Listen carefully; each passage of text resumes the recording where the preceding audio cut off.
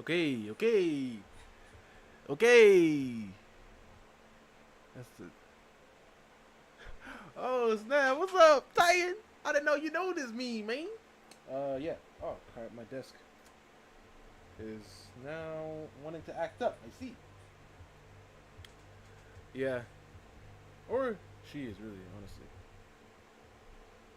just because of how I thought everything up. But honestly, bro, like I said last stream yesterday, I'm not feeling this. So, let's just act like this never happened. I want to draw some more of them though. That's what we're gonna do. Oh, I forgot to get water. I knew I forgot something. I forgot to get some water. Why are you screaming in my ear? Oh, my fault, man. My fault. Okay. Yeah, I think I'm gonna have to go get some water pretty soon. I'm gonna have to go get some water pretty soon here.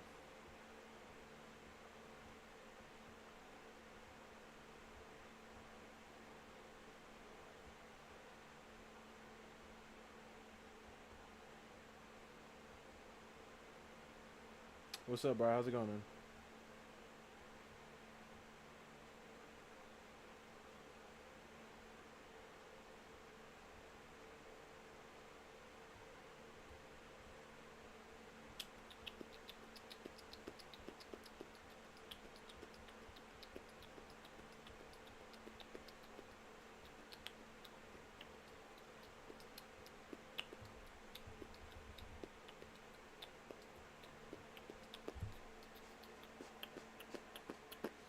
Um, huh.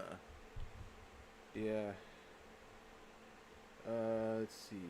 Boom, bam, pow, bam, bam, bam, bam, bam. No, bam, bam.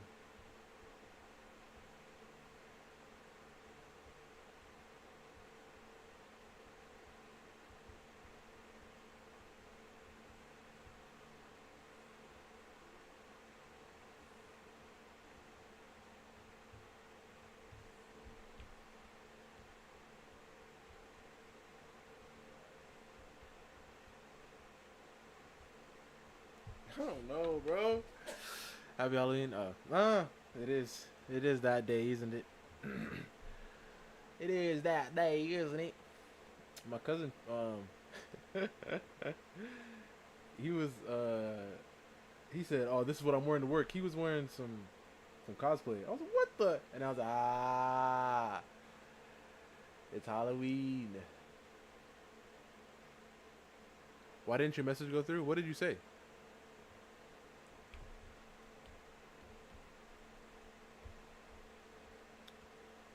Titan over here saying some crazy stuff.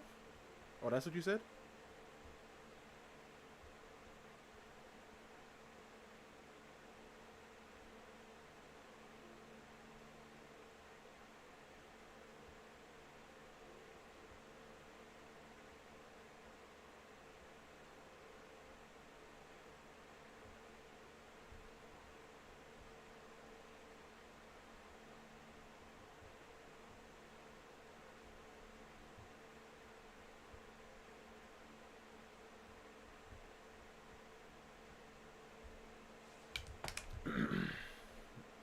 I didn't know so. I didn't flag that.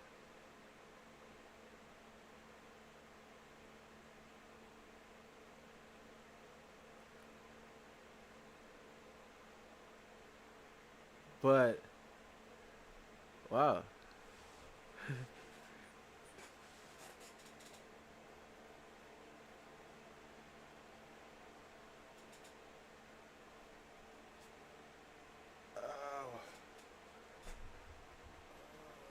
Okay. So yeah, bro. We're just gonna act like these never existed. All right.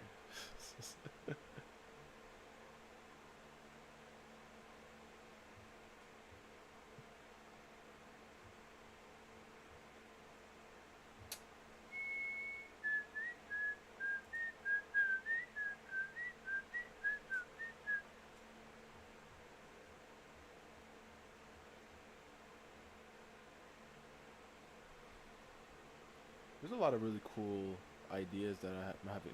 Wait, what? I don't like it, man. I even deleted this part right here. I was working on some other ideas for her, like poses, right? Like I was thinking like something like what if she's like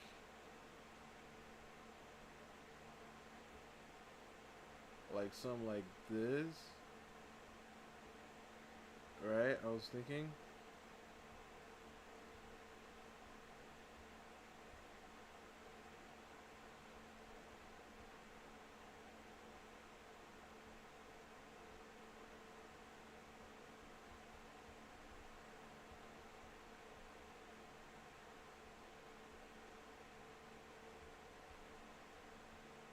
Wait, if we think about, yeah, think about,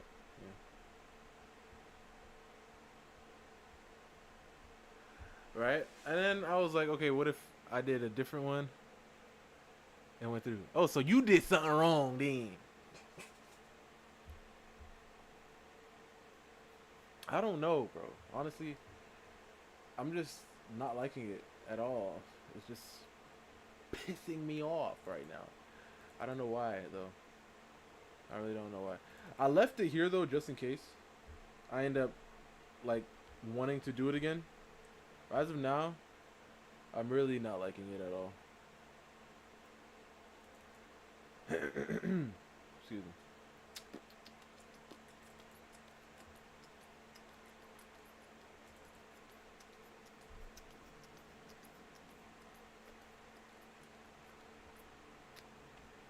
Let's see. Boom, bam. But yeah, how was you guys' day today? You guys go out there and get some candy? So crazy. But did you guys go out there and get some candy?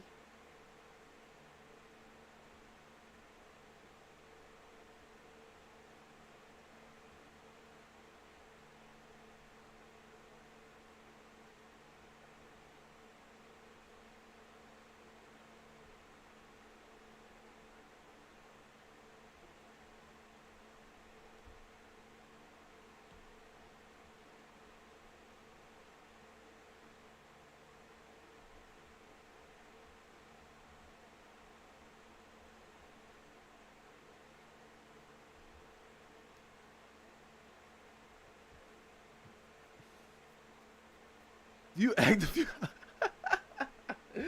Dang.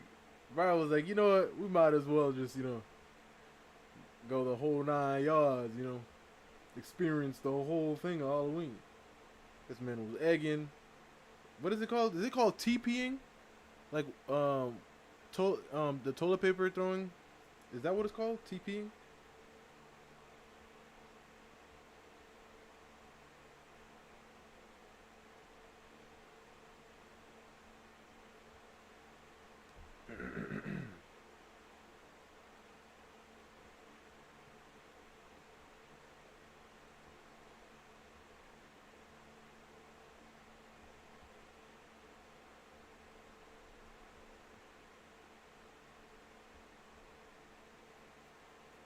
No, I just been working on the last. Oh yeah, the last October.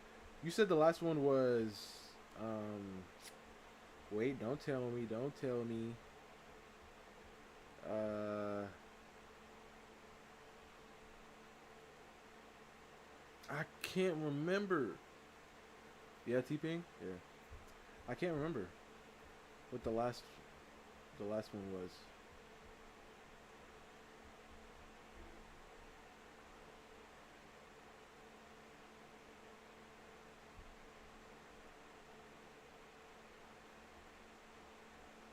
Titan. When was the last time you drew something?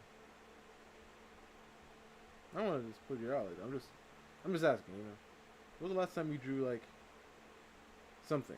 It doesn't have to be like your OCs, even though I prefer you guys drawing your characters. But yeah.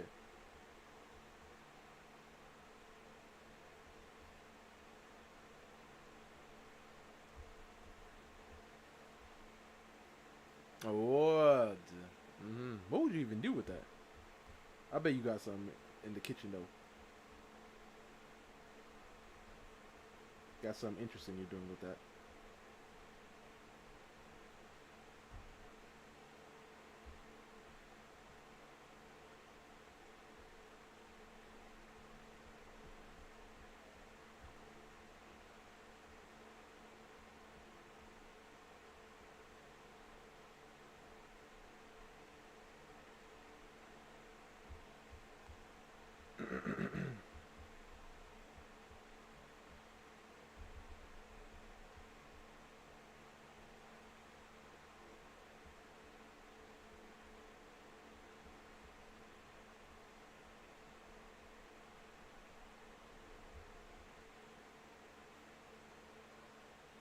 Cause oh, okay, all right. Interesting, interesting.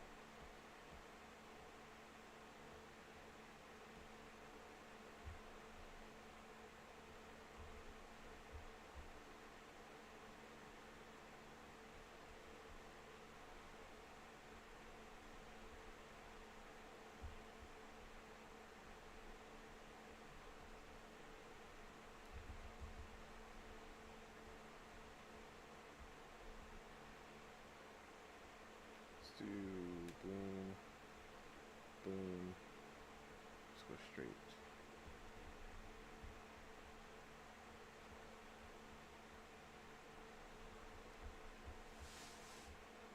There's like something specific. Wait, I think I actually have an idea. Give me a second.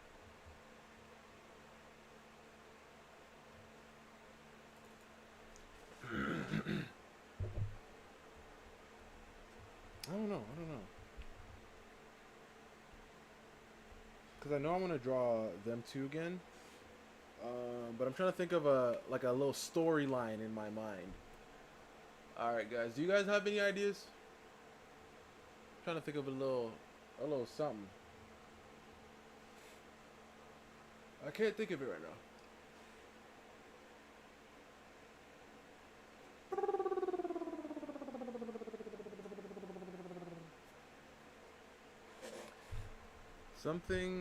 Something nice. Maybe a little cute, little goals, you know. I don't know. I don't know. Yeah, I need to get some water. You know, guys, I'll be right back. May, yeah. How's it going? While you guys are thinking about it, I'm gonna go get some water. I'll be right back in the jiffy. Give me a second. Give me a second. Give me a second.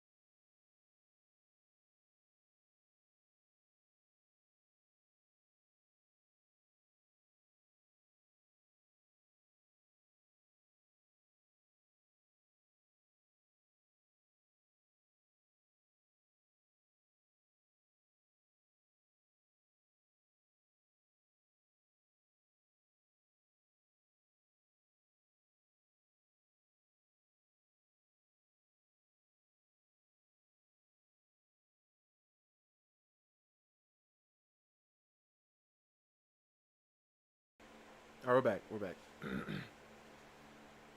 All right. So, what do you guys come up with? What did you come up with?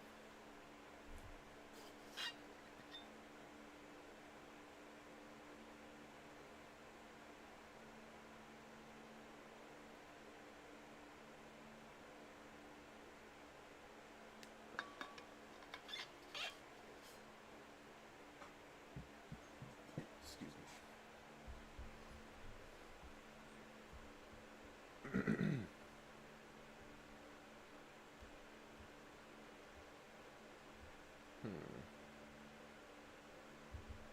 Wait, actually, there was a thing that I saw. It was cool. 'Cause I was thinking maybe I could do that. I mean, I don't know. I don't know.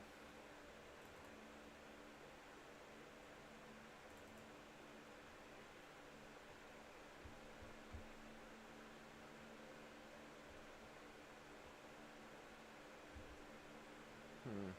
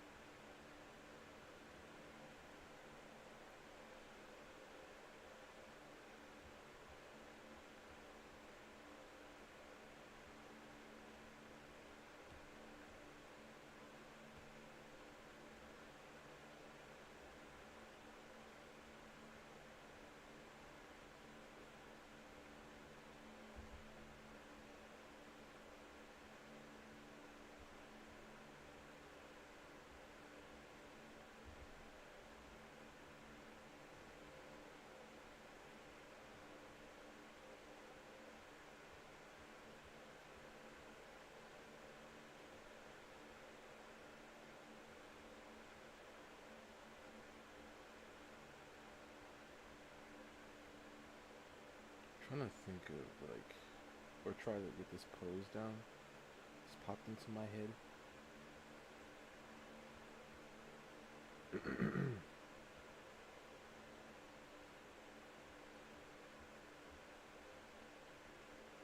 uh,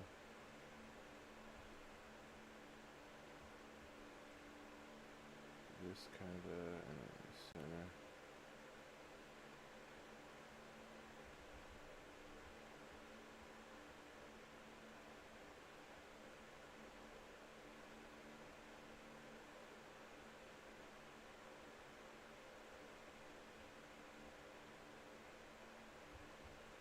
I'll do like shoulders, some big shoulders. Like they wrapped around.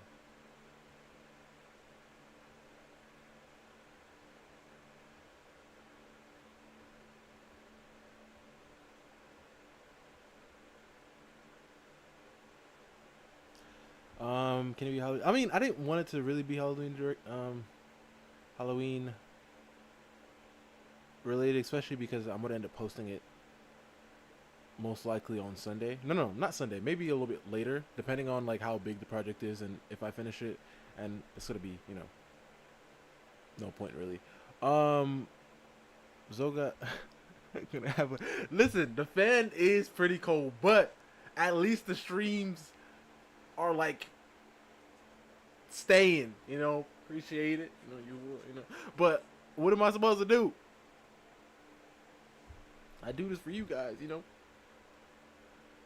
Because I know, Titan kept making fun of me, when the stream will bug out. So I'm trying.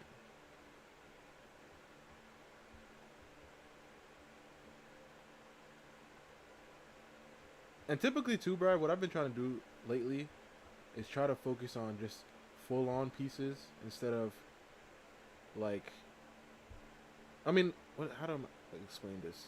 Like trying to focus on a piece that will work all year round, if that makes sense.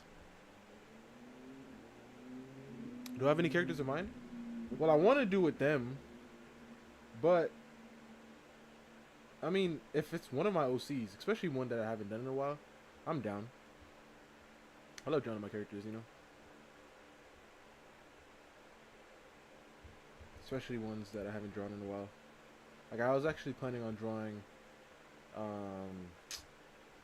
You see, I have too many characters to remember these names. But the guy, he has dreads, and the girl, she has purple hair. She has blue eyes, I think. Blue eyes, purple hair. He has dreads, like short dreads.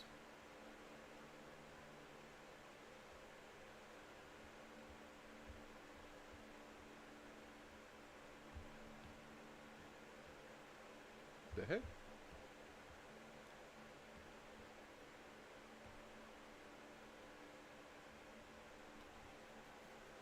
I've come to.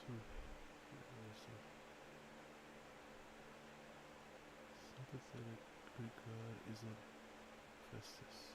It's Apollo? Really? Why? Why Apollo?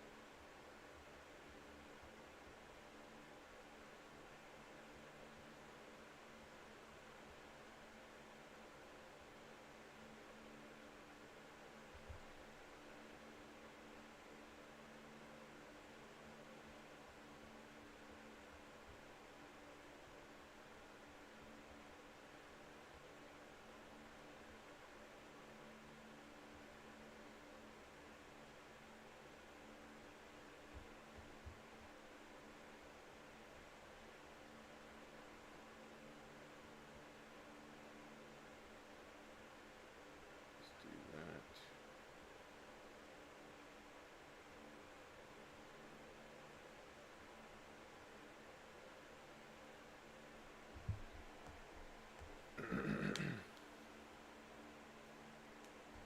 Because he's only ah, yeah, yeah, but like you said, out of all of them,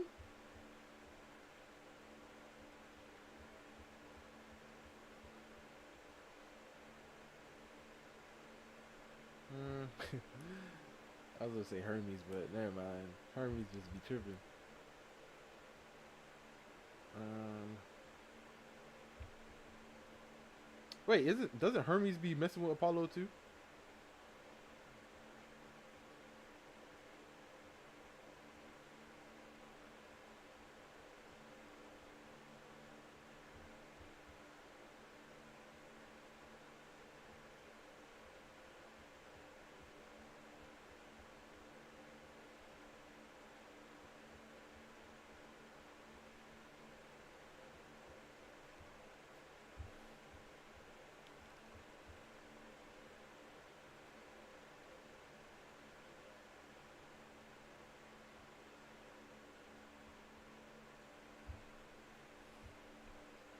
Dionysus.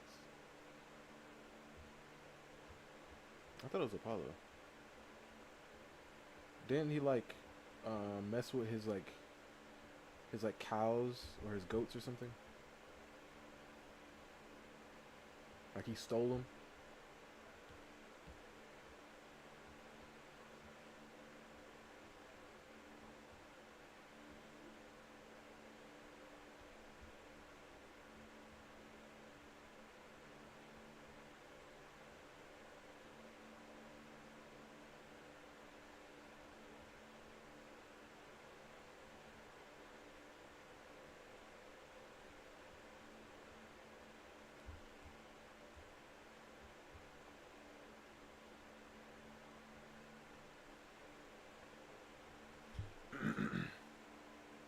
Cows. Yeah.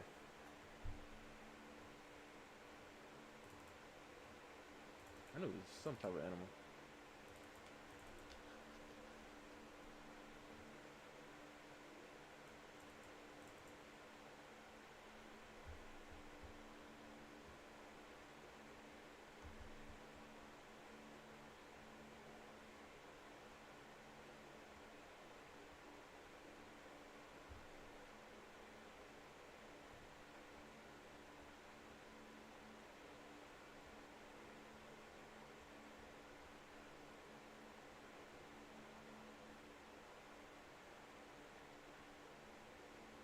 Let me see.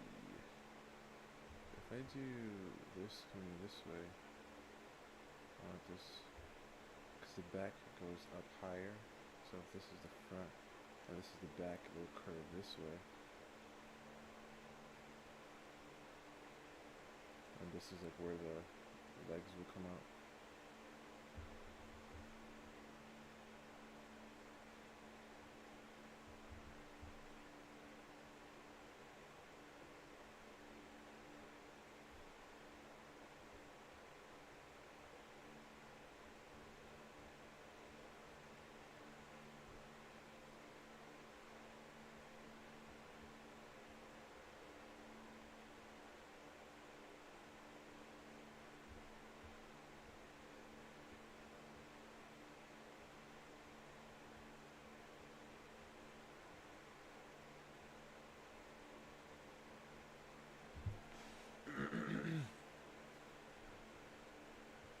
But yeah, I can't really think of it.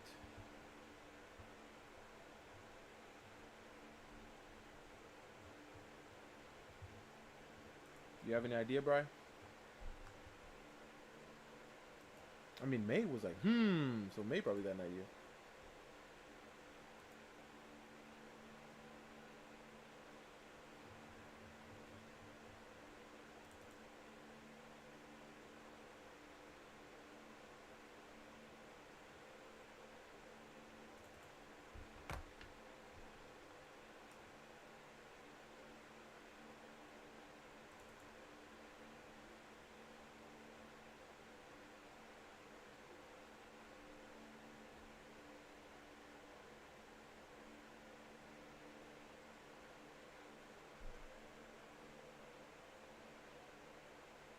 Who? I'm not sure. What's the relationship between?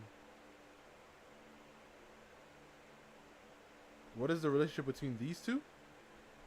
Let's see.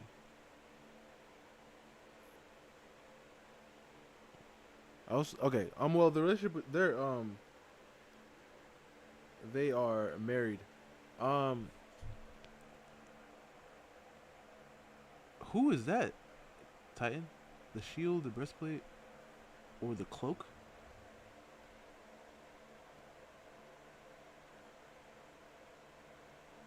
Aegis, Aegis, Aegis, Egg. Who's that? I don't know who that is.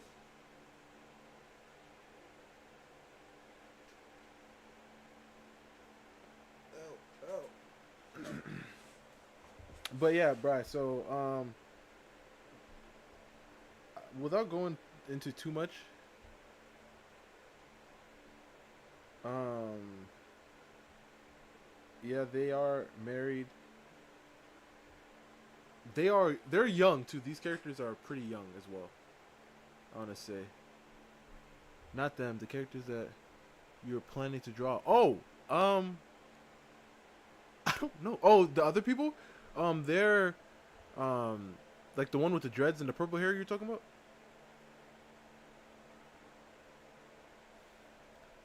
You know when Pegasus killed Medusa? Perseus, yeah, I was like Pegasus. Perseus killed Medusa, and gave the head to Athena. Yes, I know that. And Athena put the head on the shield. Other versions have a breastplate or a cloak. I mean, I think the shield might be the best thing. That's the best option. On a cloak and a breastplate, I don't even know. I know, I was my fault. Cause isn't Pegasus Medusa's daughter? I mean, kid. Also, so when he cut Medusa open, Pegasus comes out, right? So I might still be. I'm still on the same story. Yeah, you see, yeah, you know what I'm saying?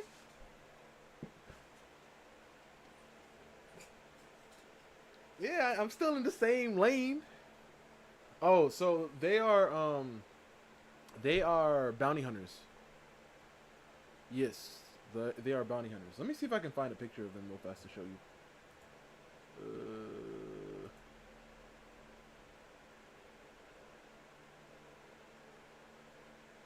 let's see if I can um, help you remember, because I know you've seen them before. It's OGs who remember them though. Let me see. It could be like a little small little mini comic too, like a little page thing. I just need something, you know. Medusa was pregnant. Yeah, you see, hey, and wasn't there something else too? It was Pegasus and something else. Medusa was pregnant with Pegasus and someone. Yeah, yeah, Pegasus is someone else. Yeah, exactly. I don't know who it was. And they came out of the neck. Perseus cut. Yeah. So no, Zeus didn't create Pegasus using cloud. I know that. I know that. I knew that a long time ago. You know what I'm saying? I found out years ago. But let me see if I can find it real fast for you, bro.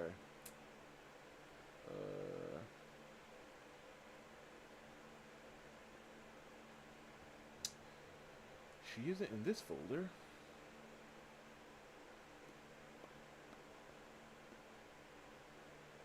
have to go to Instagram straight up. Because I know it's on my Instagram.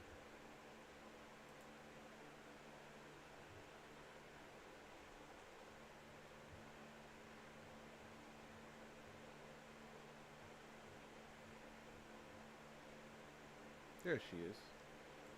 Well, this is a Reels. Hopefully it's not copyright music. Oh, good. It's not playing. Yo, the last time I drew her or posted her was 2024 September. Let me see if I can show you real fast.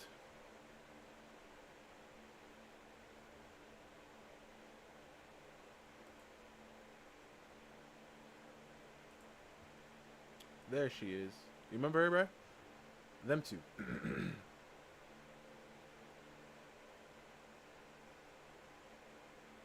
This guy with the tats. Last time I posted her was flipping years ago. September 21st, 2024 was when I posted this picture right here. But if I can go down, or if I just do this. Yeah. Let me see. Crap. I want to see if I can find the picture of them two. I posted that. I don't even know when. Yo, I kind of want to draw. Oh, Miss again. Yo, I got too many amazing characters, man. Like, I kind of want to draw. I kind of want to draw her again. Wait, what the? Oh yeah. I kind of want to draw her again, though. You feel me?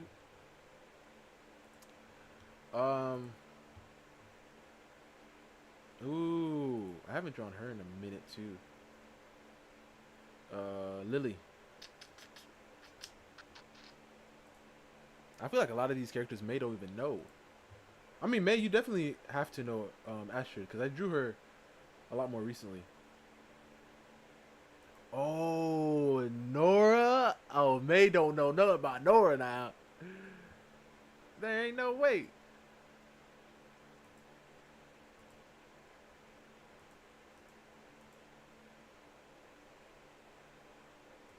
Is it hard for you guys to see? Let me zoom in, zoom in, zoom in, zoom in, zoom in, zoom in, zoom in, zoom in. I don't want to cover the chat though. Too much. There you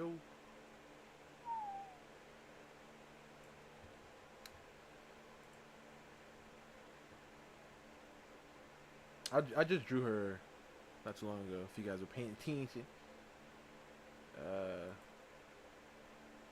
Ooh, Zoe.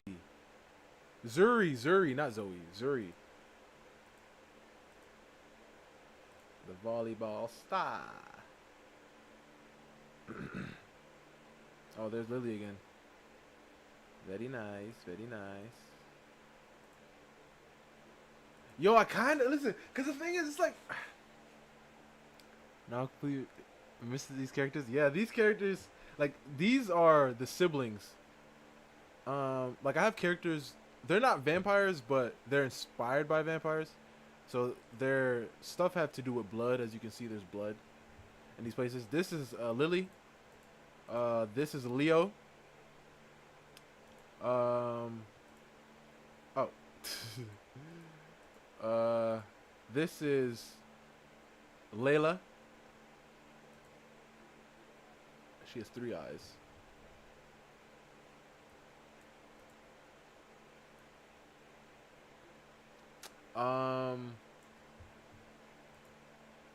Where's okay? Yeah, Leo. Oh, I never posted. Hold up. Give me a second.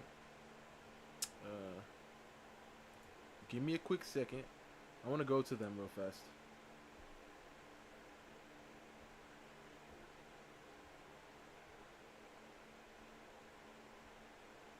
Where are they?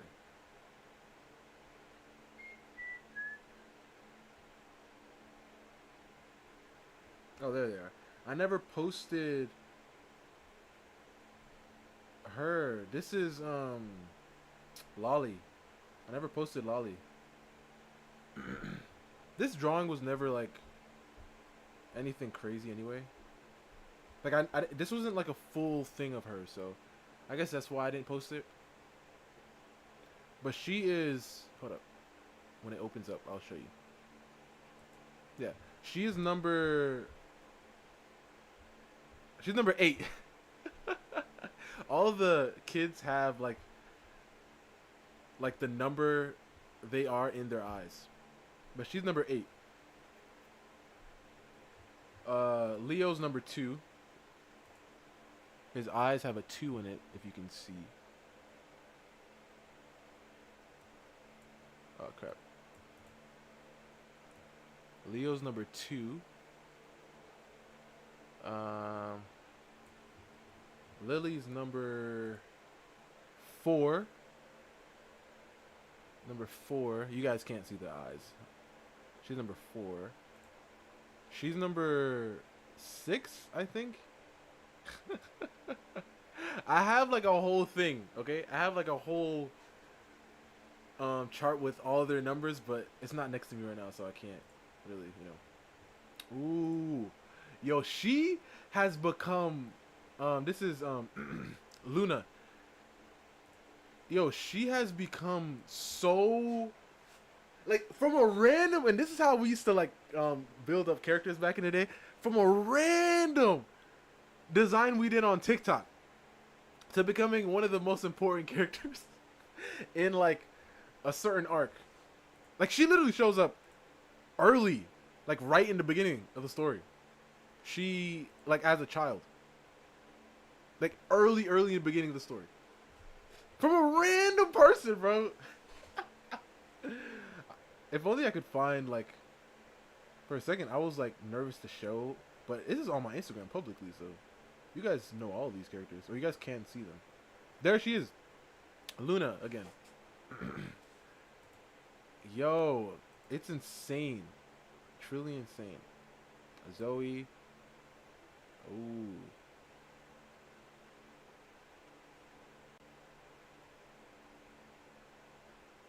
Oh my gosh. The more I go down, the sicker I get. These are disgusting. Oh my goodness. Like, look at this. Look at this. Oh, this is a pause. Can I pause it? Is it paused? I think it's paused. Look at this. This don't even make no sense, like logically speaking. Oh my gosh. The battle maid? Yeah. Funny enough, she's actually also a maid. Oh, look at Titan's old lady, front and center. Yeah, dang, this was 2022. Dang, look at Brian. Brian's been here from back since back in. Look at Brian's comment right here. Gosh, dang, man. Wow.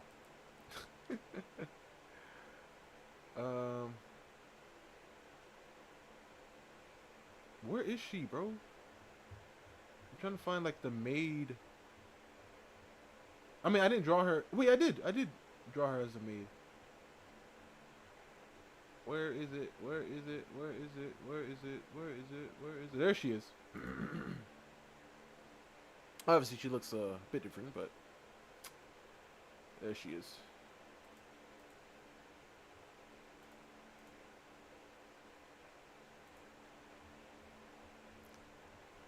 Man, but looking back, there's another piece also of her.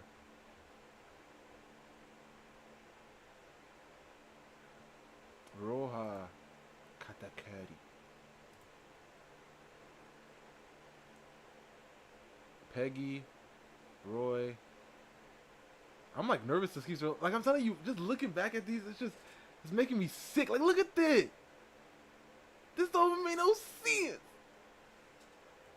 Gosh, Brian, man, look at Brian lying over here saying, I love how it turned out. Man, Brian, you didn't have to lie to me like that, man. Oh, there she is again. But this is her before like the full redesign.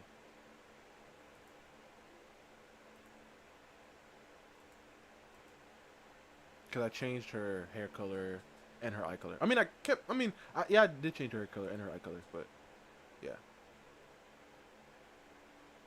Like you can really see the shift in my style too. Like look at these characters, bro. Oh, there it is. 2022. 2022 is when I did this one.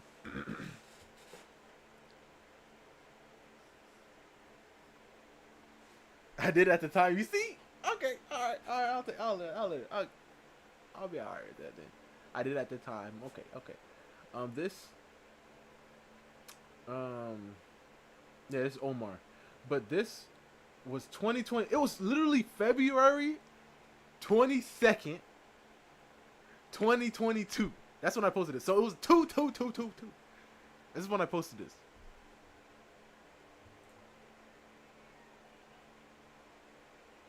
This Senku drawing, I ain't gonna lie, I still kinda like it. But I was posting like so like frequent.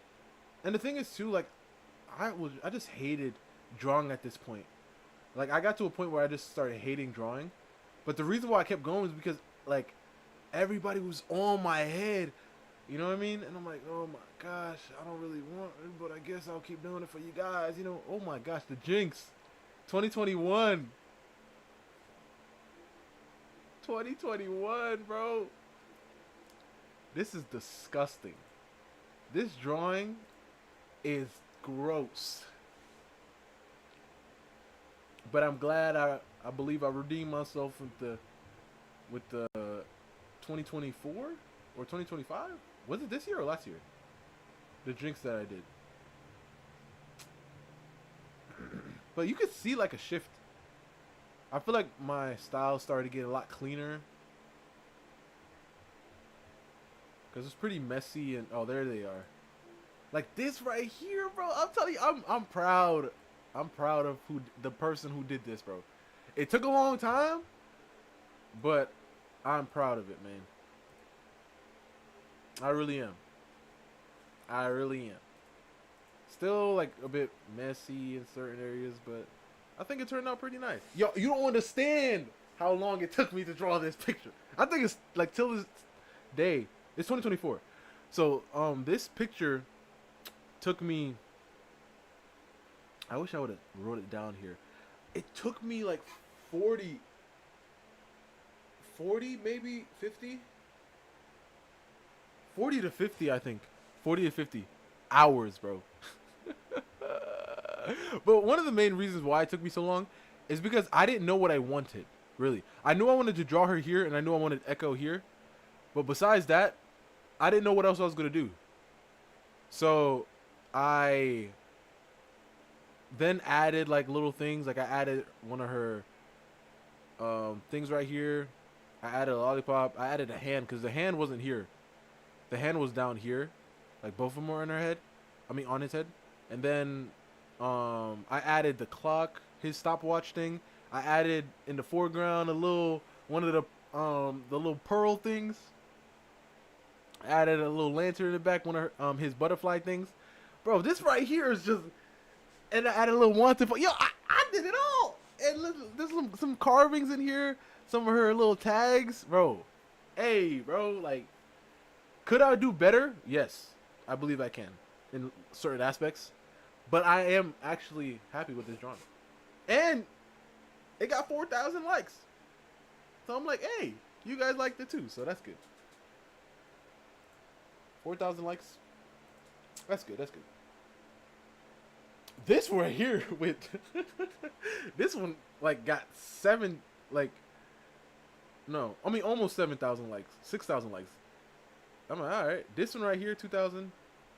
You guys just, and then listen, you see, that's when I literally just started pushing all the Echo and Jinx stuff out, because you guys were loving it, bro. Like, you guys were like, yo, keep posting it. And all right, sure. And then we went back and then started drawing my OCs. I did throw in some little echoes in there, but besides that, we went back to normal. You see, I feel like at this line right here, like probably this line right here up is where I'm happy with. Everything below it, I mean, okay, let's say right here. From this up, I'm happy with, because I actually still like this. BB, I gotta draw her again. But everything above it is fine. Everything below it, I'm like, ah. I'm like, it's nobody in my control. Yeah, people still, bro. People are still in my TikTok talking about that, bro. People are still talking about it, bro. They're like, they're like, I can't believe you're over here, like they're still arguing over there. But listen, I left it. I left it because I was literally thinking in the beginning, should I? But then I was like, no, I don't. I'm not thinking this way. And then people kept commenting on it, right? And that's so crazy to me. Truly is crazy to me. Like people are still, till this day, yeah, till this day, people are still commenting on that video on some Snow Bunny stuff, um some just some weird stuff. All right, Bri. After that, I just want to draw something. I don't know what it is yet, though.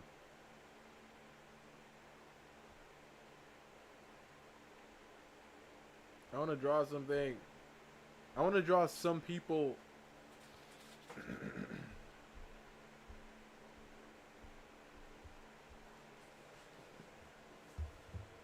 I kind of want to draw Astrid, bro. She's looking like in that picture right here that I'm looking at right now. She looking good, bro.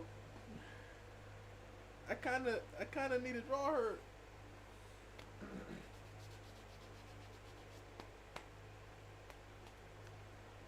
Ooh, I have an idea.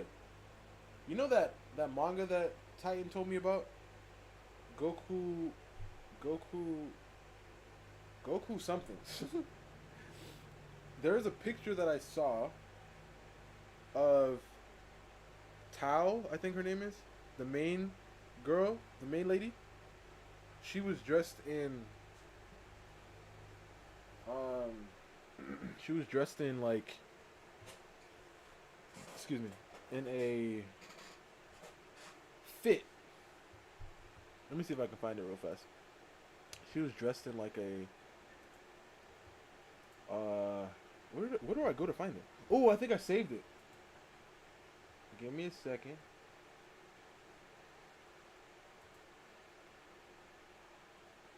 Where would I have saved it? Ooh, I know where.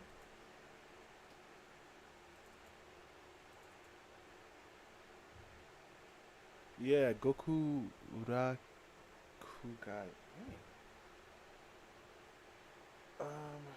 Where is Chia?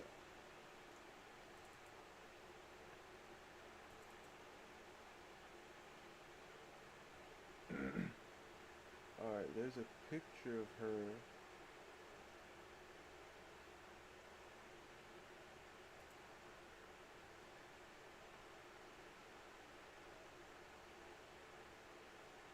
She has like Crocs on. You know what picture I'm talking about?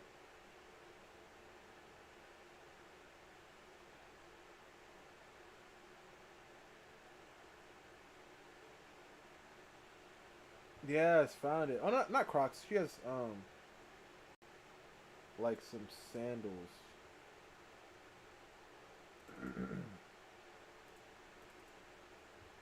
This drawing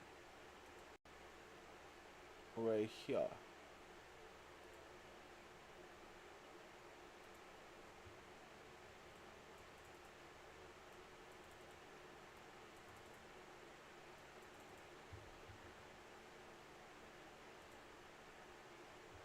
This one right here. I kind of want to draw her in like something like this. Kind of feeling it. Ooh. I don't know. This is like some schoolgirl type thing. We can.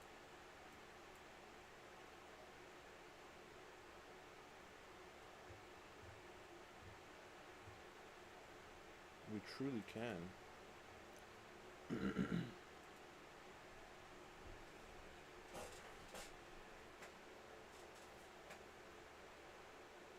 How about draw her shopping for dresses? Okay. All right, so we're gonna do like a little one page, a little comic thing. I really love. I'd like to do like maybe one full body, and like you said, we're doing right to left, so I have to do it this way. I have to think about it. We can do like one full body, like a full entire body.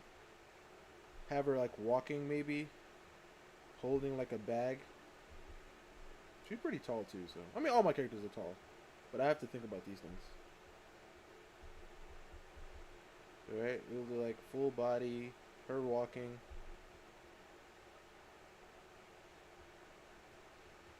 And then we can do like here.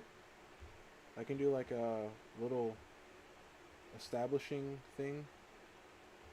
And then I don't really like too much. Cause I always like it. Like I like it when it looks really cool, like the panels.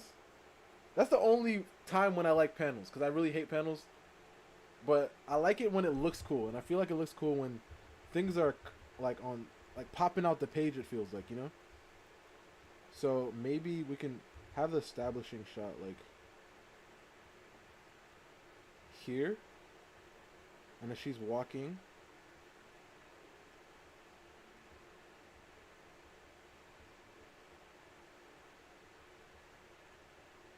What do I have her wearing?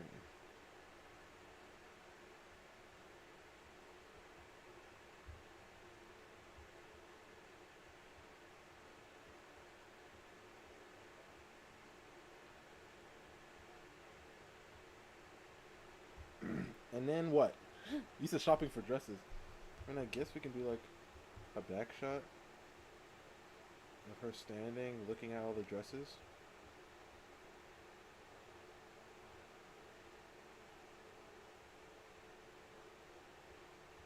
I don't know. This is where I always get stumped. I can have a good idea, but then yo, it's been an hour. I haven't drawn a thing. Like I know I have like a good idea. I mean that's a good idea, but then I'm just trying to think of like how do I want it to play out in my head. Or we can probably do multiple pieces, you know, just multiple full things. Because I feel like the panel layout is always the hardest thing for me. So maybe if I just draw a full body of her walking, we'll do like a 3/4 like walking.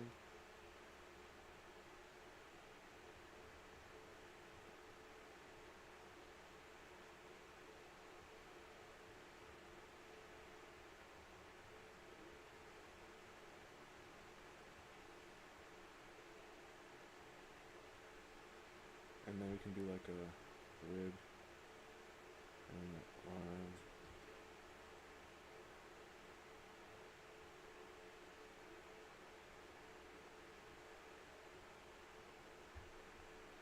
Right, shoulder, I mean elbow, wrist, hand, bag,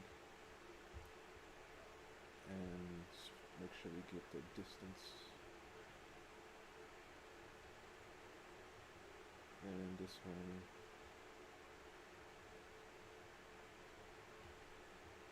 And then we can do like something like this.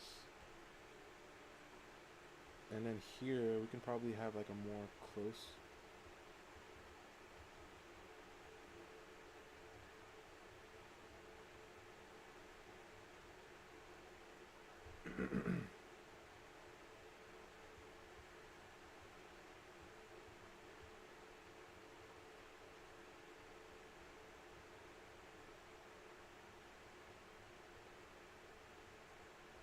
And then this one could be like right here. Her hair is like, gotta remember. It's like the Persona 5 girl, right? What is her name again, bro? Persona 5 girl.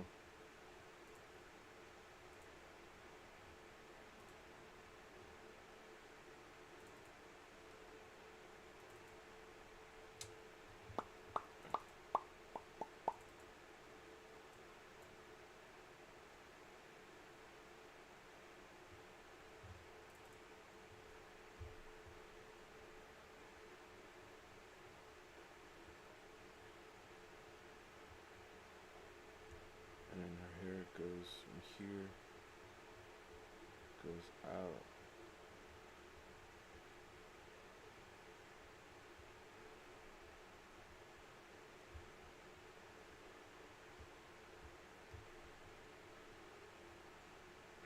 Her hair, when it's like put together, it's all tucked in. Uh, Takamaki, Takamaki.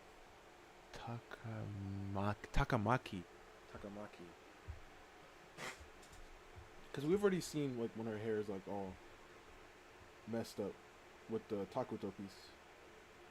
Ooh, what if Takuto makes an appearance?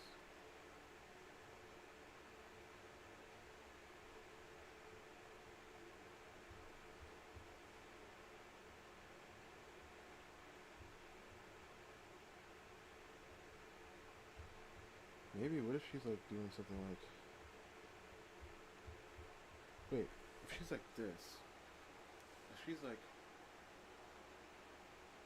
Like, what if she has like a finger like on her chin and you can see like her nail? Like she's thinking? So like her elbow would still be there, her wrist will come up. So her elbow's here. And then her wrist will come up. If it's like a natural way, the wrist is like right here, and then the hand, and then the finger, the thumb, you have the nail. Wait, if a chin, oh, it bends in a little bit, so that's why. Okay, I mean, we can get that to work. And then it goes here, and then the nail. Maybe the nail will go up to like underneath here. And then we can have like her eyes. And then, oh, that's bad. Let's do like a better line in here. Yeah, and then her eyes will be in here. Yeah. Okay, so we'll have like this.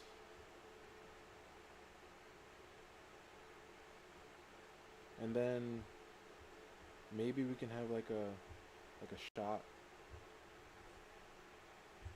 A shot like maybe like a panel like right here where it's like she's standing here, or if I make it lower, or maybe if I zoom it out a bit, I can add a little bit more personality to it.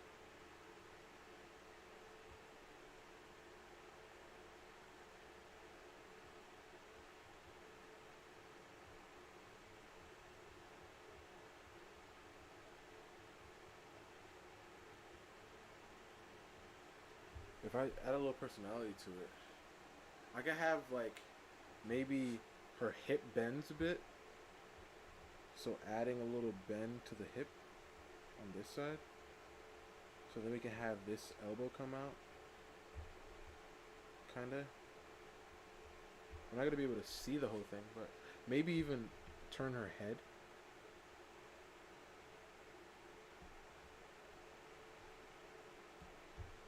Like, and then maybe even the shoulder can come up a bit.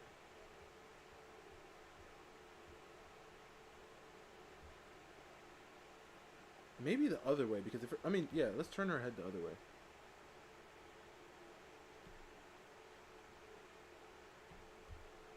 Like that, maybe? So she's walking like this. Yo, what's good, Phoenix? How's it going?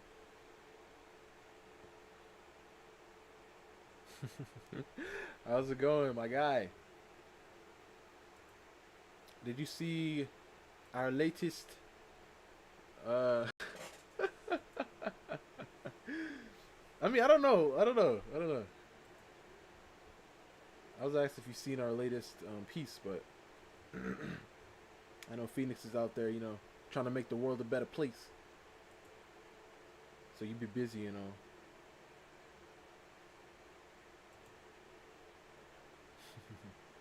Where is it? What the? Oh, right here.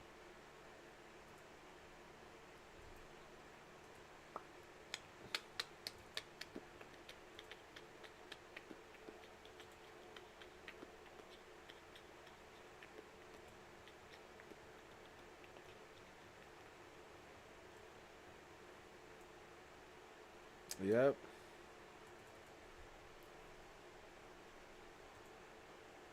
Oh, there's something else that I wanted. Where is she at? She's in, yeah, and then, yeah. I didn't share her here.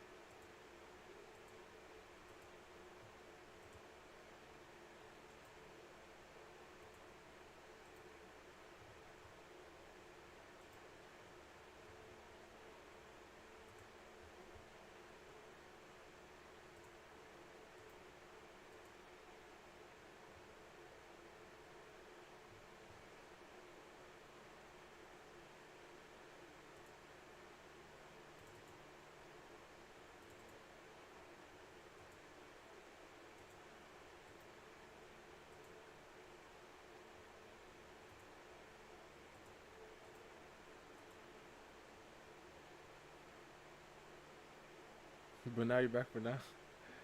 Yeah, I get you. I get you. I get you. But yeah, we've been we've been pretty consistent lately. No lie. I've been doing my thing out here.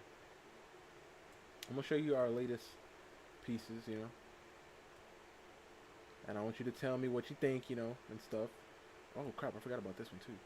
Dang, we've been killing the game, bro. That's 1, 2, 3, 4, 5 in a month. Come on, man. Come on, man. Obviously, before I ain't talking about all that. Obviously, I used to do even better. But this one is the most recent drawing that we did. Shazu and Jin. Right here. Right. This is what we did before that. This is Irene.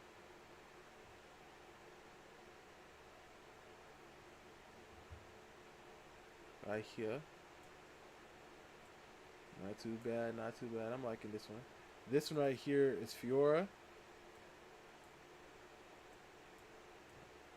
Pretty good, pretty good. We like it, we like it. This one right here is the three, right? This is Fiora, this is Myra, and this is Tia. And this is the squad right here. So she's the captain. She's her second in command. And she is, and by the way, she is her, by the way. She is the first division captain. And also, I just realized I forgot one.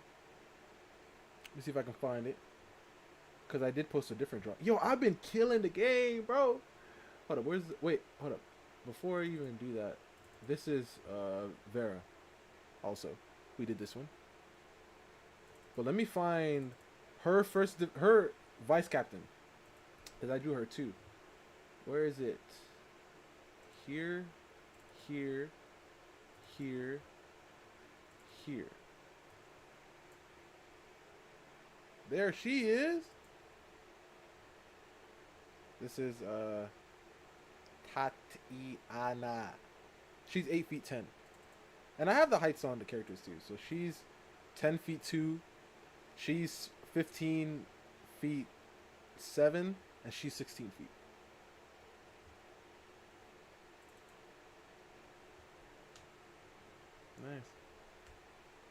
Nice. You like him tall?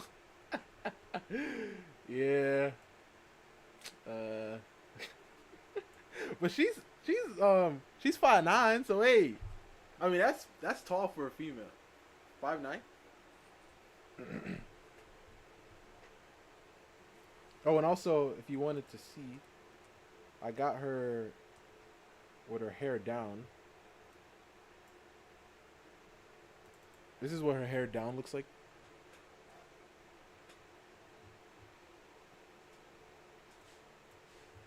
But yeah, we've been doing some things, man.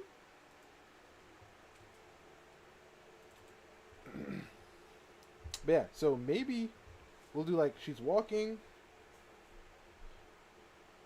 Right? And honestly, I can probably do like a frame like right here. Like a big frame of like, I'm not trying to do too much.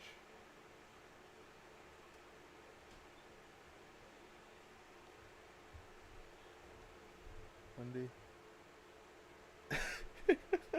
Yeah, one day I'll find her. You know, one day. Okay, so we can do like, and then she's like this, and then right here maybe we can do a panel of her like just standing. Wait, in this pose, her head is to the side, her shoulder is up like this, and then we'll do like this, and then this leg. I'm assuming because this arm comes down like this arm goes down and up, and then this leg goes. Wait, this leg goes straight and this leg goes out. Doesn't need to go that far up. But like this is the pose that I'm seeing her doing here, and then maybe we can have like just because Bryce said shopping for some dresses, so we need some mannequins, like in some dresses here. Ooh, and maybe what if, because she is in love with our boy, Takuto. So what if he walks by in the final, in the final thing, maybe, or like we could do like a full body of this. Or I don't know. You see, this is what happens to me, man. I don't know. So this one right here, we can have like some little shops, and then we can have like some people.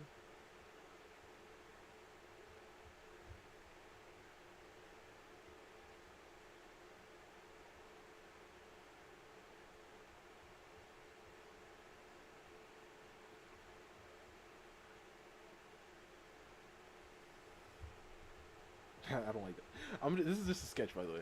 Just don't be too, you know. So boom. Maybe bring it up a little bit higher. Yeah, boom. I have to make her shoulders a bit wider.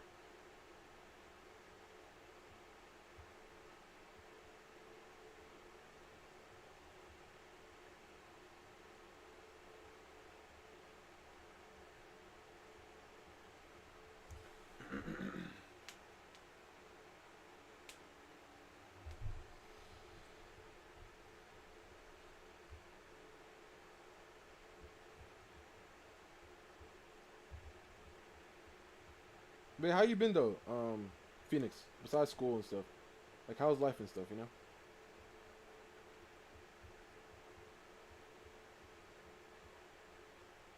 I don't even know what she's wearing in this thing. Like, what do I have her wearing in this?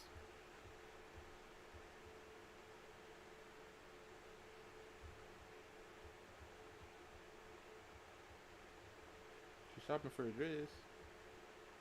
That's all I know.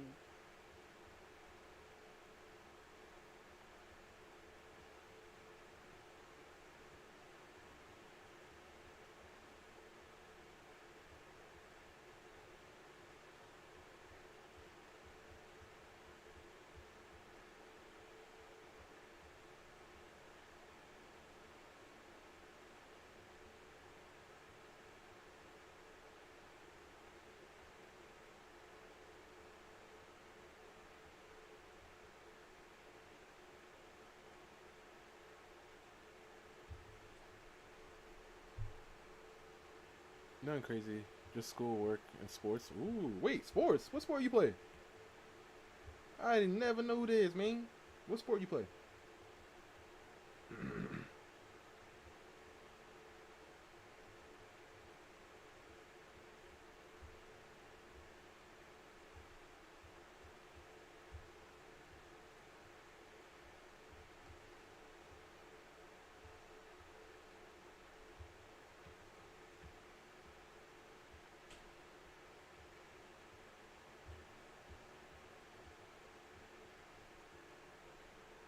Basketball, rugby? Oh snap! Okay.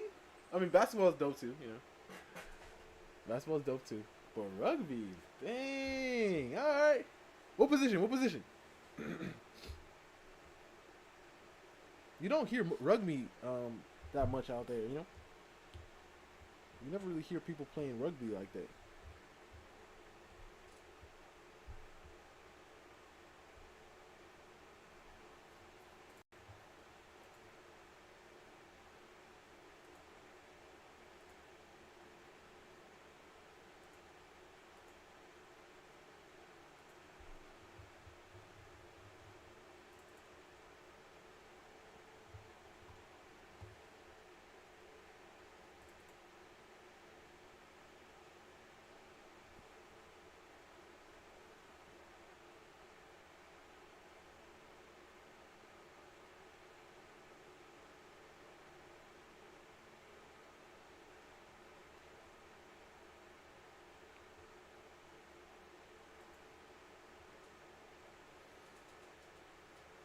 Okay, 7, 11, 14, 15, 8, 2, 13. Oh, man, you play 7. Yeah, usually I hear football or basketball. Yeah! Dang, bro.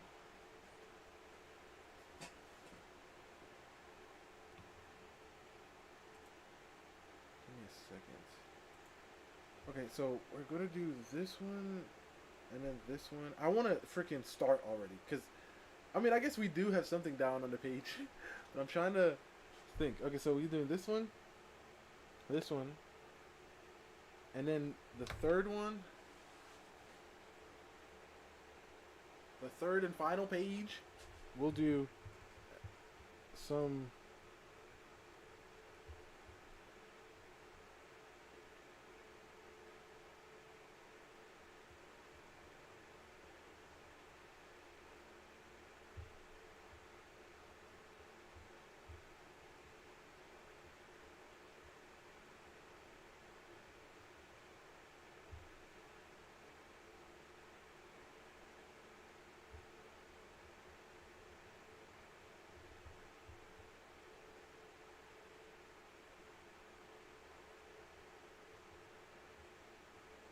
No, she's already in the center on this one. I don't want it to be.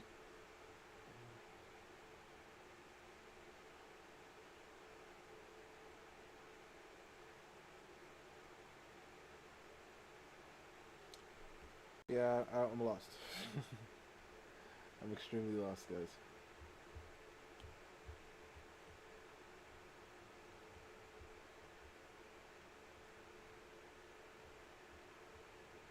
I don't like drawing too much.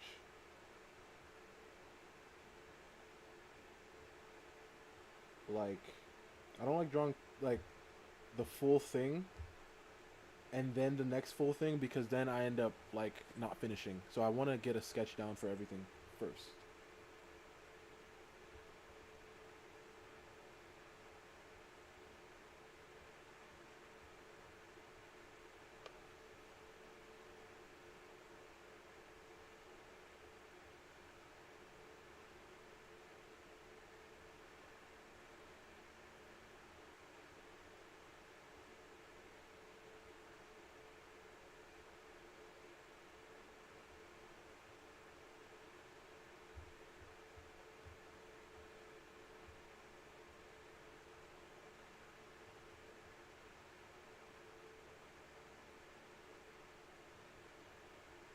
I don't know what she's wearing though. Okay, okay, if you're thinking about this, right, Bri?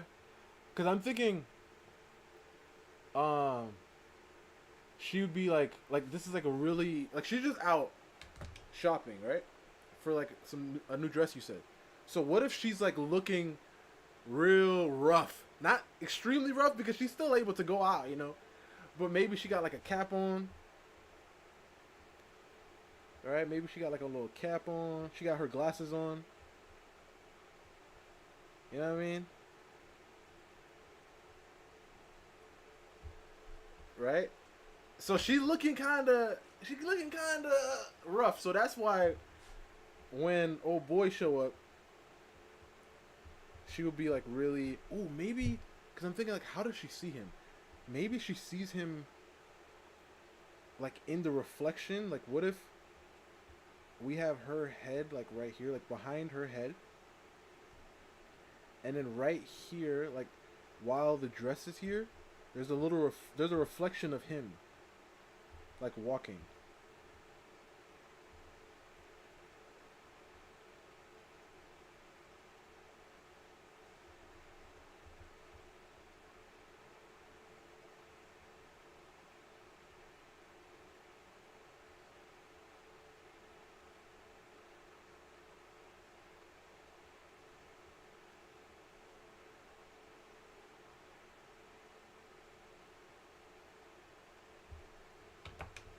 She could be looking a little rough, you know.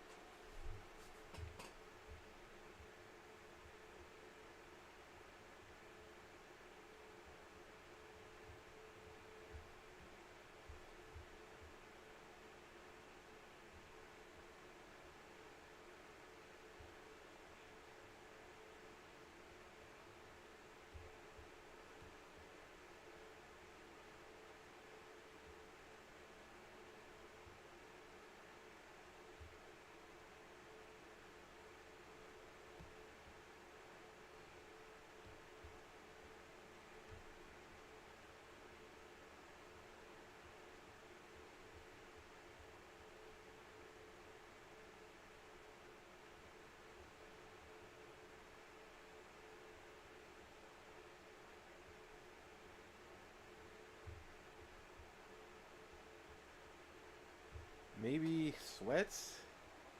Cause I was thinking like shorts. Like she's looking like she looked like listen, she looked like she just had to go to the store to get like to grab like some snacks real quick, you know? Or like to go get some eggs real quick. Like nothing too crazy. But you said shopping for a dress. I think I might change that. I mean, she could be looking for a dress still. I don't know.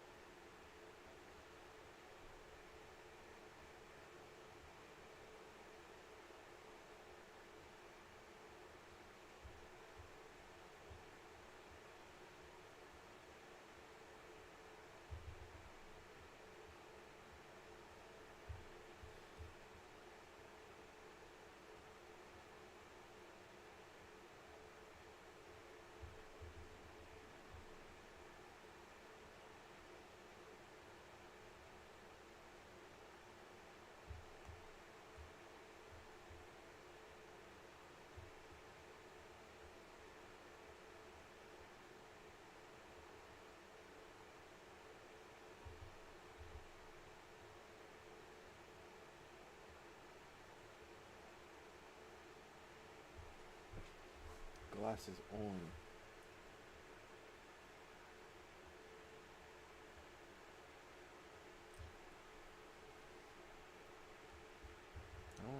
I mean, yeah, but they're pretty wide. But like, cause her hips gotta be.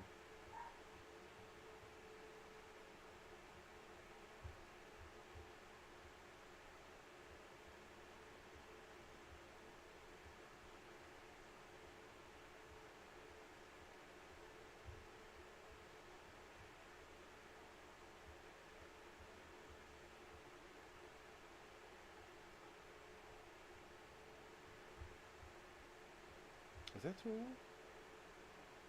No, I don't think so. It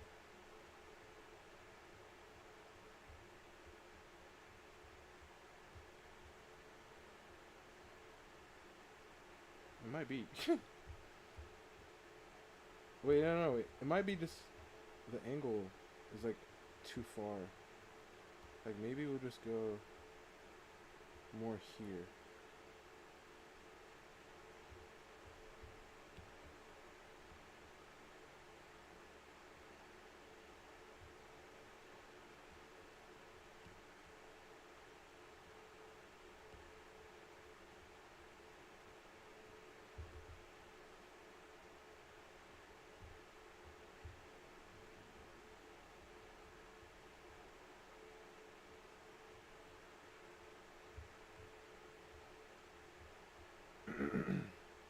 Okay.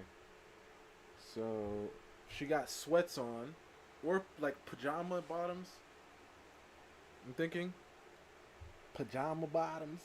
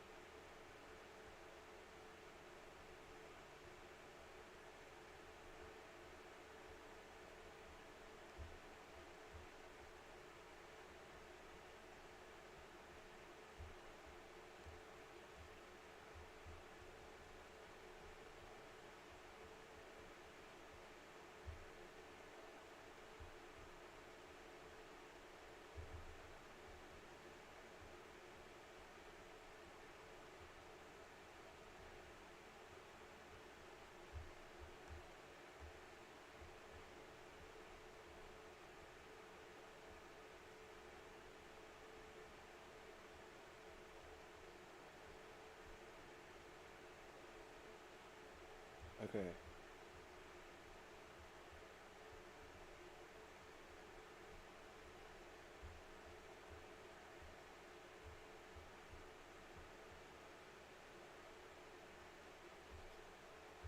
Maybe because I did say glasses, right?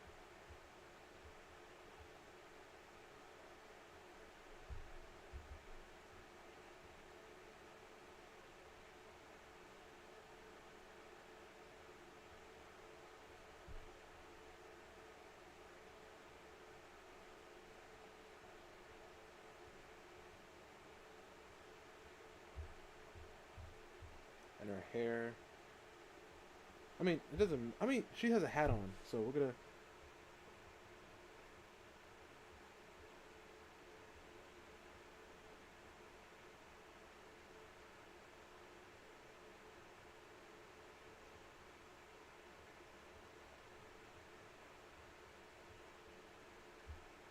And then the outside of her hair.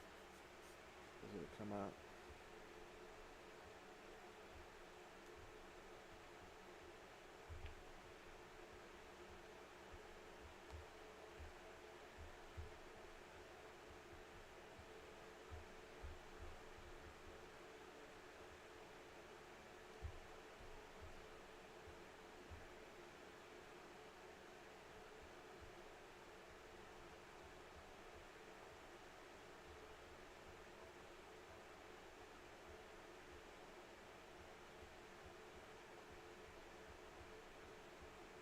And we can get like a little bit of the lats.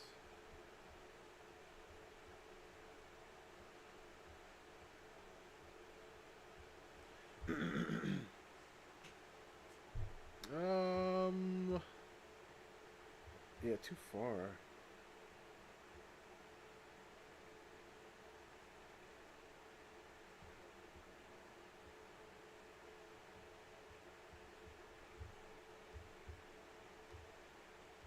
Yeah, I feel like that's more natural. The other one is a bit far for me. Yeah, it feels like a little too far. Yeah, I think. And then she's holding.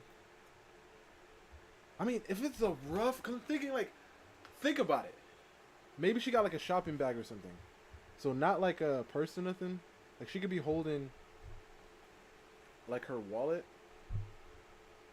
in her hand, but like she has like a grocery bag, and then she stops and sees the dresses. Okay, so we can still bring it all together.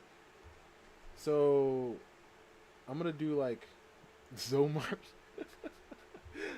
We're gonna do like, hold up, wrist. Wait, elbow, wrist. Should be like here. Hand. And then we'll do like a big shopping bag. Why can't I think of what they look like? What does a shopping bag look like? Why can't I think of what a shopping bag looks like?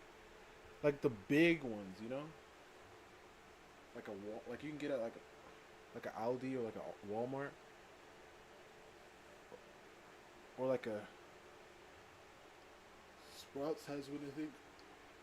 I don't know why I can't think of what they look like.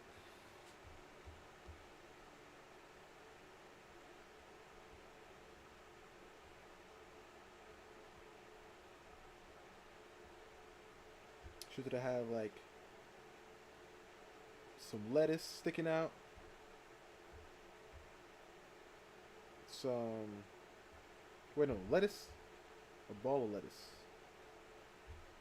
I mean, no. A carton of eggs. And then some milk. Wait, if that's the case, then I gotta make this smaller. How big is that gallon of milk, man? So a carton of milk. How do you even draw a carton? I mean, a carton is like a box.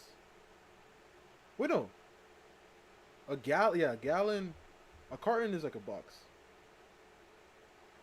How do we even draw that? Like milk? Like this. Yeah. Right? Yeah. Yeah.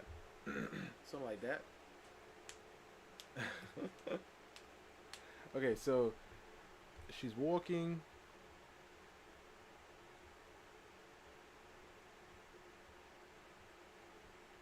She's holding. She just came from Zomart, and now, and then she, well, hold up, maybe, I don't know, man. Wait, maybe we can do like, yeah, she's walking like this, and then maybe, okay, let's push it over, maybe right here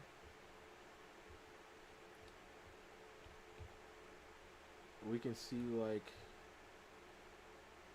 her walking.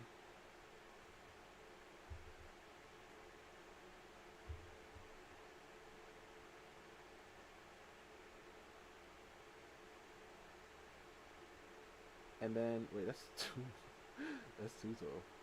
I mean, not too much.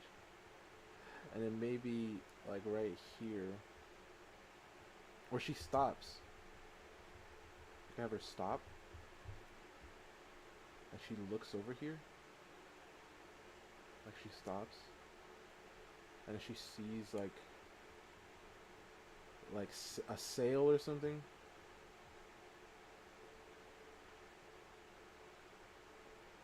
And then we'll draw like some mannequins. Mannequins are usually posed in different ways, right?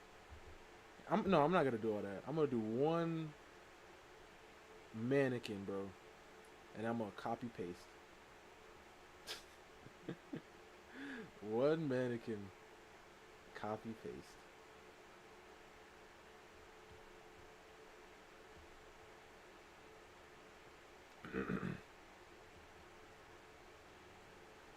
I thought I was playing.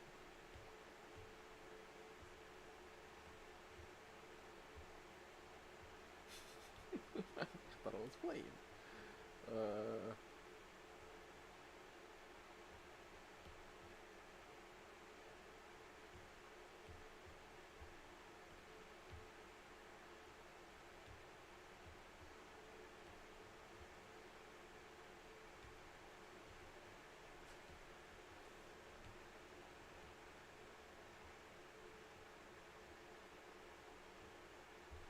And then she looks. And then she looks. I don't even need this one then, if that's the case. Oh, what I could have is like a far one. Like her old over here. And then maybe we can have two figures. Like her standing over here and then two figures walking. Right? And then that's when she sees in the reflection him. Oh, you see everything's coming together. Okay. So I'm thinking like a big shopping mall. Because if it got like a... If it got groceries in it... Wait. Thinking about it.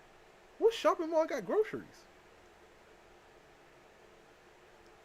I can't think of not one single shopping mall having groceries. Okay, maybe she just stopped by. Oh, maybe she's outside. Maybe she's outside. Right? So she just left the shopping area. Now she's walking. And then she sees this outside. Wally World? Wait, give me 1 second. 1 second. I'll be right back. 1 quick second.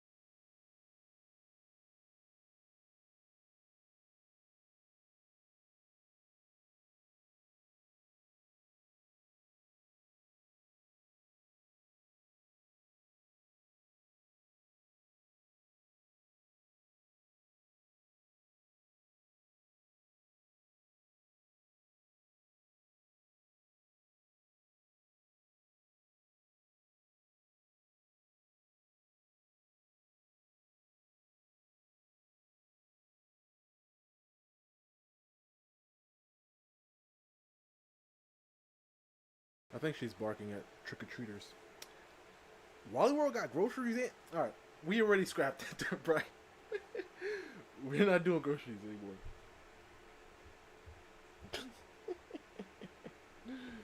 So we're doing... I mean, we're not doing... we're going to do outside now. So she's walking outside. And then... Hold up. I'll make this bigger.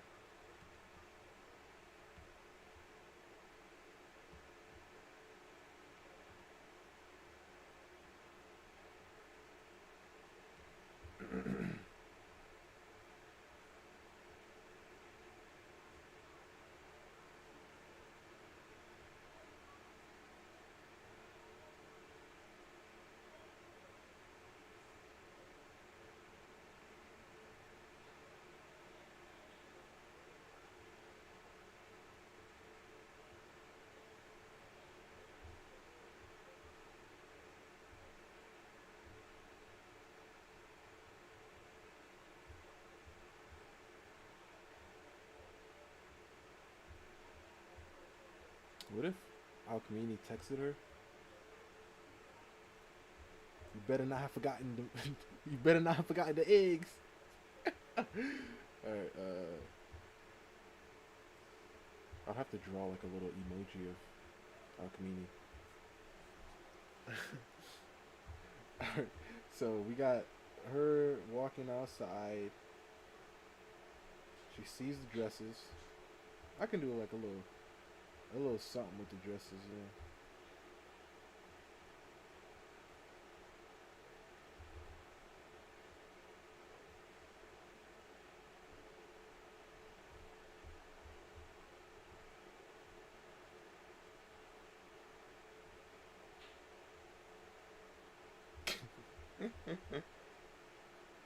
uh, uh,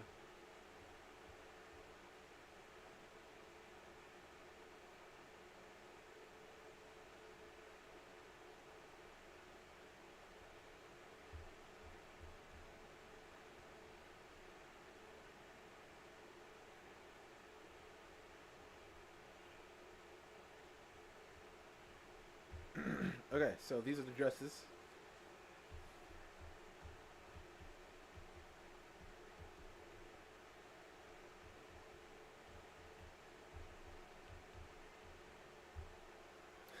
That's some ghetto.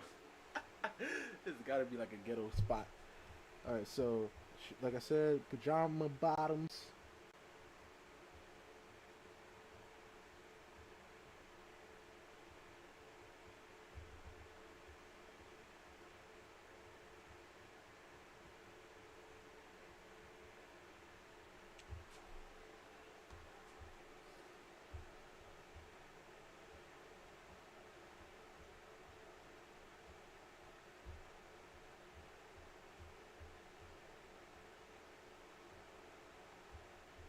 Not gonna be able to see her eyes because of glasses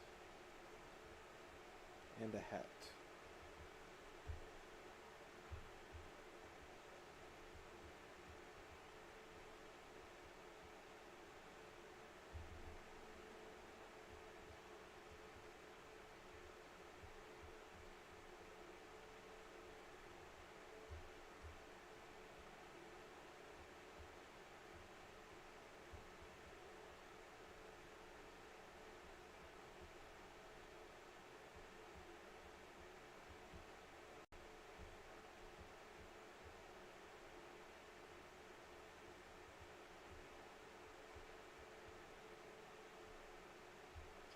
Yeah, and her hair could cover. I mean, no, her hair can't cover. Her hair gotta be behind it.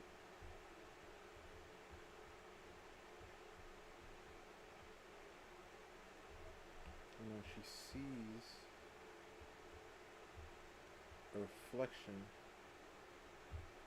and then close up. Wait. Then close up. Wait. Close up. And then she has to hide. But hide where? You see, like, this is why it's good to have, like, a picture of, like, the place. That is that, because it is, I mean, you know what, Brian, we might go back inside. You said Wally World? Okay. I'm going to call it Zo World, okay? Or something. Because I'm trying to think, where is she going to hide now? You know? Because if they're outside and they walk, right? She can't hide nowhere. But if they're inside, she could hide behind some some door or something.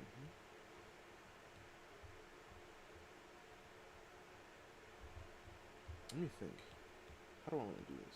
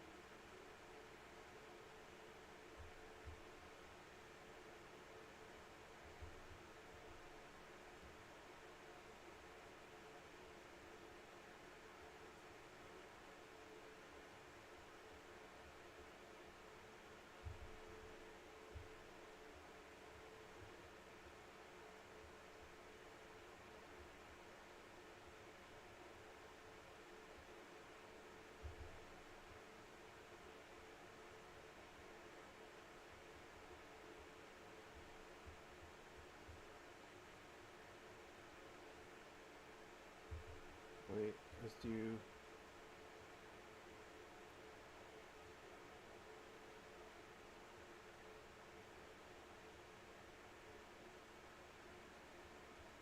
Oh, I need more space.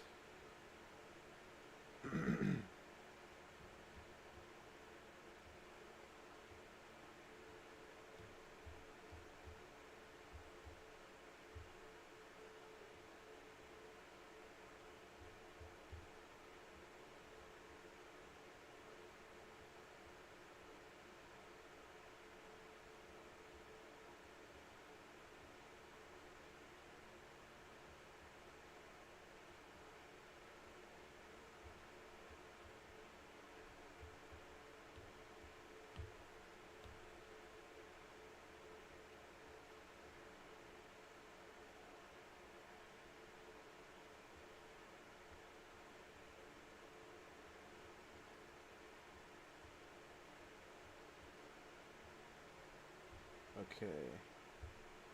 Um.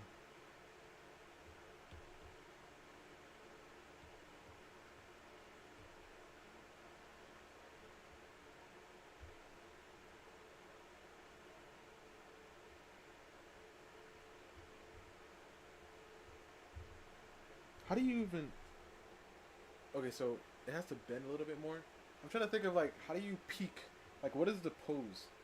Because yeah, I think it has to bend a lot more. And then it's like this.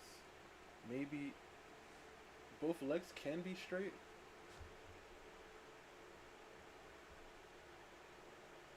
And then if she's holding, no, let's say she put the groceries down.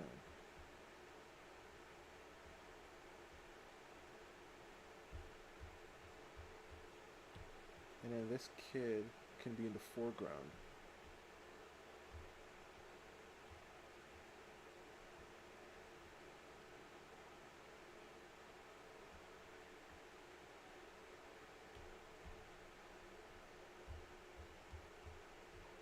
Maybe full profile look.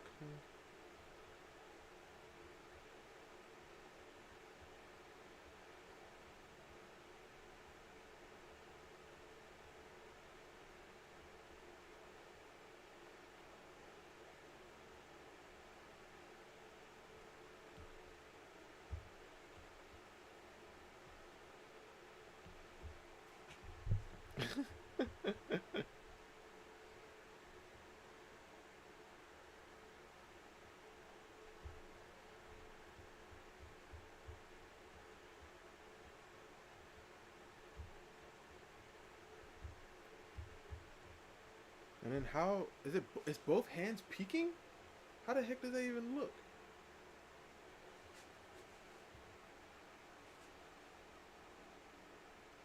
I think this elbow, this arm comes down here, and then the other one goes up, and then it like goes to the shoulder, like that. But that's if the wall is like where. But how should she go to C? Bro. Oh my goodness. Oh my goodness.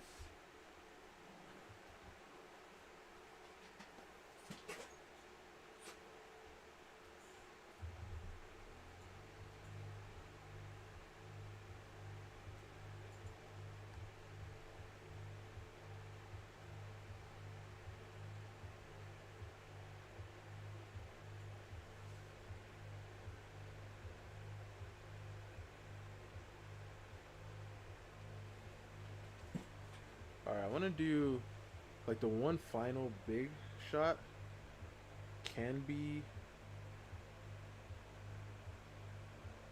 the one final big shot should be her.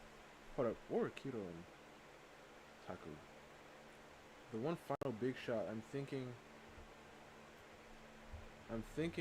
Okay, you see, this is why I don't like panels. Okay, you know what? What if I did like a nice little split, like a, you know, like a little panel. Too small. But these, I don't like when it's like this. It just looks so boring. But I have to remember it goes from here to here to here to here. Right? So I guess we can even just connect these ones together. Or 3. Have you guys ever seen 3 in 1? I bet there's a 3 in 1. But I feel like this one's more of a big deal. So it has to be bigger.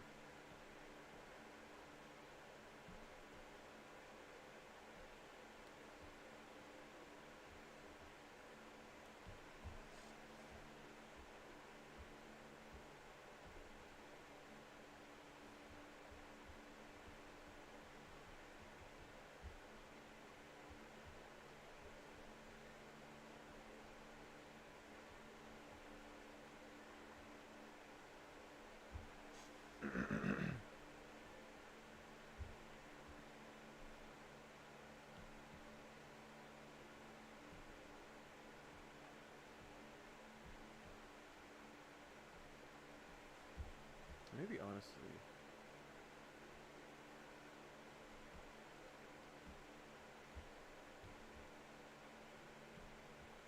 Maybe honestly, this one could be a bigger thing. Maybe we can bring these closer together. Or the kid could be like a tiny little panel.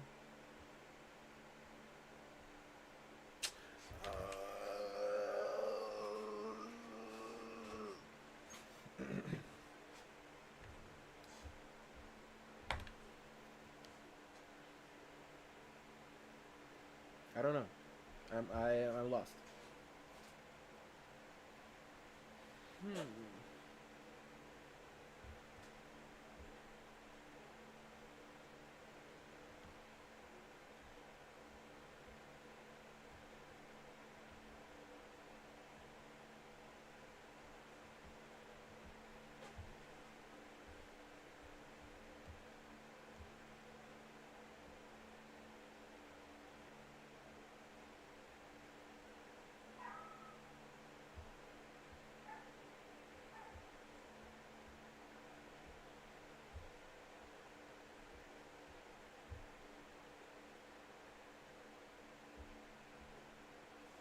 I think, honestly, hold up, let's erase that little kid. I think if we go like this, and then we do her hiding, maybe make it smaller, and then we can have like a big panel of her face behind the wall.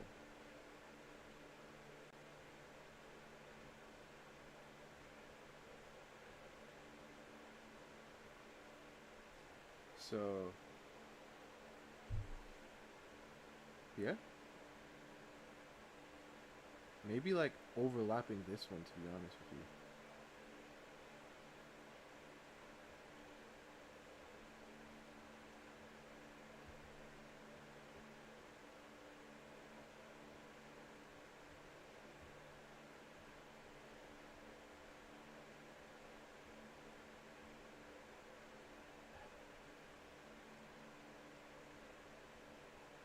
That's too much. She's too far out. We can see you. Did you know I can see you? Okay. Don't you know that I can see you? Head is too big.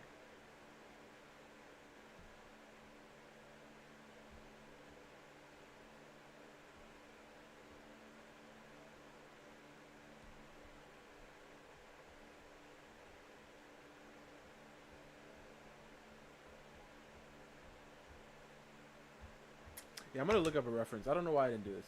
I'm gonna look up a reference for somebody who's like hiding behind a wall.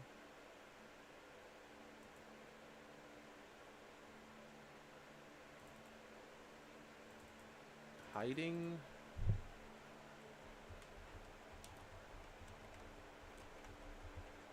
Pose reference. Yes, please and thank you.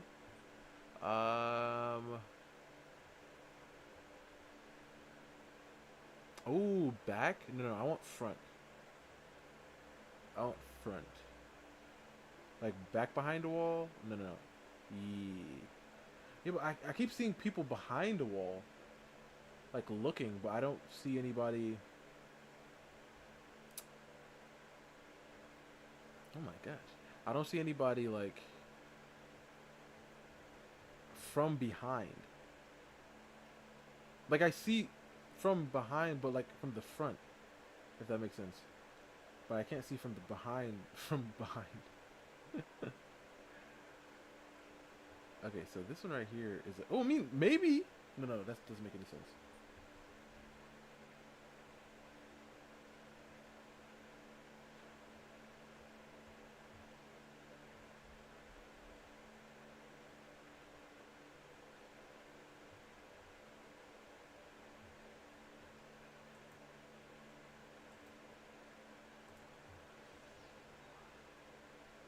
Okay, this.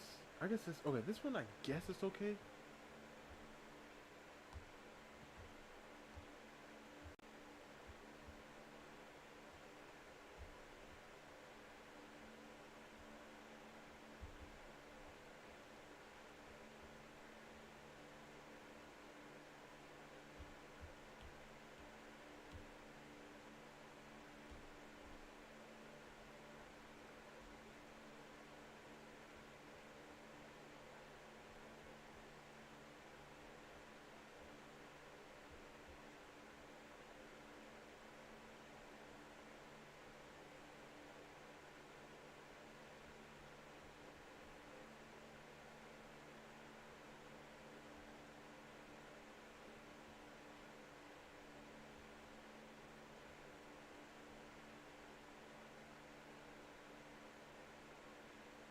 Ooh, I know, right?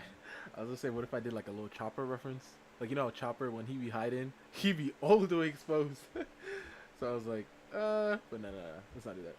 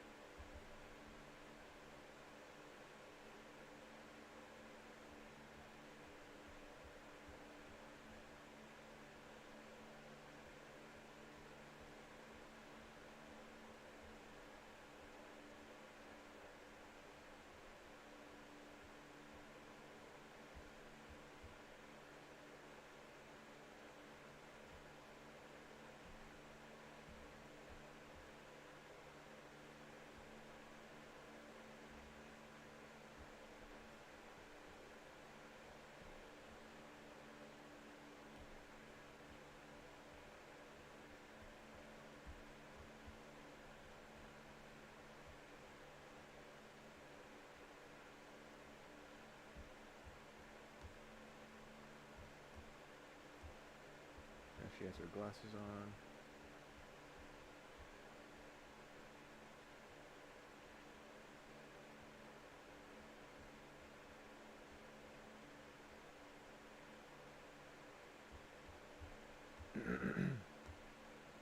Maybe a close-up on her face. So we can have like a back view.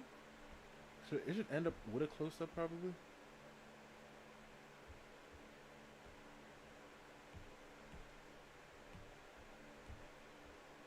Yeah, we'll do Taku then. Yeah, but what the heck is this bottom thing? Because if it's her head, then obviously all she's seeing is... Oh, that's the reflection of the floor in the mirror. I mean, in the window. Yeah, so maybe... Because, like, depending on how I do this... Because I have, like, her looking at the dresses, like, right at this level, right here. Right? So if she's looking at the dresses like this, you know, I could... Man, let's just work smarter, not harder. And then copy this and paste it here on this, and then wait, yeah, and then we can just have this like that. Like if I keep it this way, that's like what she'd be seeing, or like at this level. So that's the amount of dress she'd see. Dang, how big are these mannequins? God, these mannequins are huge.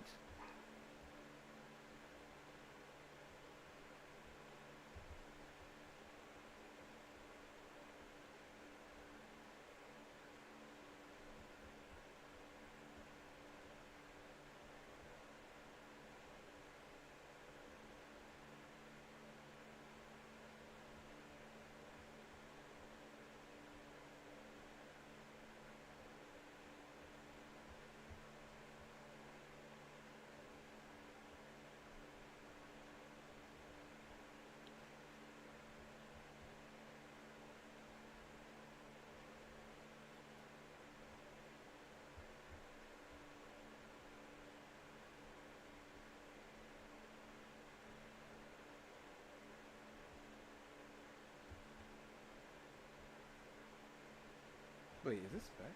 I mean, this is pretty side. If that's the case, then the other leg should come out this way.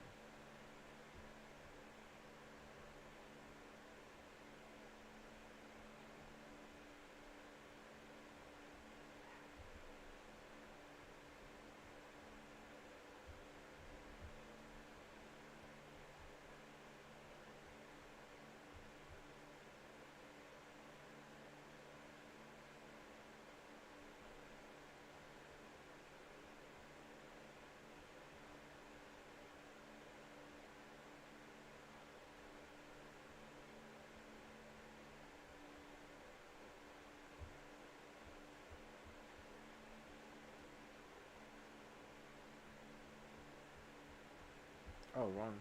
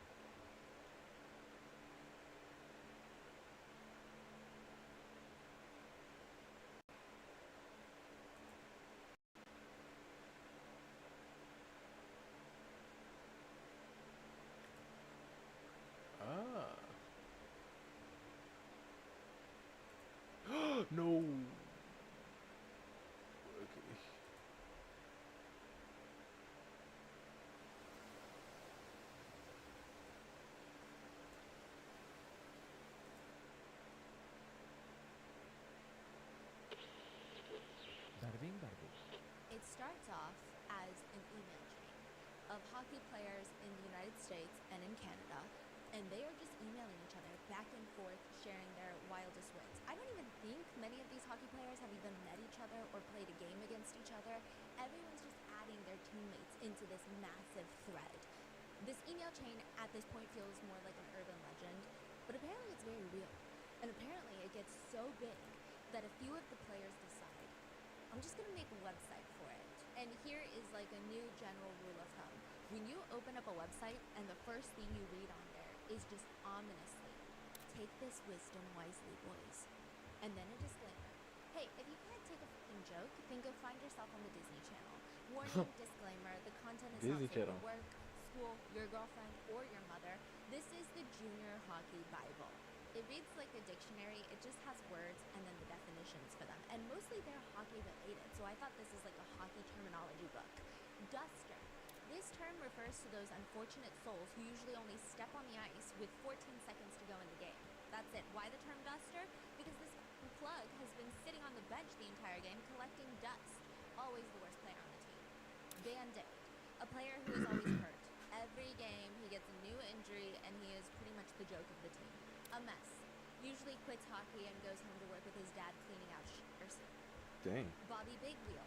This is the guy on the team who thinks he's God's gift to women, but really he's a fucking joke. He's not really going anywhere in life or in hockey. Then they have terms of how people play hockey. Taking one's like a team. Being a team player can refer to when your friend has sealed the deal with the girl at a bar after a game, and they're going to go back to her place. But unfortunately, your teammate has forgotten her name due to the 13 beers that he has consumed. You then step up and ask the girl what is her name so loudly that it will sink into your friend's head. Ah. You then repeat her name as many times as possible. W man. Example, Rachel. That is a lovely name, Rachel. I once knew a girl named Rachel. W mans. What? Oh. You'd be like, what? Rachel. Just randomly, just say that. You'd be like, huh? I'm like, that's just crazy. Your name's Rachel, and somebody else that I used to know in school's name was Rachel. And just walk away. Hey, you better remember that. Trooper, one of the most important elements to a hockey team. A trooper is that one guy. You can always count on this guy. You call him any time of day, he's going to go out to the game with you. It doesn't matter if he's got 4 final exams the next day. The trooper is usually one of the most popular guys on the team, but also the dumbest. But then it starts getting very strange, the Junior Hockey Bible, because it starts listing off things that have nothing to do with hockey. The swamp donkey. Have you ever heard of a swamp donkey? This species lurks in the depths of the bar scene across the nations. Telltale signs of a swamp donkey are many and varied, including the wearing of granny underwear, tight shirts exposing their fat, disgusting sloth bodies, and a face that looks like a rotten bee's nest. Swampers must be avoided before the consumption of at least 13 beers, and after that, proceed with caution and only poke her if you can degrade her in some way in front of the boys, preferably on a video. What? Sea donkey. A sea donkey is a close relative of the swamp donkey, but has several subtle differences. Sea donkeys can be found at keg parties where they are highly intoxicated and not very attractive. These beasts of the sea are masters at boozing, and once intoxicated, they are looking to get some hockey done. They enjoy being told that they are fat while you are doing their fat asses, so don't be afraid to say it. Only approach after 25 beers and after all other options have failed, including the R-worded girl with no legs named Bobby No Legs. Wait, these are on a website? That has now since been taken down. But this is the Junior Hockey Bible, and it's very interesting because at first people thought it was an urban legend, but people were saying, you go to a junior hockey game, you're going to hear these terms from the hockey players. So you're saying this is like a somewhat big website for the community? Yes. And people know these terms. I see. They use these terms, especially in this case. Then you have a war pig, one of the most endangered species on Earth. This species lives in the trenches of the bar scene, and they aren't afraid to get their noses dirty. They will stop at nothing to get what they want. They are ruthless, disgusting, filthy pigs who will beat up your girlfriend to bang you. No man is proud after banging a war pig. But one great thing is these animals love it in their butt. They will take it like a champ. Enjoy these pigs, but keep them to yourself. If you find a war pig, please report to the CHL so authorities may shoot this beast and put them in a cage forever. Next definition, slop tart. These are the lowest form of sloths. They thrive in a world of disgusting low-level junior rinks. They often possess nasty teeth and Coke bottle glasses. These creatures are by far the scariest animals in any league. There is no reason to ever communicate with these disgusting animals, which is different from a sloth. A sloth is a cave dweller. They wear a lot of makeup to give the sloth. Where they come back to? They can grow to be as big as 700 pounds. I don't know, but man. Interestingly enough, these gentle creatures never get taller than 4 feet high. This unbalanced body is what shapes them into the slothy that they are. They are not capable of banging, but can give decent gummers. Sloths are like scooters. They are fun to ride until the boys see you on one. Oh. The website is really bad. They also have different tips on how to avoid different types of sluts at the bars that are swamp dwellers, sea dwellers, whatever derogatory term that you want to put on women. They say that one thing that you have to do is put a picture of a very hot girl in your wallet, so that once you've had many beers and you're talking to this girl and you think that she's hot and you think that she's not a sea dweller, you pull out your wallet and you reference the hot girl pic and you compare, and if they're comparable, then you can go home with the sea dweller. Oh my god. It's getting weird to the point where people are saying, are we sure that this is like a junior hockey Bible, or are we talking You about like this a stuff, Zo? guidebook? What? No, yo, this is just the most recent video she posted, okay? That's it. That's it, man. That's it, man. I don't know. Listen, I haven't played hockey in a minute, so, hey, I ain't, you know. To degrading women, or potentially even essay. These are the terms in question that I think ultimately gets the website taken down. Cinema. This is the honorable act of letting your friends watch you bang a dirty. Cinemas are only filmed by hockey boys, as everyone else in the world finds this disgusting. Some girls don't mind being watched, but others will flip out if you accidentally roll out of the closet laughing because your buddy is saying funny shit as he's banging. Oh! If bus... Oh, nah. Oh, nah. I was thinking they were talking on some film stuff, and that's still wrong, but them in the... Oh, nah. Oh, so you up to date? I mean, honestly, I might be. I don't know. Oh, no, I'm not, because she did some other stuff. But this is just the latest thing that was there, so I just pressed it. The actor, the guy who's banging, denies any knowledge of the cinema. So basically, the cinema is like when you are having intimate relations with a girl without their consent, you get your hockey buddies to watch from the closet. Wait. And then if one of them accidentally laughs because you're doing something funny while you're having intimate relations, then the person who is engaged in the intimate relations, they have to suddenly act very upset. Like, what are you doing, bro? Just to make her feel better, when really he is laughing on the inside. A great family event for all. Then you have the mystery hand. The mystery hand is one of the best kept secrets in the league. This can only be performed while watching your buddies perform a tag team. When you hear a threesome, you quickly and quietly sneak into the room and drop to the ground like a heap of shit. Now, as the girl is getting worked, raise your right hand from under the bed, give it a little stretch to make sure your right hand is working, and make sure it's in working order. Now move the hand closer and gently grab any boobies you can find. Oh my gosh. Oh my gosh. Oh my gosh. This is not funny. This is not funny. Not whatsoever. It's like... Wait, hold up. Maybe if I were to do like a little... Because how do I get this panel to work? Because this is one panel. Like right here. Yeah, maybe if I split that panel this way. That would be trippy though, because...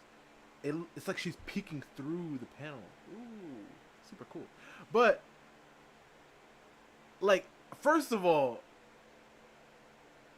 the menages, nah, bro. We ain't, especially with two, nah.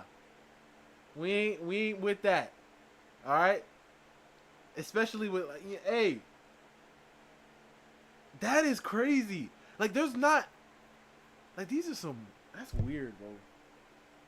There's not one. You know, let's not continue what I was about to say. Let's just press play. Careful not to grab a sausage, or this could lead to being dummied. Dummied is like being made fun of. Oh my god. Once you get your rocks off, quickly go back into stealth mode and remove your camo and sneak back out the door. No one knew you were there, and it doesn't make you a bad guy. What? People are arguing. This sounds like a guidebook to essay. It's like an instruction manual, a step-by-step.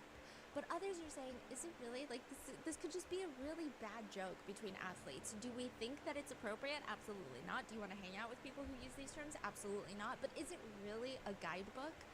This entire junior hockey Bible comes up in this case multiple times because these are the terms that are being used. And then these are the actions that 5 junior hockey pro athletes, ice hockey players, are accused of. There are certain parts of this junior hockey Bible that they are accused of committing. And now, in 2025, there was recently a trial where 5 pro ice hockey athletes are accused of committing some of the crimes that are directly listed in this junior hockey Bible. They use the same terms that are listed. They're texting using some of the language from the junior hockey Bible. And now everybody is wondering, was this not just an online joke? Is this real, and are people taking notes from this? This is the case of the Hockey Canada scandal, where 5 pro-level athletes have been accused of She's in Canada? Scandal. It's real, and are people taking notes from this? This is the case of the Hockey Canada scandal. Okay, hey. I never played in Canada, so hey. Where 5 pro-level athletes have been accused of essaying and gang R-wording a 20-year-old girl after a Hockey Canada gala. Oh my. Copyright. Oh my goodness, man. Ty, you ever play hockey before, man?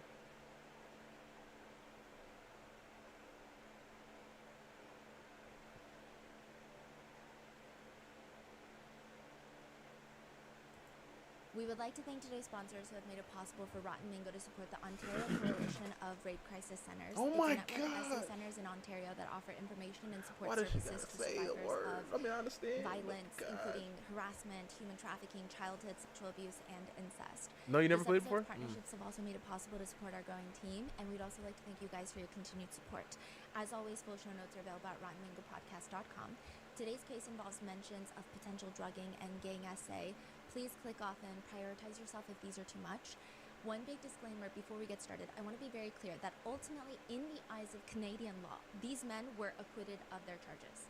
Separately what's and totally acquitted? unrelated, I want to note that there are cases like O.J. Simpson and Sean Diddy Combs where they too have been acquitted of some, if not of all of their charges. And my point being with that is healthy suspicion is not illegal. Having a personal opinion on someone's morality or how you think a case should have played out in the court system is not illegal, nor is it defamatory. But just to be very clear, we are going to use the word alleged. We are going to use words that are legally more in line with the court's judgment, but that does not reflect how we personally feel. It's just a way of they got off. This Okay. episode is okay. So with that in mind, let's Yo, get started. Okay, let me calm down. Let's press play. It's really hard being a juror.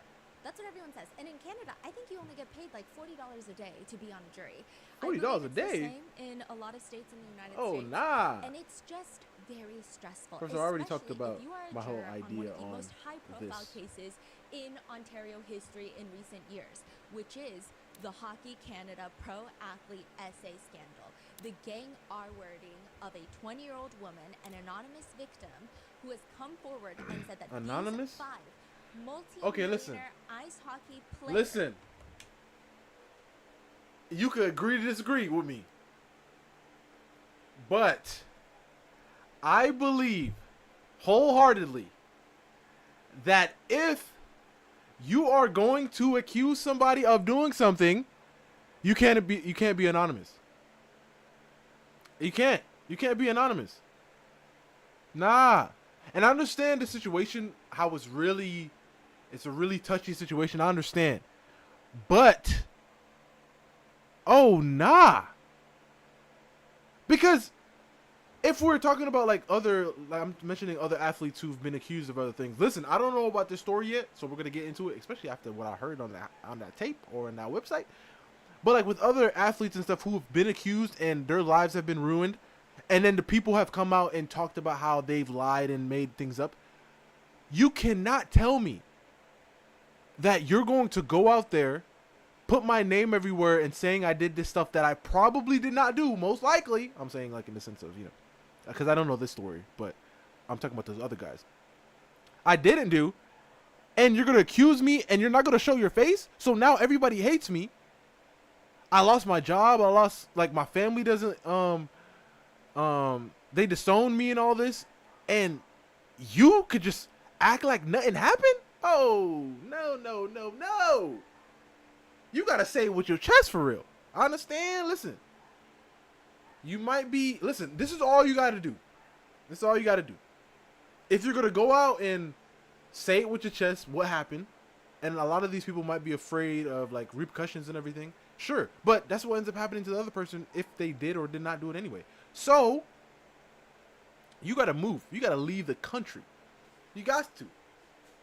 If they end up getting acquitted, right, she said, like, if they end up getting off, then you got to flee. Change your name, change your face, change everything. Because that's all, like, you can't, like, that's, I can't, nah. You have to. You have to come out and you have to come out, show your face, show yourself. Yeah, I have to write the C, because there's no way I'm sitting in the courtroom and they said, well, 5 girls said that, da-da-da-da. I'm like, are they here right now? Oh, no, they at home. What do you mean they're at home? Can I see who they are? Because I don't know who this person is. I need to know if I know who they are. No, you can't see them. What do you mean I can't see them? So some random mystery females just said I did something and we're going to case? Can you even tell me where I was at the time? No, I can't tell you. Wait, you can't. So you can't tell me where I was? You can't tell me who it was? What the heck is happening here? Because listen, to all you know, I was in some other country at the time when these people are saying it happened. I wasn't here. So how does this work? Insane. Truly insane to me. But once again, listen. I ain't saying these boys didn't. Hey, I don't know them. I never played in Canada, okay? Like I said, I don't know them. But let's continue. Known in the ice hockey world essayed her back in 2018. 2018. It's going to be very difficult to be a juror on that panel. And that is the very first day one of the jurors walks in and they state to the judge, something very strange has happened. To give you a lay of the land, this is not like any other trial. I mean, I will say that with some of their attorneys, they have many different defense attorneys, but you're talking about 5 accused. 5 men that have been accused, and each of them have 1 or 2 separate attorneys. So you've got like a whole row of 10 defense attorneys, and they're all going to cross-examine the witnesses. They're all going to cross-examine the victim. It's going to be very intense, and one of the jurors comes forward and says, day 1, all they did was go through the... You see? Listen, once again, I don't know the story yet, because she probably know more than me. I mean, she obviously does, because she's making a story about this. But listen, I don't like this energy she got already. Because she said, obviously, these people are accused, but they probably did something like, you know, Diddy and them. OJ and them. First of all, OJ made a book saying, I mean, if I had done it. Nah, come on, bro. Come on. Nobody say that unless they, you know, they probably did for real. But like, with these guys, I don't know them. Wait, what the heck? Oh, that was a terrible mistake on this drawing. I just realized it now. That's crazy. I literally just realized it now. That mistake I made on that drawing. But she's already coming out like saying these guys did it. Once again, I don't know everything yet. I might take it back. I might take everything back after I hear everything. But can we just be fair? This girl said they did something. This happened in 2018. She brought it up now probably. Right? She probably just had the courage to say it now. Right? We need all the facts. And then at the end, we'll make our judgment. As of now, they're innocent because I don't know. But towards the end of this video, they might be guilty in my eyes. We'll see. We'll see. That's all I'm saying. That's all I'm saying. The Crown's opening statement. So in Canada, they call it the Crown. It's basically the prosecutors, like the feds or, you know, the state. So the Crown, they go through their opening statements, and the juror said, I went to lunch at a nearby restaurant Mhm. I was in line trying to get my lunch, and I recognized one of the defense attorneys because, again, in Canada, you have a very specific attire that you wear as a court attorney. And they turn around, I make eye contact, and it was very uncomfortable because jurors, like here, are told you cannot interact with attorneys. You cannot interact with any of the members of the press. You see them, act like they don't exist. We were told, don't even say good morning. Don't even acknowledge a good morning. Don't say good morning. Don't even say sorry if you accidentally bump into them in the elevator. Like, do not interact with them, period. No words, because you don't want anyone to think you're saying something. So don't even say anything. Don't look at them, nothing. And so she's saying, it was weird, because she looked at the defense attorney straight up, looks me in the eye, and she mentions along the lines of, that was a lot of head nodding we saw and a lot of head shaking. Because That's during crazy. the Crown's opening statements, I guess they were saying, oh, that's disgusting, I can't believe this happened, or they're nodding like, yeah, you're right, that's bad. I guess that's what the defense attorney perhaps maybe thought. The juror goes to the judge, and is like, I don't know what to do with this information, I'm just saying I think it's highly inappropriate. The defense attorney states, that is absolutely not what happened at all. I was in line for lunch and I was talking about a completely unrelated case with one of my colleagues. I turn around and I recognize one of the jurors because, we had just been in court all day. And I said, oop, this is awkward. And then I turned around and that was the extent of our conversation. In absolutely no world would I jeopardize my license to practice just so that I could make a comment such as that was a lot of head nodding. They basically deny that this happened. And the jurors on day one are dismissed. All of them What? dismissed after jury selection. Yes, they go through jury selection They don't all play. over again. They don't play. Thankfully, it was just day one, so it was just the Crown's opening statements.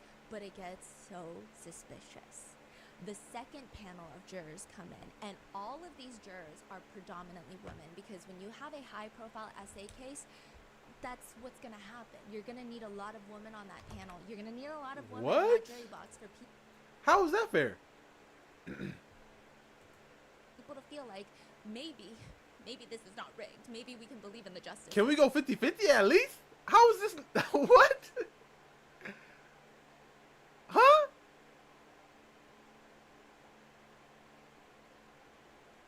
Is that like really what they do? So if there's a high profile case like that, yeah, but that's like putting a disadvantage.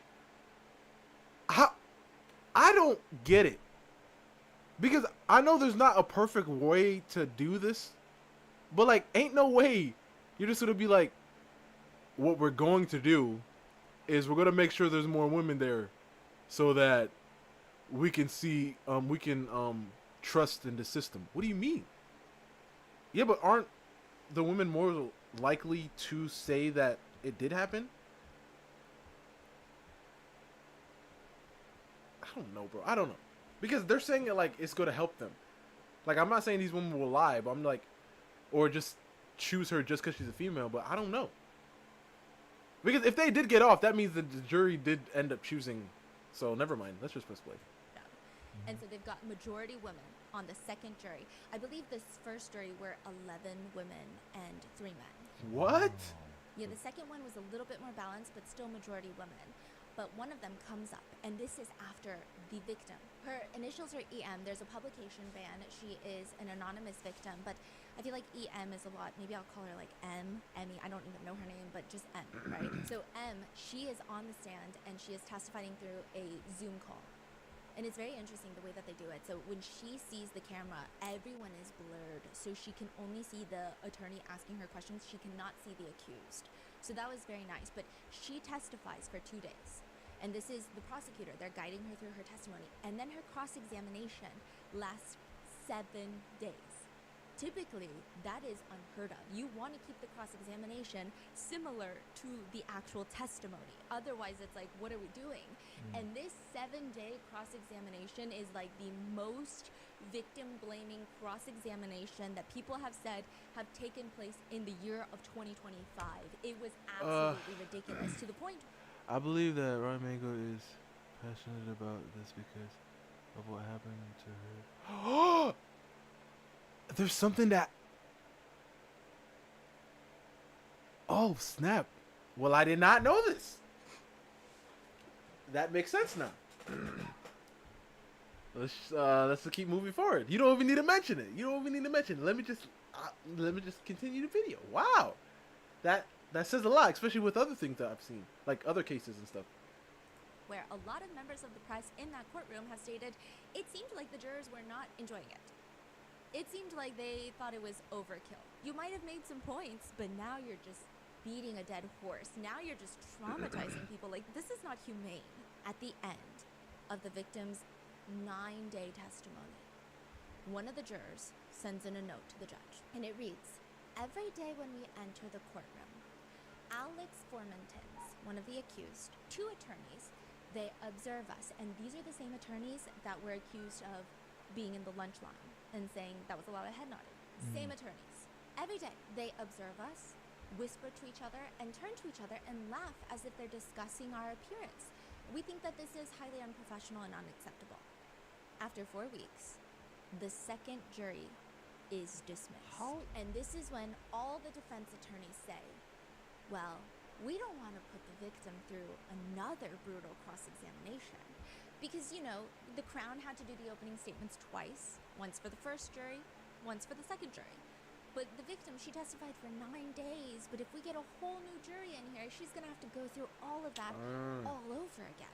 Because they can't just watch pre-recordings, they can't just watch or read the transcripts, she has to testify. So why don't we just have the judge decide the verdict?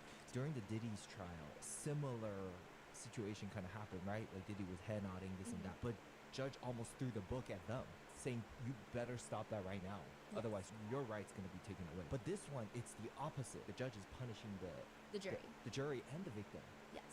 The judge is saying that her hands were tied because at this point the defense attorneys are arguing that there is so much negative bias against the defense attorneys that it could reflect into how they are handling the case.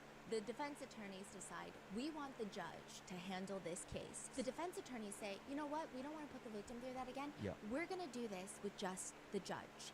And this is very important because a lot of people think, they speculate, this is their personal opinion, that this was all planned. This becomes one of the biggest cases in Canada, and everyone is protesting this trial. People are outside the trial with signs, justice for Wait, justice for what?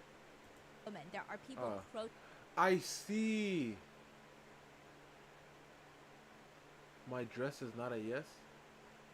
I see. Like my attire. What was I saying? That's wild. So, what was I trying to say? I lost my train of thought. Oh, so they did it so that the judge will be the person to make the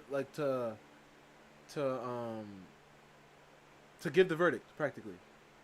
Ooh, okay, I'd never even seen that type of movement before, like them doing it that way. Testing Hockey Canada, the entire organization, there are people, ice hockey fans, who stop watching ice hockey because of this trial. Wow. And they think that the panel Why? of citizens I guess are because too understanding of sexual trauma. They might be too... Can you explain if anyone who doesn't understand, like, the difference between jury trial and just... Yes. Okay, so a jury trial is you are being judged amongst what you would say your peers. You get a group of people that are selected by both the Crown, the prosecutors, and the defense attorneys. They have to agree on the select people, and they will have a unanimous verdict at the end, whether you are guilty or not guilty. Now, these people are not attorneys. These people are not judges. So there is a lot of emotional bias that goes into play. They're told not to have emotional bias. They're told to look at the evidence. But at the same time, they're human, so they're going to have a lot of emotional bias. There's people outside this courthouse protesting Hockey Canada, protesting ice hockey, protesting these athletes. And so they say, it's not because we don't want a jury. In fact, our clients are so disappointed that they're not going to be judged by a panel of their peers. But it's just, we don't want to put the victim through that again, so we want just the judge to decide the verdict. It is their right, technically. Right, and usually people don't want that. No, because judges are typically letter of the law.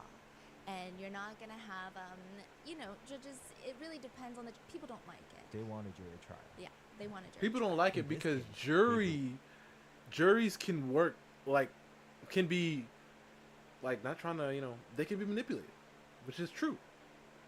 So people want a jury trial because they could mess around and be, wait, let me move this over.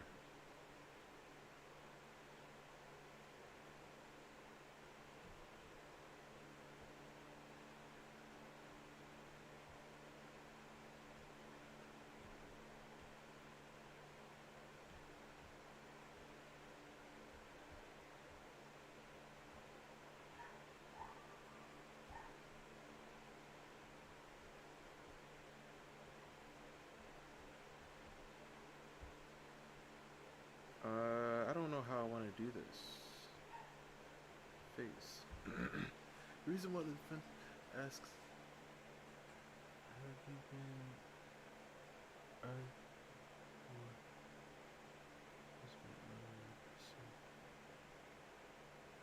Ah, yeah, that makes sense. Because if you do, then you would have a bias. I see. I mean, yeah, that makes sense. It's better for them. Yes, and this judge at the end will release a 5-hour verdict, 91-page verdict of the most scathing comments anyone has heard about an SA victim in recent time. But this case goes back to 2018.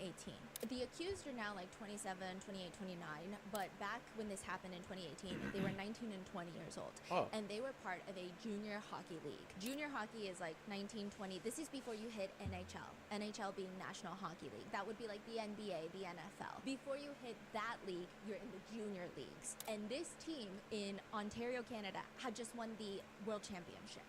These are like the best 19, 20-year-olds on ice hockey. Like, playing on ice in the entire globe. They're on a high. This entire win is setting them up for success. The way that they won, the team captain, Dylan Dubé, he says there was 2 minutes left on the clock. It was overtime. They were going against the OT? Swedes. The Sweden team, known for being cutthroat. They're good, but the problem is they get upset when things aren't going their way. The Swedes get flustered, okay? That team specifically. So they get very angsty, and that's when you need to hit them hard. And so they got 2 minutes left. Dylan Dubé, who is one of the accused, he says, right when I was saying to my teammates, like, we got 2 minutes left on the clock, whoever makes the next shot is winning the world and that is when they freaking score, and they just go crazy. Oh this my game gosh. specifically was very amped up. It was very hyped. The way that the entire rink I mean, was set up, championship, the right? stadium was set up, the Swedish team, they didn't have a private exit, which they try to do. And so there was a lot of drama of them even exiting after losing the game, where all the Canadians are yelling at them, making fun of them, because, that's like the ice hockey spirit. This game specifically, the goaltender, which is basically the goalkeeper, you know how ice hockey works, right? Not really. It's like soccer, but on ice with sticks and pucks. Huh? Anyone who I watches mean, ice hockey kinda. is very infuriating. Dang. I mean, I never thought about it that way, but yeah. Like soccer, if you think about it, like with offsides and the positions and how they start. I mean, yeah, I guess. Never really thought about it that way, but yeah. By that type of analogy, but I just want to say, as someone who is not capable of playing any sports because I am so incompetent with my mobility and my coordination skills, it's just the best way to explain it. It's like soccer on ice, you're skating high speed, but it's also an element of football because you can slam into the other players. You can you're not tackling them to the ground, but you can slam into them so that they get out of your way. It's a very high physical contact sport, and it's very dangerous. But the goaltender, who's standing in front of the goal, making sure that the pucks don't go into the goal, because that's how you score points, he ends up stopping 35 pucks that game. He prevents 35. 35. Yeah, which and is it's very impressive. very difficult. And he says after the giant win, it was one of the best days of my life, like the best day ever. Yeah, it was probably one of the best days of my life. Very quickly after that, Hockey Canada, which is the Canada's biggest hockey organization. Jury can also ignore all evidence and not exactly. For example, if a father can someone, yeah, exactly. That's why it's like they can have an emotional bias, which is why a lot of people want like jury duty.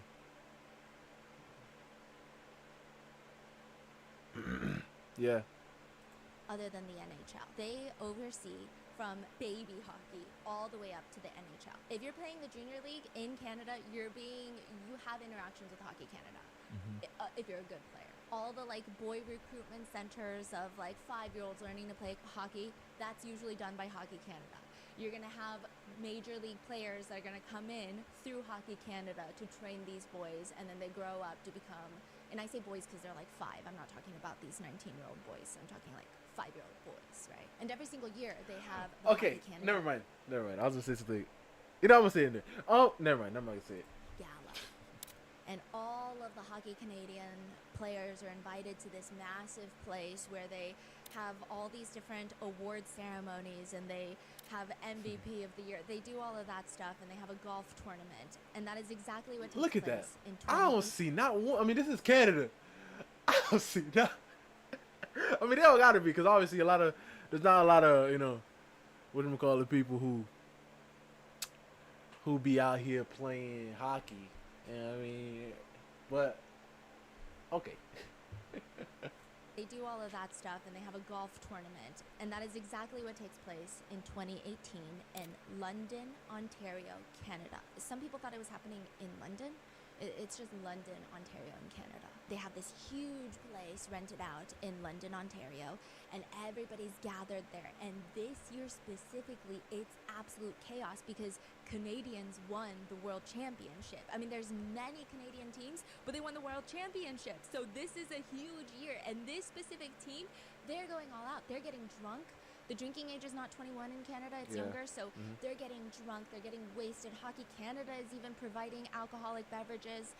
They're just doing everything. They're away from family, they're staying in a hotel room with their buddies, with their other teammates. Like, they got 2 dudes in each hotel room, and they're just having an absolute menace of a time. They're going from bar to bar, they're not sleeping, they're not doing anything. This is a time to celebrate.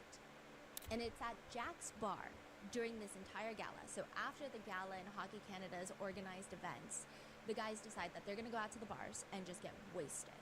The next day, all they have is Drinking. a golf tournament. So a lot of them, you know, they brought their golf clubs, and that's in the hotel room. This is important later. But they're just going to go to Jack's Bar, get completely wasted. They're probably going to go out there and tell every girl at the bar that they just won the World Championship for ice hockey. Another little piece of context, maybe in America, if you're not from the colder states, if you're like from the South or California, you're like, well, why would I care? Not too many black, like exactly. World Championship for ice hockey, right? Ice hockey in Canada, that is their sport. That's like the NFL, the NBA for us. It's huge. It's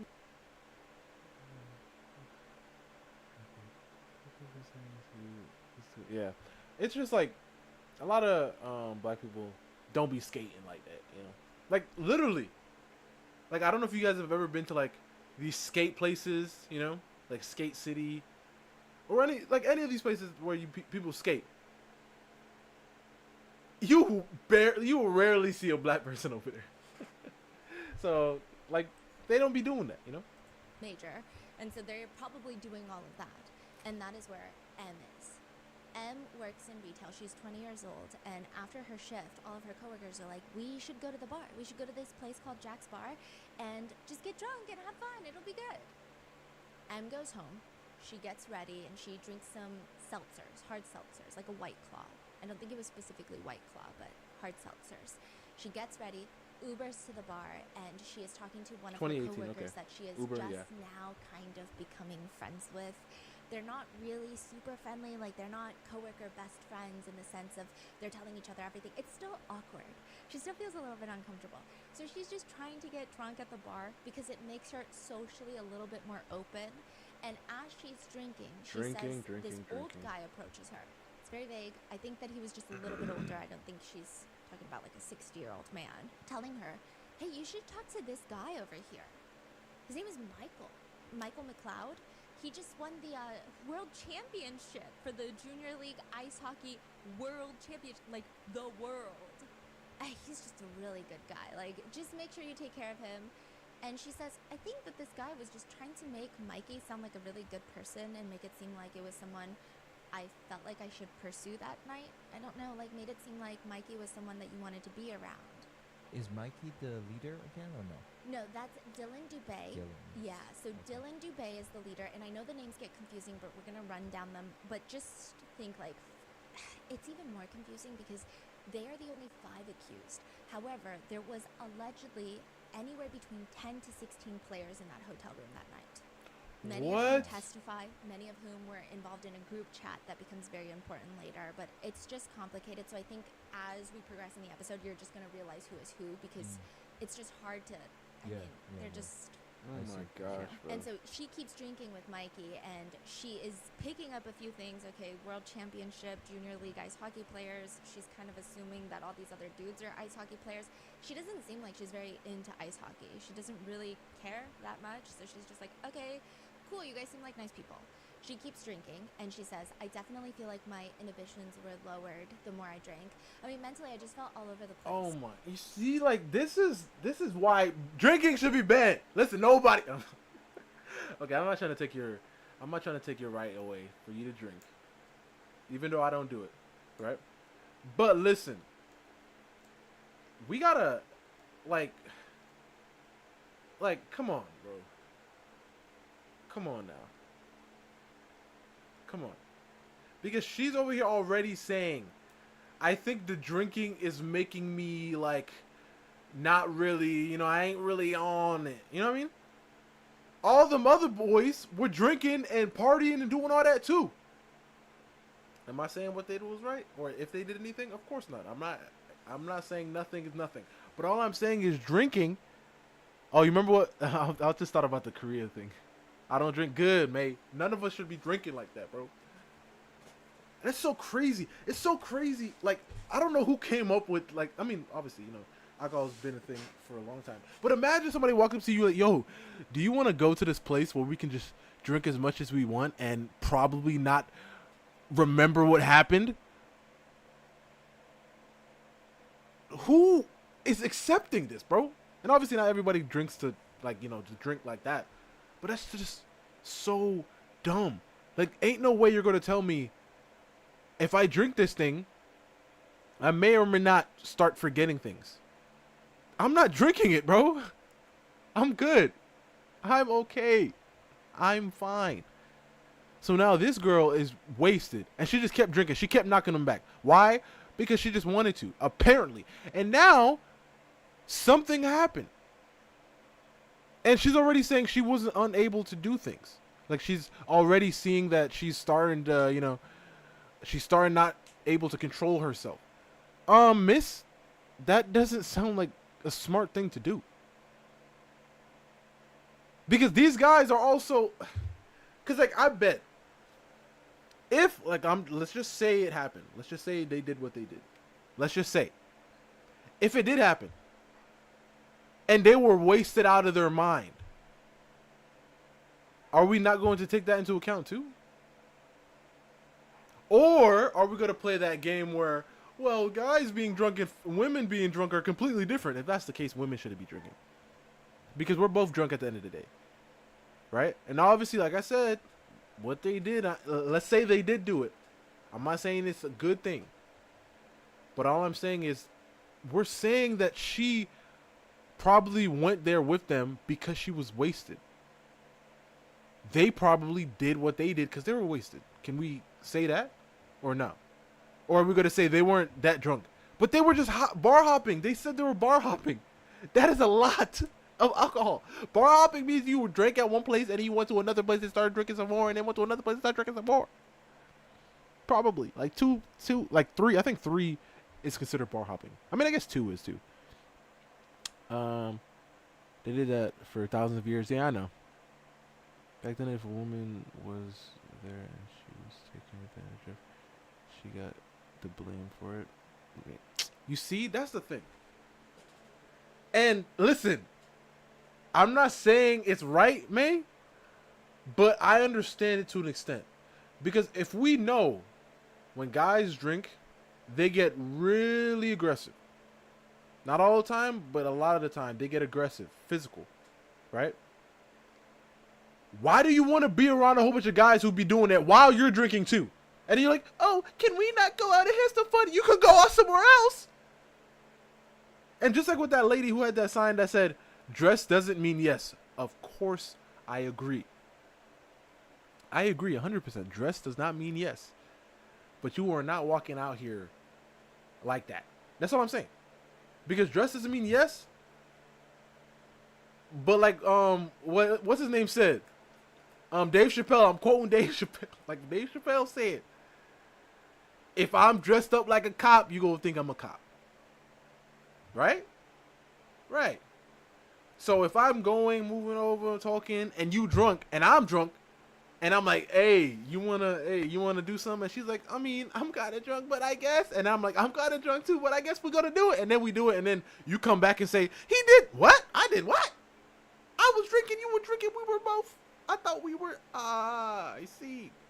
There are places for men and women. Back then too. That's what we need. Women should have their bar. Men should have their bar. Right? If you go into a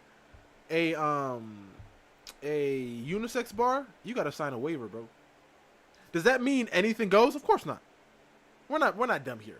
But all I'm saying is you gotta sign something to understand that you're in a situation where crazy things can happen, especially when people are drunk. Or just come with your husband or your boyfriend or something. You know what I mean? For some extra, don't go in there by yourself. Oh my gosh, bro. Sucks. It truly does. First things first. This is what you gotta do. Once you have your kids, let's say I have a daughter. You ain't going to no bars. Why? Man, you could drink at home. Why do you have to drink at this place with some strangers? Well, because it's fun. Who said it's fun? You're around a whole bunch of random people drinking? That doesn't sound fun to me. You're not doing that. But that, no. Nah, you ain't doing that. And I hate when people are like, well, you can't tell your kids. Yes, I can. That's my kid. I can tell it what to do. I can tell them what to do, especially when I'm protecting them. What? First of all, my kid's not even gonna know what a bar is. Listen. I'm gonna make sure my kids don't even know the word bar. They're not even gonna know the word. Trust me. And by the way, I'm homeschooling. By the way, I'm just gonna skip over bar. They're not even gonna know what that is for real. They don't need to know. Who needs to know really? The dance floor and the music was very loud. It was just very crowded and very chaotic, and I just kind of felt like I was in the mix of it all, and I wasn't really feeling aware. Oh, in CCTV footage, you weren't feeling aware. That's interesting. at the bar, you see a lot of the players on the dance floor. Look at this. This does not seem fun to me. This would make me like I'd be like, yo, like I would be like, nah, like I don't even like parties like with a whole bunch of people that I don't know. Like this is crazy. This is crazy behavior. Each other. It's not that they're specifically circling M, but they're all just gathered together, getting crazy drunk, and it just looks like okay. CCTV At footage least from any other bar. okay. Listen, at least she's anonymous, but at least they know for a fact that she's here. Because if that's the case, then I guess I'll let this part slide because we know she's here and we know they're there. But what if it's like a friend or something? Like what if it's one of the girl's friends that's doing it? I mean, if they're anonymous in the first place, I guess she can still all be anonymous. smushed together. It's like they go to a concert. Everyone's jumping. No, up and down, concerts, no. Everybody is like touching each other because you physically don't have space to not touch each other. But at one point, CCTV reflects that one of the other players pulls on M's ponytail. Whether it was hard, I'm not sure. This footage I couldn't find, but there is allegedly another footage of another player lifting her up off the floor. We don't know what that footage looks like, but she says that she started feeling really claustrophobic and overwhelmed. I mean, if that doesn't exist, like she's getting smushed. I mean, she's 5'4". She's 5'4", like 130 pounds. Oh my, 135 4. God. 200. Is that? Hold up. No, I'm sorry. Let me press play.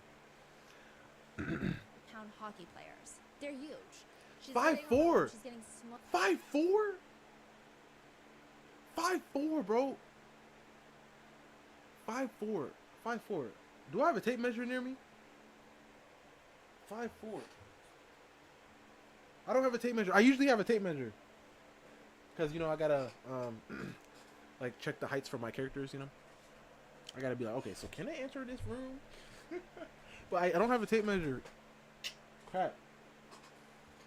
5'4"? That is like, oh, I forgot. Bri, never mind. Let's just press play. Pushed by a bunch of guys on the dance floor. She remembers that some of the guys would move her hand towards their private areas over their pants, and she says, Dang, she tall. Yeah, she tall for real, man. Whoa. did feel a little bit off again, but with just how drunk I was trying not to think anything of it, and I was just going along with it. Oh my There's gosh. a video You see? that Michael McLeod. Just going along with it? You see, this is so like, I'm telling you right now. I'm drunk, you're drunk. I say let's go back to my spot, and you like, okay, I was just going along with it because I'm drunk. You can't use that because I'm drunk too. No, that's not how it works. Trying not to think anything of it, and I was just going along with it. There's a video that Michael McLeod, who is the main person that she's talking to. So she's introduced to Michael McLeod. She's talking to Michael McLeod, and he films a video of them singing Hotel, Motel, Holiday Inn. It seems like a crazy party. It seems like a frat party. She says, Dang, I'm someone who has a look at her, bro. it seems like Nah, look, bro. I mean, this gotta be her because they're talking about. Yo, she is like chest height, and I know these guys ain't like. I mean, they gotta be at least 6'1". crazy party. It seems like a frat party. She says, I'm someone who has a bit of a hard time saying no. I don't. I'm gonna crash out, guys. Did she just say? It's like a frat party. She says, I'm someone who has a bit of a hard time saying no. What the freak does that mean? What the freak does that mean, bro? Don't go. And first of all, that looks like a club instead of like a bar. Don't go. I'm a person who has a hard time saying no, and you're drinking? I'm gonna say this right now. If they did do it, I ain't saying they did it. I'm just saying if they did do it, I'm not saying I'm with it. I'm not saying it's a good thing that they did it. But all I'm saying is this. If they all walked to the hotel, because I think she's at a hotel room, and she verbally saw every single one of them, if she verbally saw every single one of them walk into the room with her, and she says, I had a hard time saying no. Oh no, you can't do that. Listen, if it was all some sneaky stuff like they were talking, like they were doing in that video thing, that's some crazy like work. Of course, like, we're not we're not with that. But ain't no way she's walking, cause she's a hard time saying no. And she said she went with like a coworker or something.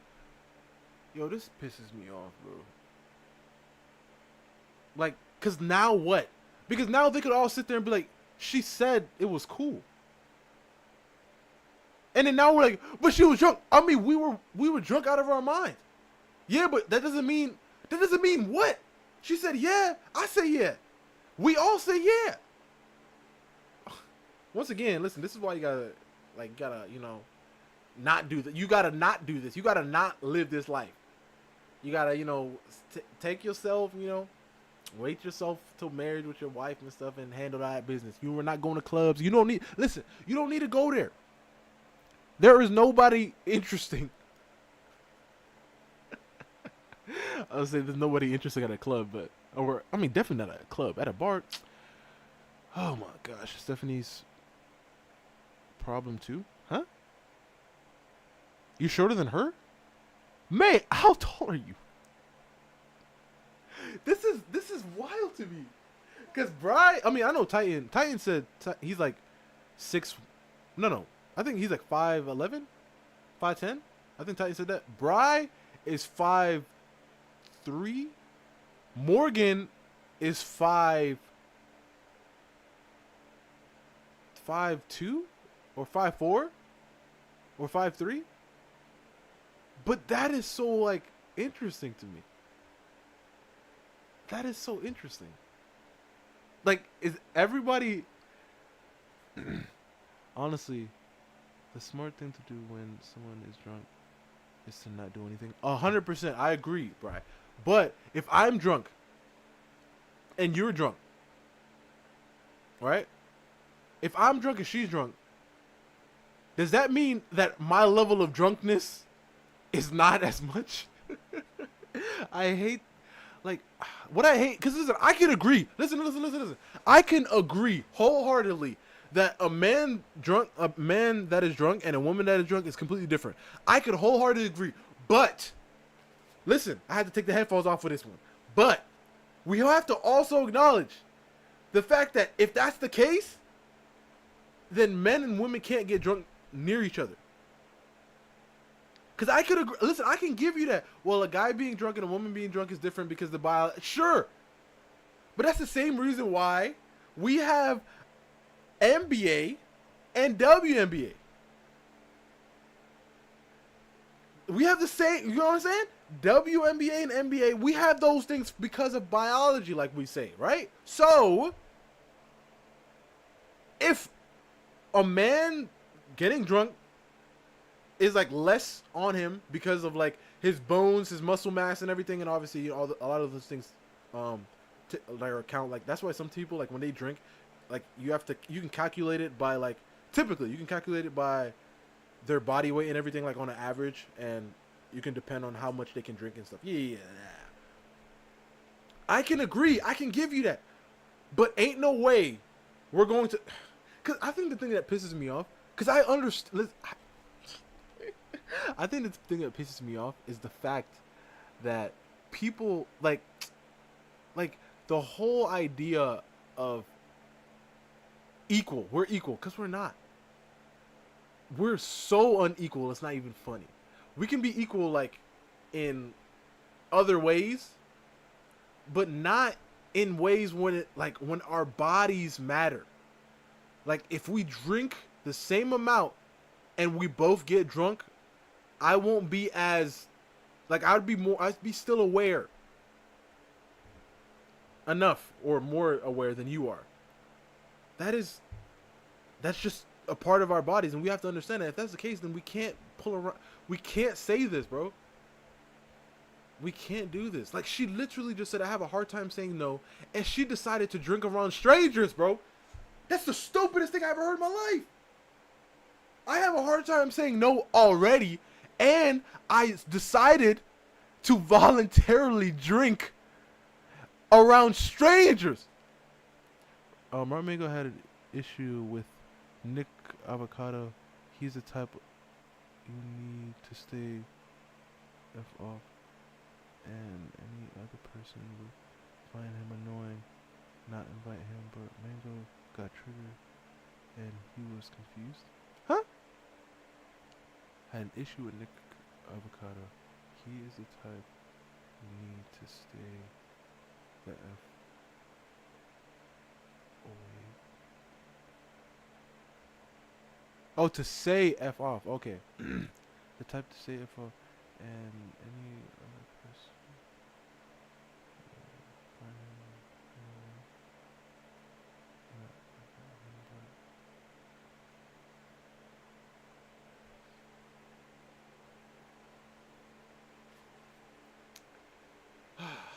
This, I'll be right back. Give me a second. I'll be right back. I gotta. The water is, I gotta. Yeah. I'll be right back. Give me a second.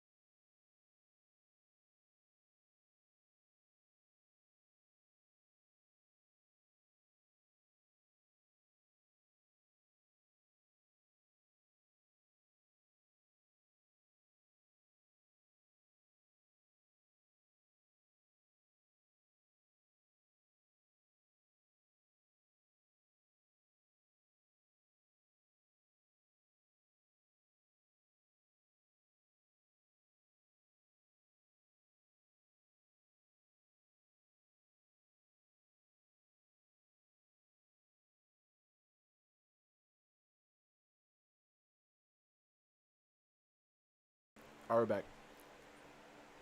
I'm just saying, Ringo is a bit biased. Yes, bias. Yes, I agree with a lot of things. A lot of things. That's why I don't like really watching cases where it's like these kind of things. Like when it's like a deletion. Those ones I feel like obviously she's a bit more open to both sides. But when it's like cases like this, I'm like, come on. And listen, once again, I don't know everything yet, but so far it seems like all of this could have been avoided. All of this could have been avoided.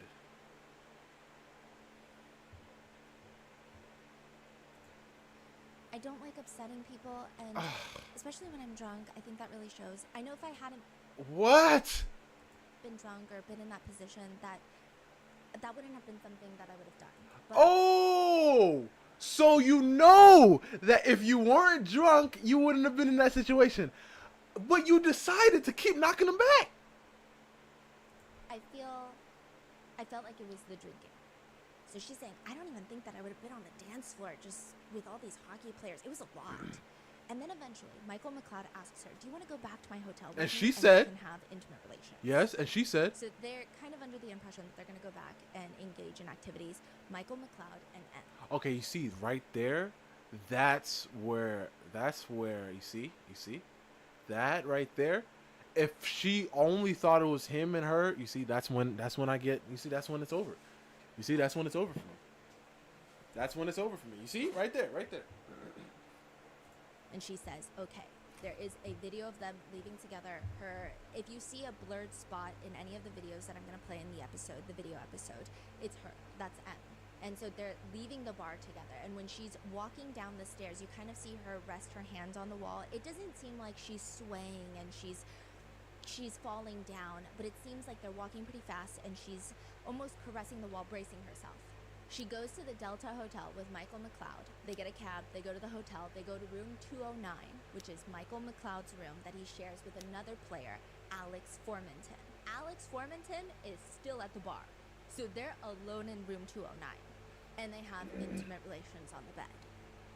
And she says she's laying there on the bed, fully nude. Her clothes are in the bathroom because she just had intimate relations with Michael McLeod, and she just remembers that right afterwards, he just retreats and gets on his phone and he's texting a bunch of people, which she thought was weird, but she's not really thinking into it because she's just tired. So she's just laying there for a second trying to catch her breath. And then all of a sudden, the door to the hotel room opens and hockey players walk in. Like 2-3 hockey players walk in. And she's completely nude on the bed. So she's shocked, but they're not saying anything. They're not addressing anything. She's trying to read the room. Michael McLeod seems like nothing weird is happening. The hockey players are not like, oh my gosh, why are you naked? Ooh, sorry, we should walk out. They just walk in and start talking about hockey. So she's like, okay, maybe they're gonna leave. She walks to the bathroom, and this is where her clothes are, and this is a very big point of contention later. She stays in the bathroom for a minute, and she says, I was just really shocked. And she's saying, I was still so drunk. Like, I'm drunk out of my mind.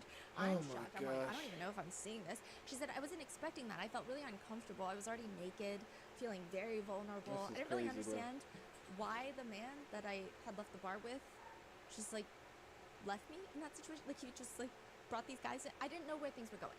She says she is in the bathroom, and then when she walks back out, she's still nude. I don't know if she's under the impression that these guys left. Maybe it got quiet. I don't know. But when she walks out, there's even more hockey players inside the room. And she says at this point, she didn't really know what to do. This is not a suite. This is not NHL level money. This is not NBA level pro athlete money yet. These are junior hockey league players. This is a very standard hotel room with 2 twin beds, but it just looks like a cramped little hotel room. And there's 9 200-pound, 6-foot tall ice hockey players. Yeah, but is there cameras for this hotel? They're talking very loudly now, and they're joking with each other. And clearly they're all very familiar with each other. She has no idea who anybody is. She just met Michael McLeod tonight, 20, 30 minutes ago, and she doesn't know why they're here. And they allegedly turn to her and they tell her, get on the floor and start self-pleasuring. she says like she was trying to passively say no without saying no, and this becomes a whole debate later, but we will get there.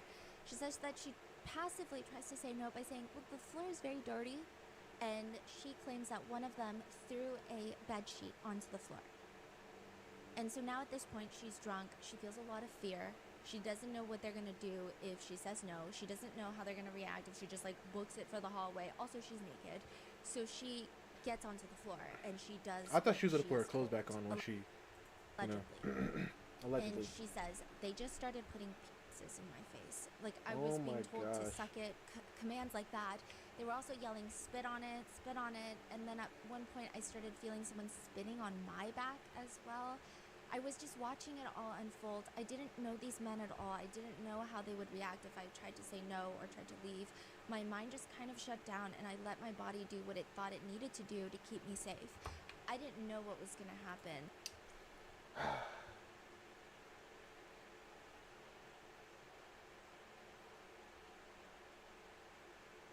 Okay, let's say all of this stuff, like she said right here, happened.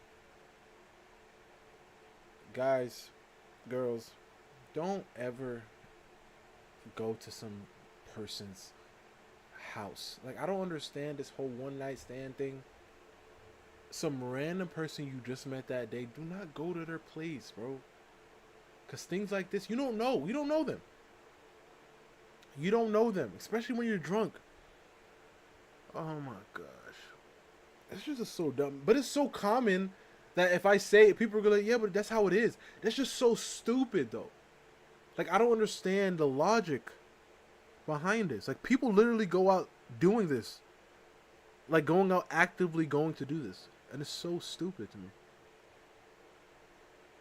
Yeah, let's go risk our lives going to some random person's house we don't know. We just met. I don't know if you're an addict. I don't know if you got, like, stuff at your house. Like some illegal substances. I don't know. I don't know who you know. I don't know if they're going to come in here. I don't know if somebody's out to get you. And I'll just go over there and next thing you know, I'm involved. Like, I was listening to a story, and this guy literally went out with this girl. He met her, I think he said for a week. He known her for a week. This guy literally got in a car with her. This girl's ex pulls, or this girl's current boyfriend or whatever, pulls up, lights up this guy's truck. This man gets hit and in his spine with a bullet, I think he said. While he's in the trunk, he can't walk no more. He's done. And the bullet is still inside of him. He just randomly met this girl. He said he'd known her for a week, I think. So it was like a second date he went on, or his third, I don't remember. But he just met this random girl, and you see, that's what I mean. You don't know nothing about her. You don't know who she is, really. This man is still alive. He can't walk no more. And it's still inside of him. And I think he was talking, he said, if he were to, like highly exert himself, in a sense, like, I mean, obviously he couldn't, like, run or anything, but if he were to be, like, let's say, like his heart were to just start beating rapidly, he could die.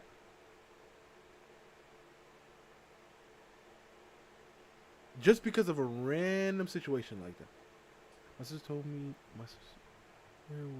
told of someone if you are a woman and a man asked you to come into his place to play a game or ask you to bring him something.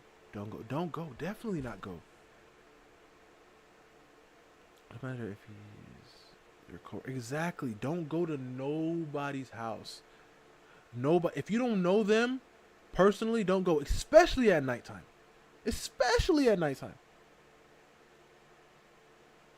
Go home. Meet them in public.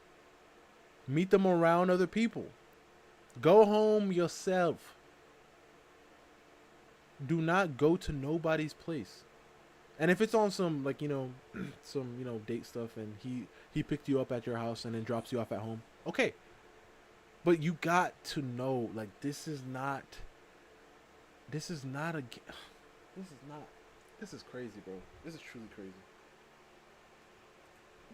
And they just, like, kept putting people Sizzle But do we have camera? Like, we had cameras at the place, but we don't have cameras at the hotel? on my face in that moment. She says at some point she turns to Michael, the guy that she came here with, Michael McLeod, and she states that he had gone downstairs to the lobby to grab food, and now he's just laying on the bed shirtless, eating food, watching all of this happen. So this is making her feel even more pressured, even more This is so interesting to me. It's so interesting, like, how much she's recalling of this many years ago, when she literally stated earlier how drunk she was and how she doesn't she don't be remembering. safe, even more fearful and uncomfortable. Or she so did she she's say just she don't be remembering? doing what they want. She says at this point she performs oral sex on 3 of the different players. She says that while she's doing this, she's hearing people screaming at her. I mean, a lot of people commands can "Suck it, recall spit stuff on it." in She feels trauma someone also. spit on So her back. She said that someone is slapping her butt very hard. At this point, M says she just goes straight into autopilot mode. One thing that sticks out to her is she just keeps hearing one specific comment of like, "No phones, put the phones away." And she remembers this because she started feeling panicked in that moment that someone was recording everything that was happening. Eventually, she somehow makes it onto the bed because Michael is one of the 3 guys that she performs oral sex on unwillingly, that she claims, right? And she says this is what she remembers. As she's on the bed on all fours, doing what she does not want to do, multiple people take turns trying to hit her on the butt as hard as possible. She describes it as almost like a competition, and it was really hurting, so she's telling them to stop. And then eventually, she ends up in the restroom with Alex Formanton, who is Michael McLeod's roommate. And she claims that she was raped by Alex Formanton in the bathroom. That he assaulted her and then forced her to perform oral, and then he took a shower. She goes back out into the room and she is very uncomfortable, and she says throughout the night she would try to keep getting up and putting her clothes back on to leave, like she would grab her clothes, and then one of the players would come over and she alleges that they would put their arm around her shoulder and not necessarily drag her back into the room, but kind of like guide her back around. And she was so drunk that it was just, she didn't really know what was going on. She didn't feel how like does she she could say not no. know what was going It felt on? threatening. It's not just like, "Are you sure you want to leave?" It felt very threatening. Saying things like, "Come on, we're just having fun." She claims, "I was stuck in that room. I didn't really have a clear exit, even if I wanted to leave. I felt like I was just there for their entertainment." She says that she starts feeling sick, wanting to throw up. At one point, she does remember near the end of the night, she was just sobbing, like she was just crying. And then she tried to leave while she was crying, and she recalls one of the players saying, "Don't let her leave, she's crying. Don't let her leave, she's crying." The problem is, because of her intoxication level, she says there are gaps in her memory, but additionally it's even rougher because when you are an SA victim, there are naturally gaps in the memory because that's just how your brain works. It doesn't matter if you're a 20-year-old girl or a 50-year-old 20. man or whoever. Your brain tries to protect you by blocking out Oh, memories that they think are gonna this be is why they- traumatizing oh, so you know that the story. cannot survive. Because she has gaps in her memory. Or it will be too traumatic for you to understand that. And so she's saying there's a bunch of gaps in her memory, but she does remember near the end of the night that she was crying, and they would try to stop her and say, Are like, there "Oh, any don't let her other go. cameras, She's bro?" crying. And at that point, she also remembers, like, they were bringing up golf clubs, saying, "Why don't we try to stick one inside of her?"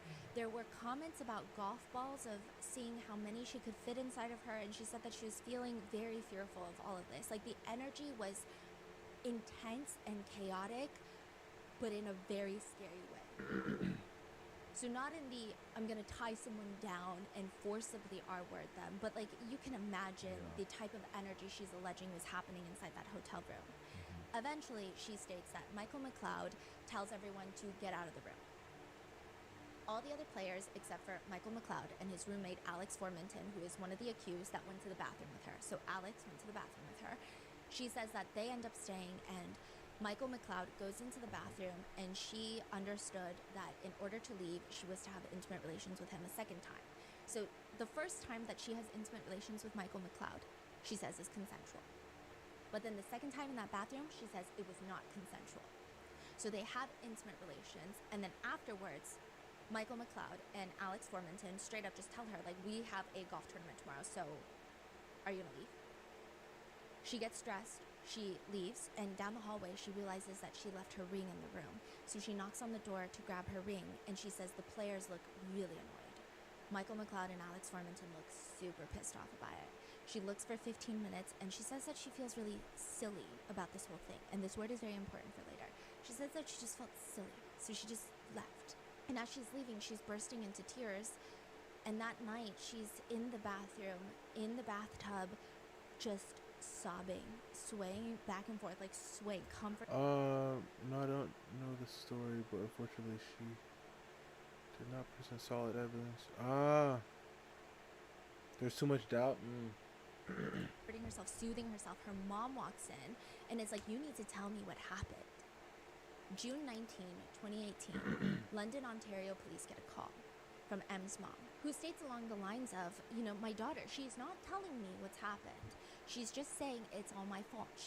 I found her in the shower, incredibly distraught. I know, like mother's instinct, I know something happened, and I know that she did not want this to happen, but she keeps repeating, it's not my fault, but I know something bad has happened. Like, you have to investigate. M's mom's boyfriend at the time had a friend that works for Hockey Canada. So he calls Hockey Canada because they're getting little bits of information from M now. So she's like, okay, yes, I went to this hotel room with this hockey player named Michael McLeod, and then all of a sudden his teammates came in. So he calls Hockey Canada and is like, hey, this is what happened to my girlfriend's daughter. Like, you guys need to investigate. So now in 2018, there are 2 investigations open. London police investigation into a gang essay and the Hockey Canada investigation into the code of conduct against their players. After probably about 5 more minutes of Will's unheard, she said, like, is anyone gonna bang me? And she was saying, like, is anyone gonna do anything to me, or do I have to do it all? And that's when, like, a bunch of the guys didn't feel comfortable, getting naked and doing this. Wait. Rewind. Their players. After probably about 5 more minutes of Will's unheard, she said, like, is anyone gonna bang me? And she was saying, like, is anyone gonna do anything to me, or do I have to do it all?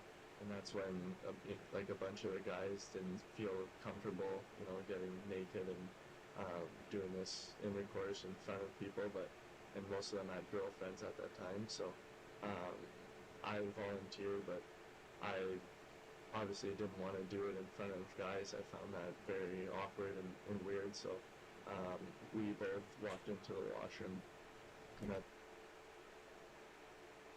He said, yeah, exactly. He said, she said. Had intercourse. Okay. So whose idea? How did you guys decide to go in the washroom? Did you talk about it, or? Yeah, it was kind of mutual. Like, I said, like, I don't really want to do it in front of the guys, so she walked into the washroom and I followed her after, and that was when we had intercourse. Okay. And what's relax happened in the washroom? At the start, I just put on the condom, just had intercourse with her, and near the end of the intercourse, I took out the condom and she gave oral for finishing. And what happens after that? After that, after giving oral sex to Mikey, she was on all fours. Is it sad? Yeah. On the floor of the hotel room, saying, like, is anyone gonna do anything to me? And that's, at that point, she was playing with herself and saying, like, is anyone gonna bang me? Like, this is embarrassing that you have a naked girl in front of you and a bunch of guys in the room, and no one's gonna do anything. Oh my gosh. And that's when. You see? This is very tricky.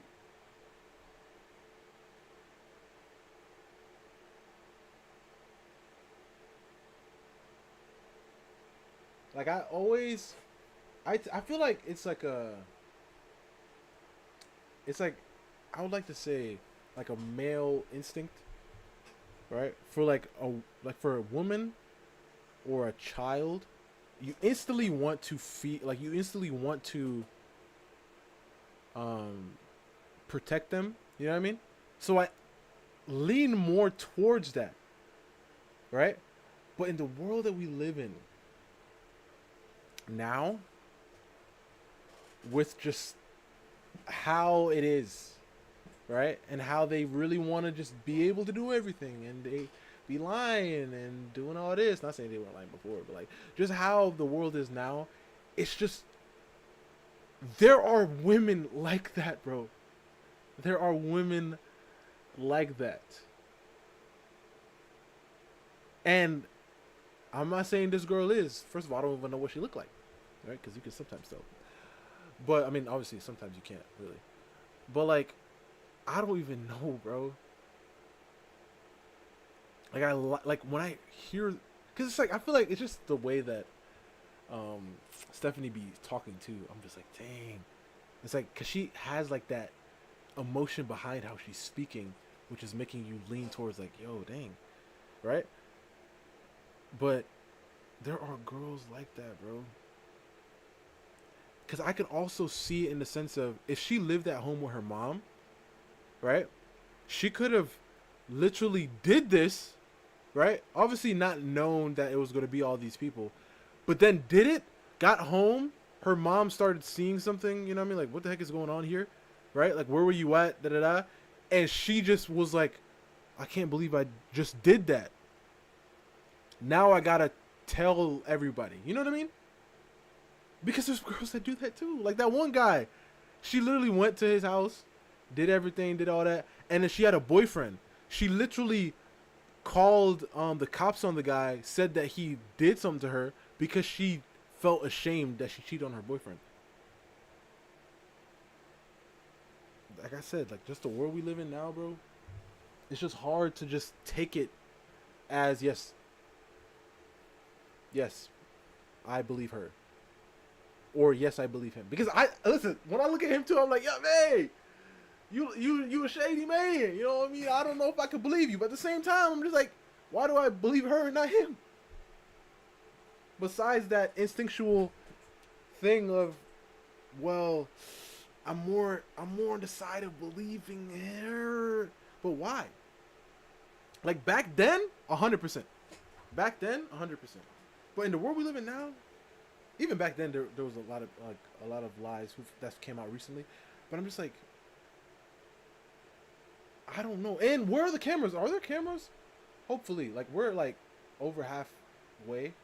I just want to see some cameras of that hotel showing me all of them walking. I mean, he already stated that they walked over there, right? But I just need some proof, miss. Like, can you at least show me when you left? Like, I need this footage, bro. Pretty much everyone was still real iffy of doing everything in front of the guys because we found it pretty awkward situation. Mm-hmm. And you see right there, that's where, because for me, I understand that.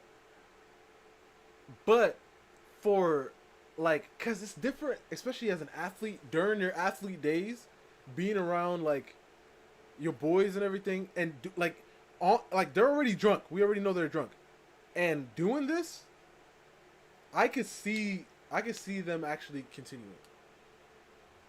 The question is consent. Yes, I agree. The question is consent, but that's where everything gets muddy, because just like she said, she has a hard time saying no, right? Which means she will say yes or she will agree, right?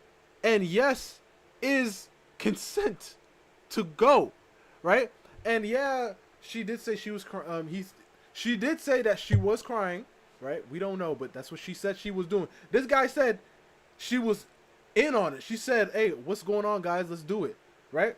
That's what he said. I'm not saying I believe him, but if she was moving that way, then that's consensual in itself, right? So who's gonna, like, how are we going to do this? Like, are you guys just gonna leave me here like this? I'm just like, huh, miss? You know what I mean? If she was crying, like she said she was, he didn't say that, but like she said she was crying. If she was crying and trying to walk out, then of course, you know what I mean? That's when she's saying no physically, right? But her already saying she's like, she doesn't know how to say, I'm telling you right now, bro, this is why we got to remove, like, listen, right? According to the law, like you said, listen, we have to prevent, I mean, you see, this is why, then you're going to be like, oh, why are you going to punish a woman for what guys do? Listen, guys are going to do it. Drinking, and that's what I mean by drinking. We're going to have to prevent, if it's on this level of they literally cannot control themselves at all, we're gonna have to prevent people like certain people from drinking in public, bro. We're gonna have to make it illegal, bro, for certain people to drink in public because this is insane. This is truly wild. Like, she went to this man's house. Obviously, that's like a normalized thing, which is so stupid. This random girl just went to the bar and she saw this guy. She was like, "Oh, I guess I'll go to your house. I don't know who you are, but you could be a serial, ender of people. But I don't care. I'll go to your house." So stupid. That's just such a stupid world we live in. That is such a normal thing. You get like a little bit frustrated, saying like, "Well, I'm gonna leave and put my clothes on if no one's gonna do anything," and stuff like that. She was getting pretty frustrated about how no one was doing anything, and I think she kind of took it personally, as in like she's not hot enough that none of the guys were doing anything, when really it was just the guys that had girlfriends and obviously didn't want to do it in front of each other. So she's kind of getting a bit upset there. You see? You see what I mean? Am I saying what this man is saying is 100% certainly true? No. I don't know him. He could be a big fat liar. Right? And a lot of the things that he said, I don't believe. But there are people like this. In the 2018, like he said this happened. There are people like this in 2018. Yep. 2018, there were females that move like this. Uh-huh. And she said she didn't know ice hockey and did all that. Listen, how do you know? This girl could have been a big fan and she was like, "You know what I'm finna do? I'm finna get up here. I'm finna put up a check." What if she was this is crazy. This is a wild take. What if she's from Sweden? Because Sweden was a team that they beat. And she was like, "You know what? I'm about to get all these guys messed up." I don't know. Obviously, that's a stretch. But all I'm saying is there's women like this. I would like to believe her. If we were able to go back in time where women, a lot of women still did accuse people, but let's just say we were able to go to a world where everything that women were to say were true. Let's say we didn't have that whole Me Too era where a lot of people were proven wrong. Let's just say we were able to go to that time. Then I would love to say everything she said is correct. Let's just say we were able to go back to a time before, like, women really went out here and just started doing anything. Because in this world that we live in now, it is so, like, the world's so, can I say the word sexualized? It is insane. And the thing is, they do that, like, I'm telling you right now, I can step out, I can go to the Walmart down the way, and I can guarantee you I'll find 5. No, 5 is too much. 3 right now. What time is it? 11:42. I can find some random chick, like, dang near everything else, all hanging out. And you're like, well, dress doesn't mean yes. Of course it doesn't. But what the heck are you doing out here? Like this? Huh? And especially when those ones are unable to, I'm sorry, but I'm just the type of person who's, like, I can't really say no. What the frick you mean you can't really say no? What the heck does that mean? Man, it's just crazy. It's truly crazy, bro. Do I believe everything he's saying? No. But some of the things, still no. But I just can't 100% believe her, bro. Is it possible that she was upset because she's so embarrassed about what was going on? I think she was embarrassed that no one did anything to her. Like, I think she was maybe embarrassed that she thinks she wasn't hot enough and that no one gave her the attention while she was sitting there naked. But really, it was just because everyone had girlfriends and Crazy. No one found it like not awkward to do that in front of people. So She was kind of leading the way and Oh, this is the captain? kinda asking for it. She got on the bag. You naked see? And said,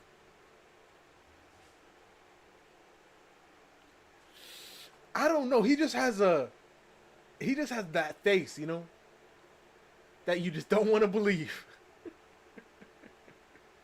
He just has a face you don't want to believe. But, bro, you might think, listen, there are liars out here. He can lie, she can lie. And we just have to literally be like, yo. And listen, I'm not even done with this video. She might hit me with a whole bunch of like, look at this. This man was posting some pictures and some innuendo. I was like, okay, whoa, okay, hey, all right, listen, I take everything I said back. But as of now, I don't believe nobody. I kind of want to lead towards her because of the fact that she's a female. But I feel like that's just the innate guy in me, you know? If I hear like a female saying something happen or a kid saying something happen, I instantly just want to go to that side, you know? Like if I'm out and a female's like, oh, somebody, right? Like somebody's trying to rob me and everything. What am I going to do? I'm going to instantly just go and grab the guy and move him off, right? But guess what? This girl could have robbed him and started running. Like I literally, bro, like a week or two ago, I heard a story. This girl, she was literally talking about a story of how she went to this guy's house. Hear me. It was on her first date or something. She went to his house. She robbed him, right? She left. And then he called her up and said, yo, you robbed me. She blocked him. Then she went to to the same location months later or something, right? Met out with this other guy. She met with this other guy. This girl, the guy showed up. The guy she robbed showed up. She said, I don't know him. Get him away from me. Get him away from me. This guy had to stop this guy. He took her home. What the heck is this world we live in, bro? Now, after hearing that story, would it make you, like, still just believe everybody? She was literally, like, laughing about it, like, joking about the story. That is insane. That is crazy. Imagine, bro. And I forgot what she did to that guy, too. She did something. I think she robbed him. She robbed that guy. Because she went, like the guy who helped her, she robbed the second guy. Because she said, oh, I don't have enough money to go home or whatever crap. So he said, oh, I don't have cash on me. Let's go to an ATM. She said, okay, went to the ATM with him. He took money out, gave it to her, and then she... That was my fault. I dropped my water. And then she got him to take she got him to take him to a different guy's house. It wasn't his house. I mean, her house. It was a different guy's house. And then that guy went back to the club, and then he was talking to the other guy, and then he found out the truth, and then called her up, and then she blocked him. Bro, this is crazy, bro. This is truly crazy. Hey, who's gonna have sex with me? You guys are puppies, like none of you guys would want to have sex with me.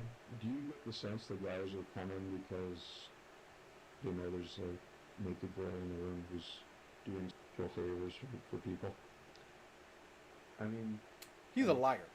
I don't know how guys kept showing up. Like, He's a liar. It's hard to believe him. It's hard to believe him, bro. This man just won the championship, right? This man just, he was just in the hotel with some shout, he feeling himself. I don't believe a word he's saying.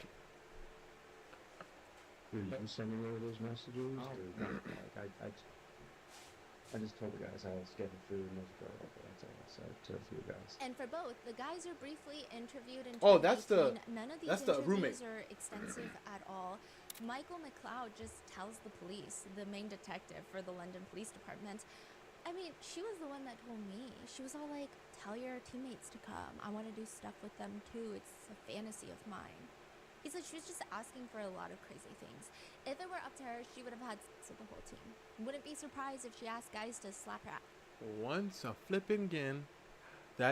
Listen, I don't fully believe it, but there are women like that. We have to agree. And I don't even know I don't even know who the girl is. If I would have saw her, I'd probably be like, yeah, but still, never mind. But I didn't hear it, but I wouldn't be surprised. Which is a very suspicious thing to say, because I guess a lot of netizens online, which I tend to agree with, they're just saying like, maybe in X-rated movies, maybe in some dark romance novels, but like never really in real life. Not saying it doesn't happen, but it's like a very, very big accusation Yes, that of would course. need a lot of Yep. factual evidence to back it up. That is right? true. You're saying the cop hearing that, it's like, makes sense, makes sense. Yeah, the cop is like, okay, well, it's a little weird, but you showed me these 2 videos. You show me these 2 videos? Michael McLeod is like, sir, I have these 2 videos I need to show you. The first video is filmed at 3:25 a.m., 6 seconds long, from inside the hotel room. You can hear a few guys talking in the background, and then you hear someone asking M, hey, you're okay with this though, right?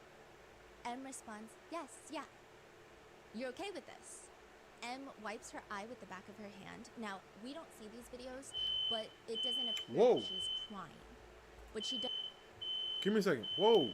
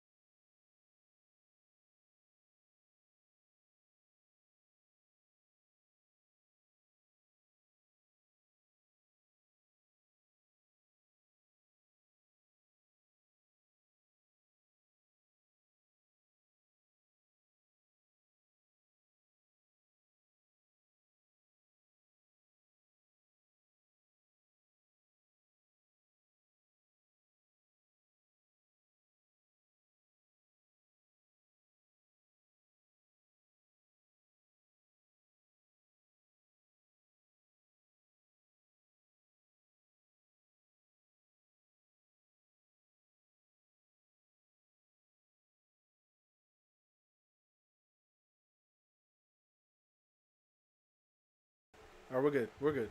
Whew. I thought, you know. But we're fine. We're fine. Does wipe her eye with the back of her hand. Yeah, I'm okay with this. It is reported that she is smiling in that video. Then there's a second video that's 12 seconds long from 4:26 a.m. It shows M Dang. standing holding a white towel over her body. So this appears to be around the time that she has intimate relations with Michael McLeod that she alleges was non-consensual in the bathroom. And I say Then afterwards, yes, after, Okay. at the very end. Dang, of the that's an video. And hour? it appears that she's unclothed behind the towel, and you hear Michael in the back saying, say it. M smiles, looks at the camera and says, okay, it was all consensual. Are you recording me? Yeah. Okay, good. It was all consensual. What else? Would you, you're so paranoid. Holy, I enjoyed it. It was fine. It was all consensual. I am so sober. That's why I can't do this right now. that's why I can't do this right now? Saying like, I can't really record this video right now, perhaps, I think is maybe what a lot of people have thought she was saying. Michael is showing these videos to the police officers, and he's saying, well, I filmed these consent videos because I was worried that something exactly like this would happen. Oh, yeah? Yeah.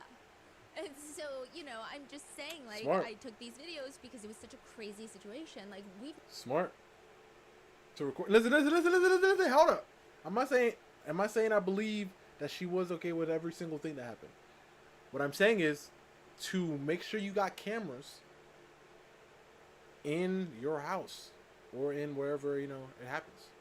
Just so people can't turn around and lie to you, like, and say, "Oh, well, what?" Nah. Hey, look at the camera. Look at the footage. But that if he said say it like that, of course this man that was messed up stuff. Well, we don't see the footage though.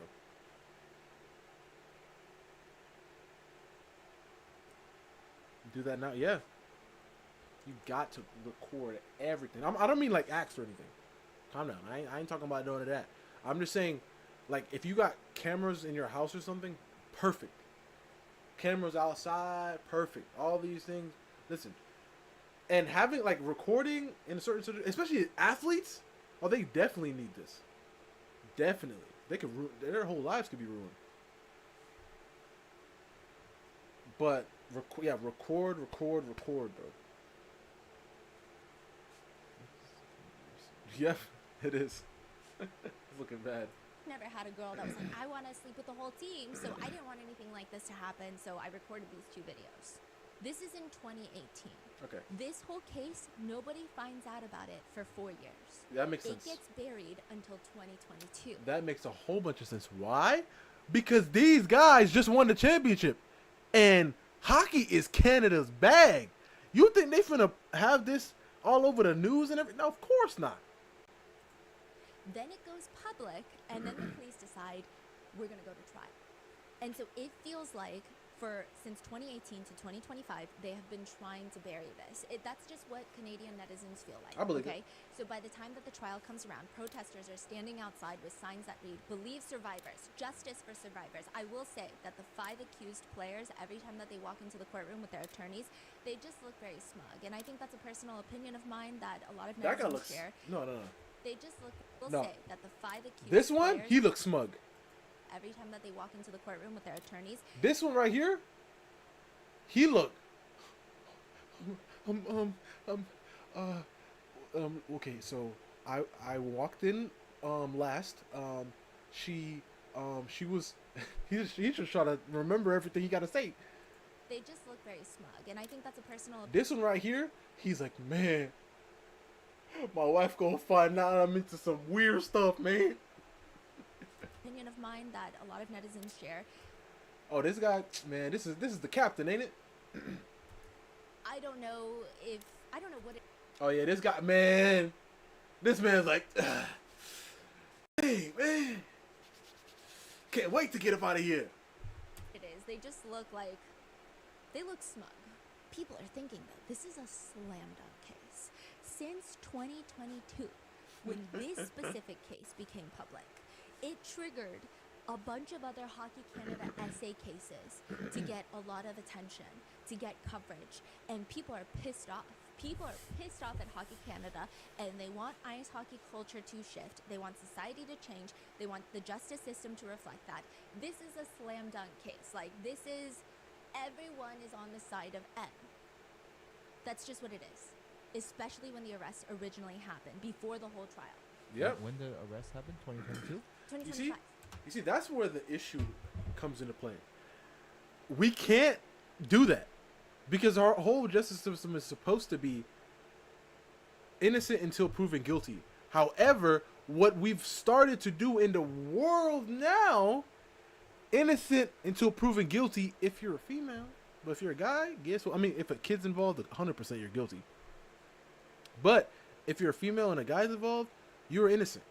If you're a guy and a female's involved, you're guilty before anything else happens. That's the world we live in now. Well, 2024, but the trial says 2025. Okay. But they weren't like in jail. Yeah. Everyone's like, this is a slam dunk case. And for months, I mean, the trial is just crazy. They let go of 2 different jury pools.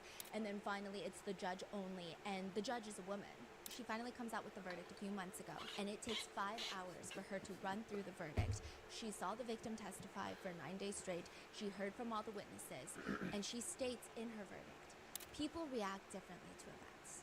There is no correct or standard way for a complainant to react to a sexual assault. She cites another case, though. I'm mindful of the words, although the slogan, "Believe the victim," has become popularized of late. It has no place in... You see, that's the thing. That right there. I agree, believe the victim. But when it's like a black and white case, you know what I mean?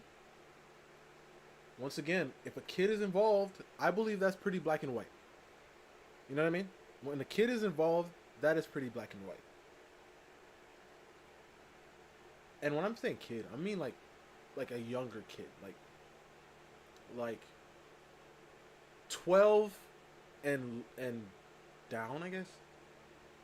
The reason why I'm bringing that up is because I feel like once you start getting high school, I mean, still, they're still kids at that point, but I feel like at that point in time, a lot of kids start, like in high school ages and stuff, a lot of kids start like skipping school. They start lying a lot more, you know what I mean? And a whole bunch of stuff can get messed up. But I mean, 100%, I would say 12 down, believe the victim of the kid, right? But we also have to agree. I mean, I'm not. Listen. First of all, that sounded weird. Kid, 100%. I would say it's still wrong on the other party. But I'm just saying, like, without lying, playing a part, I feel like, I'm not saying 12-year-olds can't lie, but I feel like in certain extreme situations, it's easier to believe that, right? But we have to determine if the person is a victim for real before we start saying believe the victim. You know what I mean? And it's tricky because a lot of people just start throwing victim to just the female just cause. When a lot of, but I'm telling you, this girl, this is another case. This girl was beating on her mans, beating the heck out of her mans. This man called the cops on her, right? Guess what? The cops are like, oh, he's on the female side, like she the victim. And we're like, wait a second. Look at this man's face. Time out. I know we want to believe her, but we have to calm down and look at the facts first. It looks like this man's face is beat up. Like beat up to who knows what. And this girl sitting here looking nice and clean. This man is 6'2", 230. This girl is 5'4". I don't think this is like working normally. You know, if this man was beating on her, it would have showed somewhere. A criminal trial. To approach a trial with the assumption that the complainant is telling the truth is the equivalent of imposing a presumption of guilt on the person accused of sexual assault and then placing a burden on him to prove his innocence. Exactly. So at this point, people are feeling a little bit uneasy about what the verdict is going to be. The judge points... That is true, though. Isn't that how the justice system is supposed to be? Did you hear what she said? I don't think you guys heard. Let me rewind it. On the person with the assumption that the popularized of late, it has no place in a criminal trial. Wait, rewind it one more time. Has become popularized of late. It has no place in a criminal trial. Yes, it doesn't. To approach a trial with the assumption that the complainant is telling the truth is the equivalent of imposing a presumption of guilt on the person accused of sexual assault and then placing a burden on him to prove his innocence. It's freaking exactly. We have to make sure the person is a victim before we do this. Because the person could be lying. That's a W statement, Judge. So at this point, people are feeling a little bit uneasy about what the verdict is going to be. I think the judge is right. Yeah, exactly. The judge points to multiple things throughout this. And she says, I mean, it's clear that the public wanted a specific verdict. So she is dotting her I's, crossing her T's. She points to this one video, CCTV footage at the bar. She says the complainant states she was so drunk. M testified that she was so drunk that she could not consent, and the player should have known that. Like, she knows that. Oh, that is a bar. However, Okay. The judge is like, look at It the looked like a club CCTV earlier. footage of her at the bar. At one point, she's leaning onto the bar, and the complainant testified, M testified, it's because she was so drunk that she had to catch her footing. But if you watch further in the CCTV footage, it's her leaning over to tell the bartender that he shorted her on the change. So she's saying, like, if you're that drunk, could you really know that you were shorted on the change? She tried to make it seem like she was so drunk she was leaning on the table because she was drunk, but she was actually trying to get her money back. Ultimately, the judge states, at this point, she chose, and she's talking about the victim in this, she chose to walk into a room full of men while naked. No one directed her to do this, nor did anyone prevent her from going back into the bathroom. That's the thing that threw me off. Because she said she was naked in the room. Right? Then, like, she done finished. Everything was done with Captain, right? She was in the room and then a whole bunch of people walk in. And then she went in the bathroom where her clothes are and then didn't put them on? Came back out. What? That was just weird to me. Because I'm like, you know your clothes are in the bathroom. Why don't you put them on? Because you're in there and you know these guys are out there and you've done. This is weird. Unless she's planning on staying the night. But at that point still, I'm like, put your clothes on, right? Doesn't that make sense? But she went in there and then came back out. And yeah, you can be like, well, because she was drunk. But you see, this is the thing about drunk. You said, listen, Brian, remember the whole Korea thing? If you're drunk, you're free. I feel like we gotta start reevaluating this thing because I don't even know, bro. Does she usually show the judge's face in her video? Does she usually show? Yeah. She showed this lady. I mean, okay, listen. This is what I'm gonna say. She showed. I've only seen 3 cases like with cases like this that she's done, and all 3 of them is when the judge was like on her side or against her, if that makes sense. So this judge, obviously she's not on her side. Stephanie's not on her side. The other judge from a different case, Stephanie was not on her side, so she showed her. And then the third judge was from the Diddy case. She liked him, or she said he was fair, so she liked him. So she showed his face. So I don't know. That's the only 3 that I see her show the face to. And then putting her clothes on. No one threatened her or applied any force to her. She made no effort to leave the room. Up until this... Man, this judge right here, she is a hockey fan. She like, my boys can't be like... I'm kidding. I don't know. point, there had been no sexual contact with anyone other than consensually with Mr. McLeod. The complainant provided no satisfactory answer as to why she chose to do this. This is a huge point of the judge's argument on why she doesn't really like M's story. Listen, you know what I like about this judge's statement? This judge sounds like, listen, we gotta be fair on both sides. It sounds like she's on the whole thing. Because I feel like with Stephanie and most of these women who are outside talking about this, they're on the whole side of the women said it, so it's true. Right? Believe the victim. So she is the victim just because she's a female and just because she was drunk. So she's on the side with what Bryce said. If a guy's drinking and a female is drinking, the guy is liable. Right? Practically showing women can't control themselves when they're drunk. Right? And like I said, I would give you that, but we have to make rules for this. Because ain't no way I'm going to a bar and I'm drinking, she drinking too, and then you guys gonna lock me up. Oh, no. We ain't doing that. We need a basis here. We gotta either be like this. You know who's going to jail? That bartender, because he kept feeding her when she can't take it. You know what I mean? That's who has to go to jail. Not me. I go there, I drink, I'm drunk. She go there, she drink, she drunk. Guess who's going to jail? That bartender. Because he kept feeding her drinks. We got to do it that way. Because there has to be like a legal thing. Like one beer or one whatever. There's strong alcohol. No. If you go to a bar, 1 beer per female. That's it. 1. That's it. Any more? Nah, we ain't doing that because now I'm in handcuffs. No.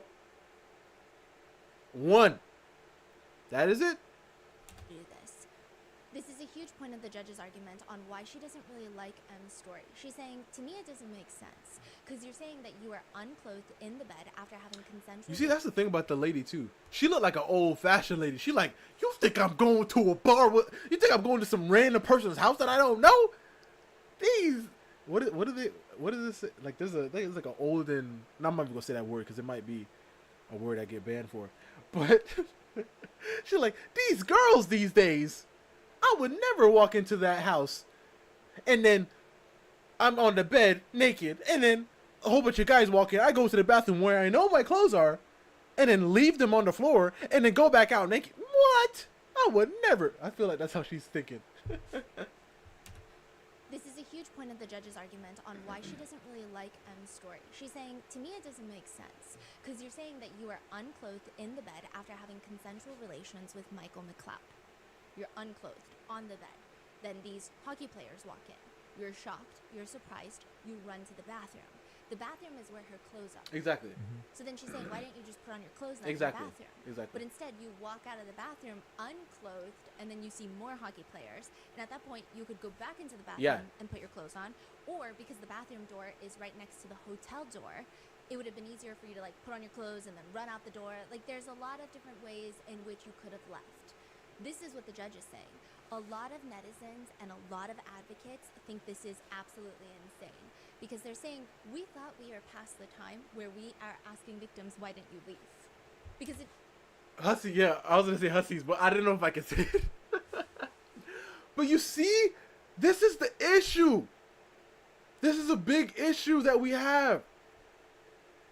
What do you mean? What do you mean? We have to ask these questions.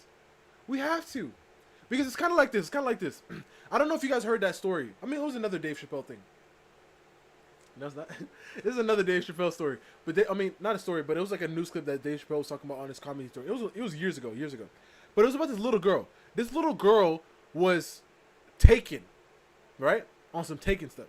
She was put in like a house near her, like in somebody else's house, right?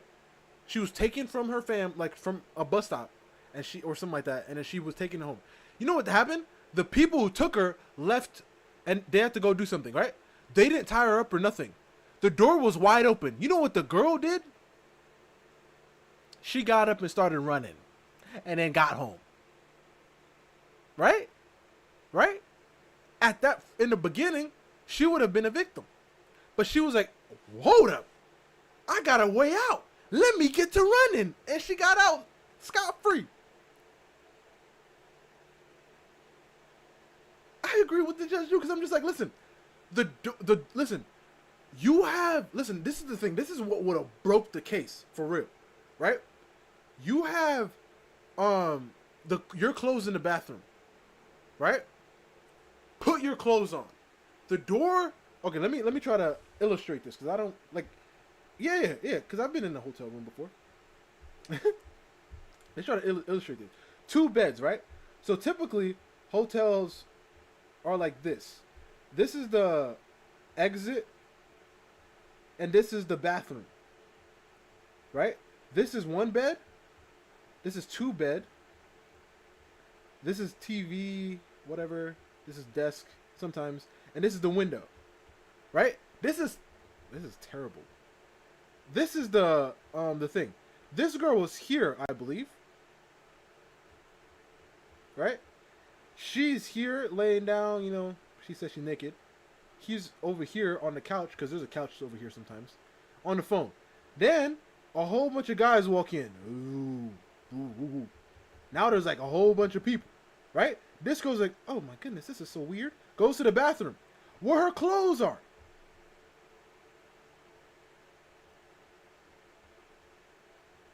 Right? Her clothes are in the bathroom. She walks in. She's here. Right? This girl could have... Okay, guys. Right? And listen, if they would have stopped her at this point, right? If they would have stopped her at this point, or even before this, before her getting out, they would end up tearing her stuff. Like if they were on some stuff like that, for real. They would rip. And then at that point in time, oh, there's evidence. Clear evidence that they tore, like they literally, and that would have been an easy closed case. I mean, unless, because there's people that still lie about that. But it would have helped her even more. But this girl walked in here, the clothes, she saw it right there. She was like, oh, I guess they're gone. Went out naked again. And then one of the guys allegedly said, hey, yo, get down. Oh, no, that's a black guy. I'm sorry. Hey, get down. And then she was like, obviously, you know, at that point in time, scared, fear, I understand. Because they like 10 deep in there, apparently. Right? She said like 10 people. But like she had the checkpoint. Get it and get out. And even if there was a guy here, you have your clothes on, that's going to help. She went back out naked? Does it really matter? Like, leaving or not leaving does not have anything to do with consent. Like, it's not... I agree. They're not tied together. I agree. But she already said she has a hard time saying no. She said she has a hard time saying no. She said she has a hard time saying no. One more time. She said she has a hard time saying no. So what does that mean? How the freak am I supposed to know? And obviously, if she was crying, because they didn't say she was crying, but if she was crying, and apparently, like, there's a video where she wiped her eye. If she was crying, then sure. But I don't know that. I don't know if that's true. I don't know if she was really crying. So, guys, what are we supposed to do here now? I don't know. I really don't understand. Like, huh? Together. It's actually an essay myth that you should leave because you didn't consent to it. Because there's a reason you didn't consent to it. You might have been scared, so you could be scared to leave. But the judge continues. and Scared to these are- leave? Yeah, but I understand the scared to leave, but put your clothes back on. Put your clothes back on. Try to cover up at least. Your clothes are in there. are the reasons that she decides that all 5 pro ice hockey players are going to be acquitted of all charges. Dang. This is not the result that anybody was expecting. For years, this case has been amping up and up. There's protesters outside. And the now entire it's time, double with jeopardy, 2 right? Or juror double panels being whatever. So dismissed. she can't Everyone go back. thought with a female judge, On this this. is like a slam dunk case. Nobody likes the accused. Nobody cares about them, really. They You were like, see? "It That is just the sounds- issue. That is the issue. We cannot have a system where they're like, listen, girl says this happened. We don't even care what the guy gotta say because it's true. We cannot live in a world like that. We have to look at the facts. And the fact of the matter is, this girl was moving weird.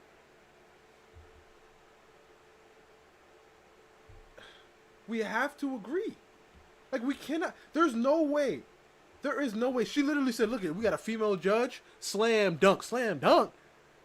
Slam dunk. You see, this is why a lot of these people can't be in juries. And they almost gave a 11 female jury and 3 guys.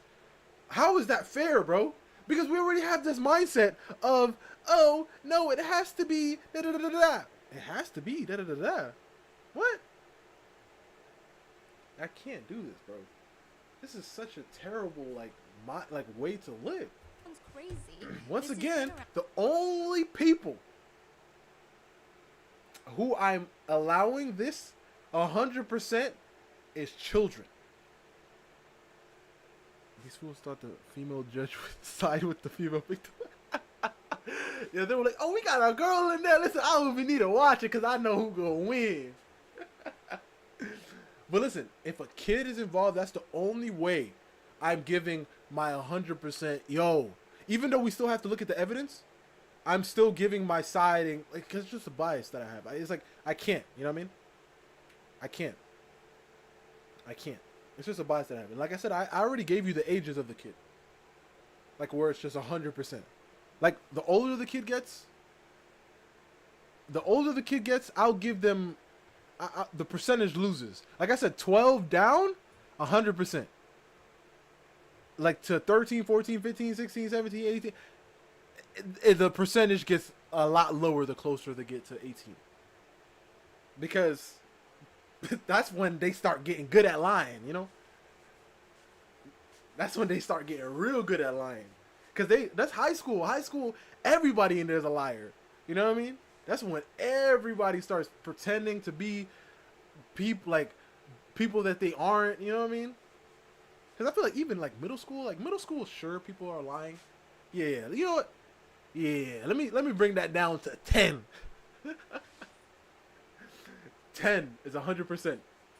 The higher up they get, the older they get, the more the percentage goes down. This story sounds insane. Like the consent videos itself make them sound so guilty. And then the way that she testified, everybody thought it was slam dunk. But it wasn't. She says they're not guilty. And courtroom reporters state that you could hear someone saying, yes. One of the player's dad and a separate player's mom are hugging, embracing, and everybody is confused on why the judge seems to hate the victim. She literally Why does she states hate the victim? early on in her verdict, I do not find the evidence of M to be either credible or reliable. With respect to the charges before the court, having found that I cannot rely upon the evidence of M, and then considering the evidence... I only heard of a case of a young girl lying, but it was due to adult manipulation. You see, yeah. I heard that too, like adult manipulation. Because especially, I feel like when a kid, you can get a kid to tell the truth. Like easily. You know what I mean? Because typically, kids don't have too much, too much to to hold on to, if that makes sense. Like it's easy to bribe a little kid. And be like, listen. All right, listen. I know you wanted those, I got you. Just tell me what happened. You know what I mean?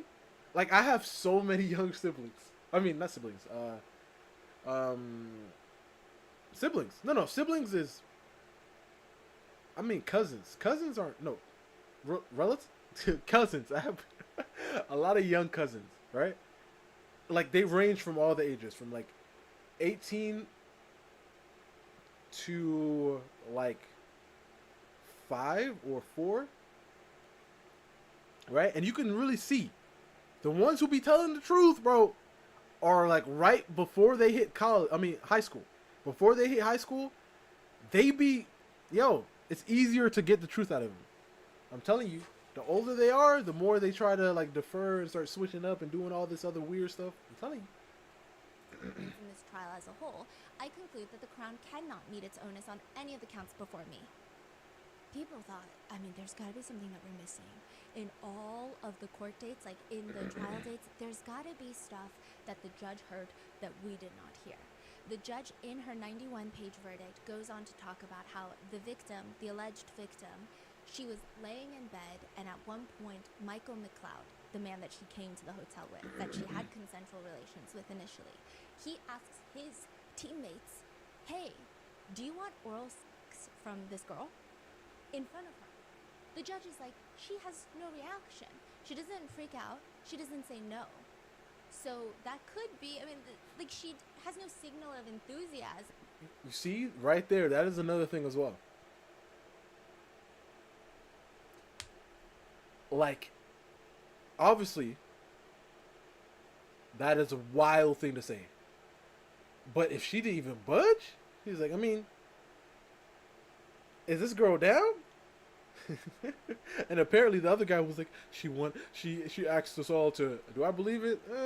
But still. Them either, but it's just like the most neutral, she has no reaction to it. Which almost means, is that like implied consent, which is not legally a thing, but, is that what it is? That's one of the factors that the judge likely takes into consideration for this verdict. And it seems like everyone, including the judge, just ignores the fact that the victim was on the stand. And she testified that yes, she heard that question. She heard Michael McLeod asking his teammates, hey, do you want a gummer from her? In the Junior Hockey Bible, there is a definition that reads, talk to my mic, chew, gummer, BJ, head wetty, sloppy. Use this saying when you want a broad to give you head. Oh my The gosh. victim testifies. He said, do you want a gummer from her? I don't know what a gummer is. Oh. She had no reaction because she doesn't know what a gummer is. I see. And the judge is like, if you heard him say that. And you had no reaction. Why didn't you say no? At this point, I was on the same wavelength as a lot of netizens of, not that it would make it any better, but maybe these athletes are some of the best in the ice hockey league. Yeah, and I'm there telling is so you. much privilege and money surrounding them that the NHL is like, no, we need these guys on the ice ASAP. So we're just going to get a acquittal. We're going to get a not guilty verdict. And I thought it was going to be something like that. I started looking into these 5 guys. If you're going to make it to the top of ice hockey, you've got 7 good years in you at the top. You're probably practicing your whole life, but at the top, 7 years. The top 25% of players will make it maybe 12 years. That's their profitable career. The bottom 75%, maybe only 2 years. It's not even that you age out, but ice hockey is one of the most dangerous contact sports. Injuries are a huge problem. Concussions, knee injuries, chronic conditions, shoulder injuries. It's such a dangerous Look at that blade, bro. The NHL is the biggest league of them all. It consists of 32 teams, 25 are based in the US, 7 are Canadian. Oh, Dang. It is a Canadian sport. Yeah, it is. Almost half of the NHL Dang. players are all Canadians that move to the American teams when they get scouted. The average NHL pro earner earns about $5.3 million in contracts Average, for the bro. entirety of their career, which compared to other sports leagues, like compared to the world, it's incredible money. Compared to other sports leagues, it doesn't feel like the most insane salaries. 5.2 Soccer, million in their entire basketball, career. football, How it's like insane. the career, like you said, it could be like 7 years or a few years. Yeah, but But 7 that years, is 5 the million. average. That's- A lot of hockey players say they don't even really do it for the money. They say they do it for the Stanley Cup. It's like their Super Bowl. They just want their names etched into the Stanley Cup. And I will say, 5 million is the average, but some of the top players, they make 17 million a year. Some of them have made like 161 million total in their career, which even then, I guess it's not comparable to the NFL or the NBA. But I mean, these guys, this is one of the most physically dangerous team sports. You're mixing extreme speed on the ice.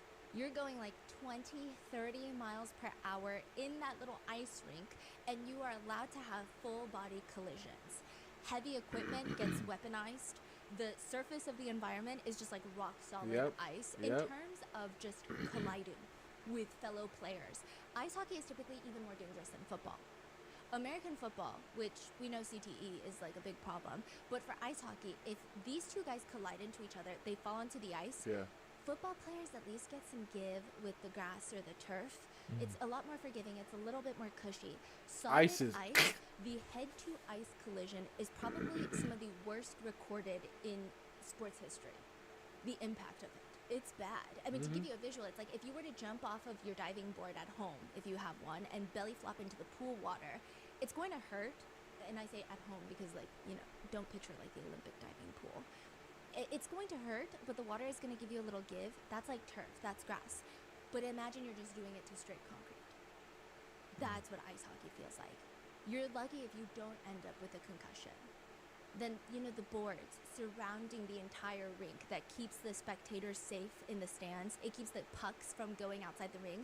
I don't know why I thought it was kind of like an ice skating rink, a recreational ice skating rink where you can slam into it to break and you'll be okay. These are considered passive weapons in the ice rink. They're just made of wood and glass. Wood and glass. It's wood and glass, and it's like really thick, unforgiving material. It's not soft, it's not cushiony, there's no give, there's no softness to it when you hit into it, slam into it. If you get slammed into the boards by another player, you have the violent force from one side of the player, and then the opposite side, you hit this just rock solid board. It's like double impact on both sides, creating the perfect synergy for shoulder dislocations, clavicle fractures, pelvic injuries. Yo, and I remember a ultimately story of this concussions. guy. Even the puck that they use, A the little like, rubber, oh man, I don't it's even like want to talk about it, bro. vulcanized Oh my rubber. It's gosh. like 6 ounces, which sounds like it's not that bad.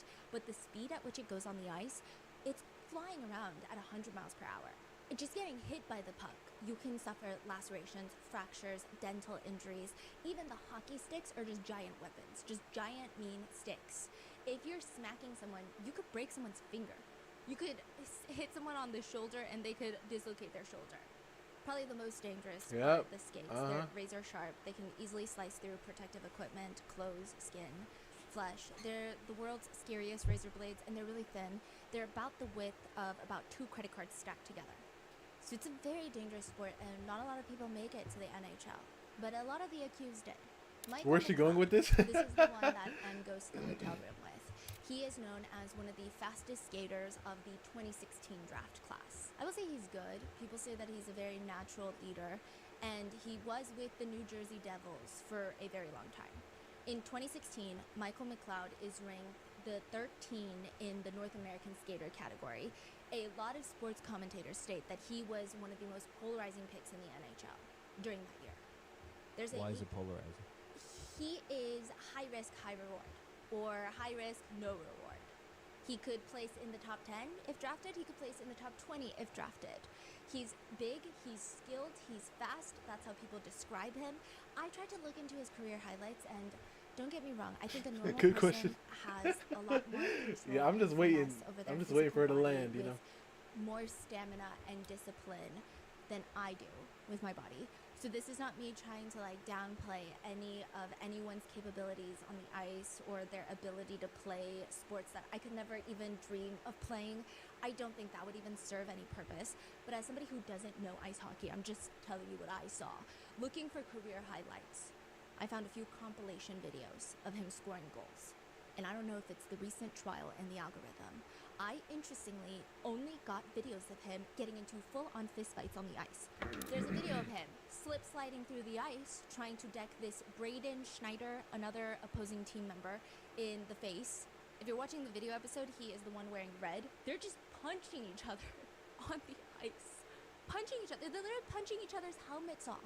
The referees are just standing off to Yeah, the side they have watching. like a time. They're almost skating around them, which I thought was so strange, and I had to look into it. It's a thing in ice hockey. I had to look it up because technically, sports, you are under the belief that you are not allowed any sort of physical altercations outside of the parameters of the game.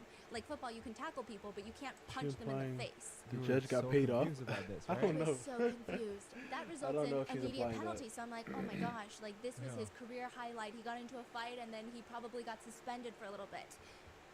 You're allowed a fist fight. The NHL says that it was a regulated fisticuff. Yep. A regulated physical assault is okay.